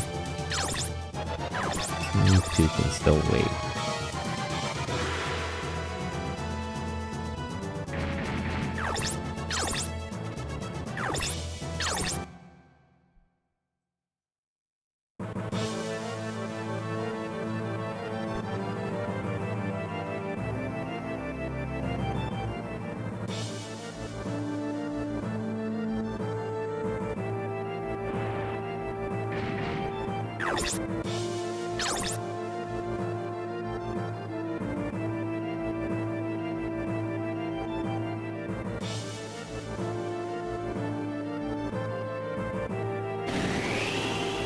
% chance to hit.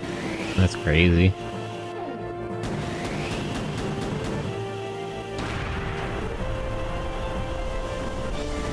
Took his arm off. Okay, and then I'll move Cordy back. So it's 3-on-1.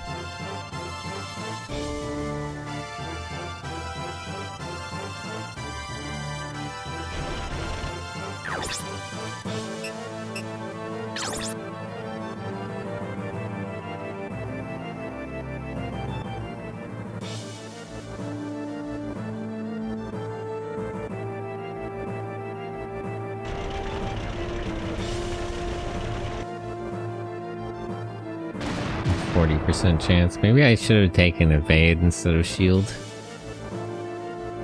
He must be running out of missiles though. Oh, he still missed. Okay, so I guess it didn't matter. Just as good as evade.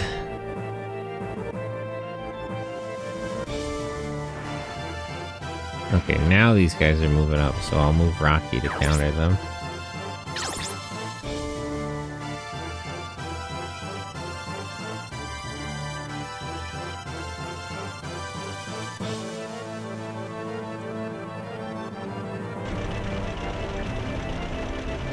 Hmm, 70% chance to hit. Don't love that. Really gotta level up Ash. He's slacking a bit for the main character. Oof.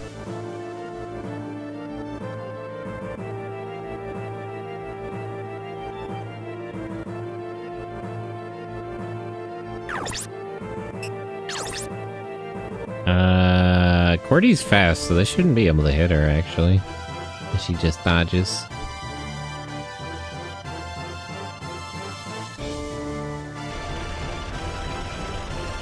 Yeah, 9% chance.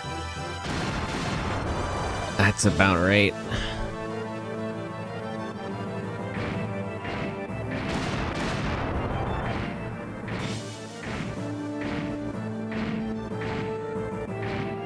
Okay.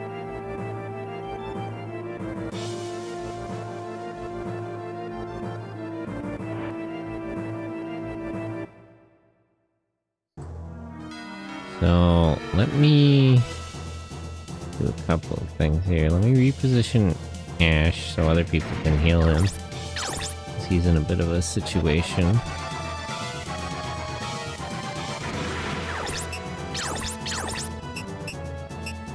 Restore.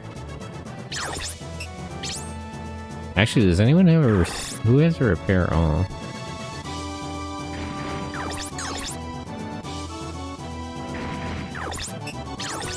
Item use. Okay, she does. Does Roswell have a restore? Item used. No, he doesn't.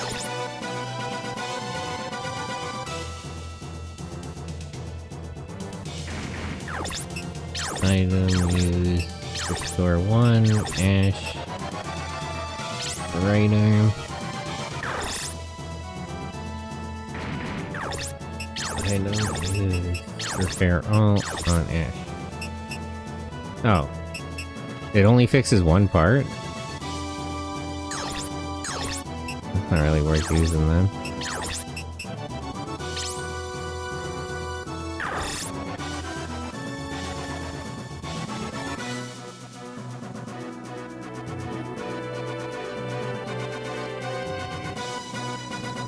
Okay. So Thomas forward. Oops.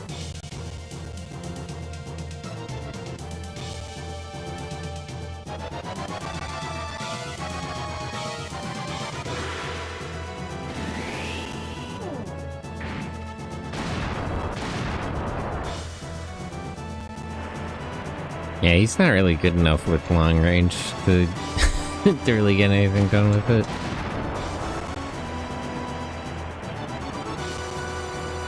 The fact that it was called Repair All kind of tricked me. I thought it would repair all the parts, but apparently not. It just repairs all of one part.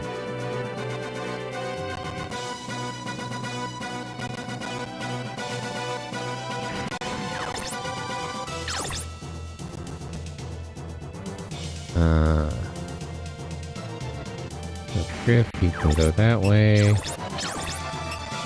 Repair 2 on your body. Unit 2, the rats are over there. Exterminate them. Which one is Unit 2? Is it this group? Okay, let me actually quick save. And I'll probably end for today. Saving. Let me also make a save state.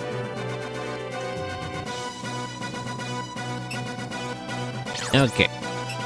But I think that'll be all for today. Let's see who's live to rate. Well, let me go to the thing. Hold on. Okay. Alright, so that'll be all for today.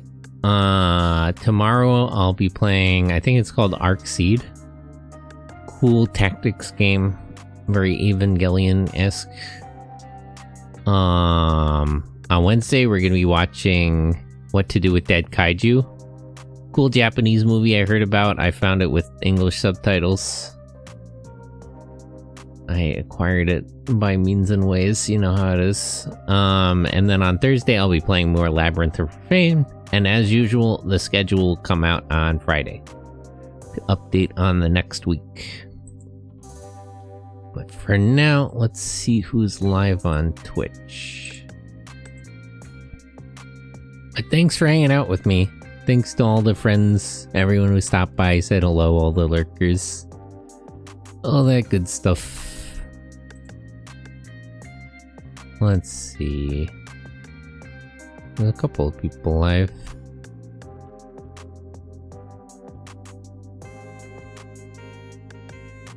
Oh, Mashichu, she's streaming.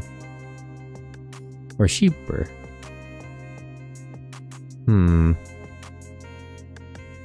Let's go raid Sheeper. He's playing vampire game. What time is Kaiju? Same time? The Kaiju movies are later, because I used to work second shift, but I work a normal schedule now, unfortunately. So it's like late in the evening.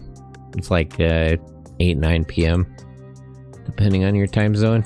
If you check in the Discord, all the events are there. That should correct it to your time zone. Raid W Sheeper. He's on follower only. Huh. Wonder why. But yeah, I'll send you guys to Sheeper.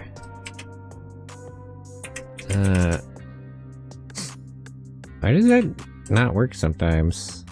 I don't know what that is. It should be working. So let me just restart it. I gotta figure that out. I must be doing something wrong. Okay, there we go. I can fix it by just starting again, but there's no reason it shouldn't, like, catch the commands. Okay, we'll copy that raid message and we'll get going. But that'll be all for today. Thanks so much for hanging out. I'll see you later. I'm probably gonna lie down for a nap.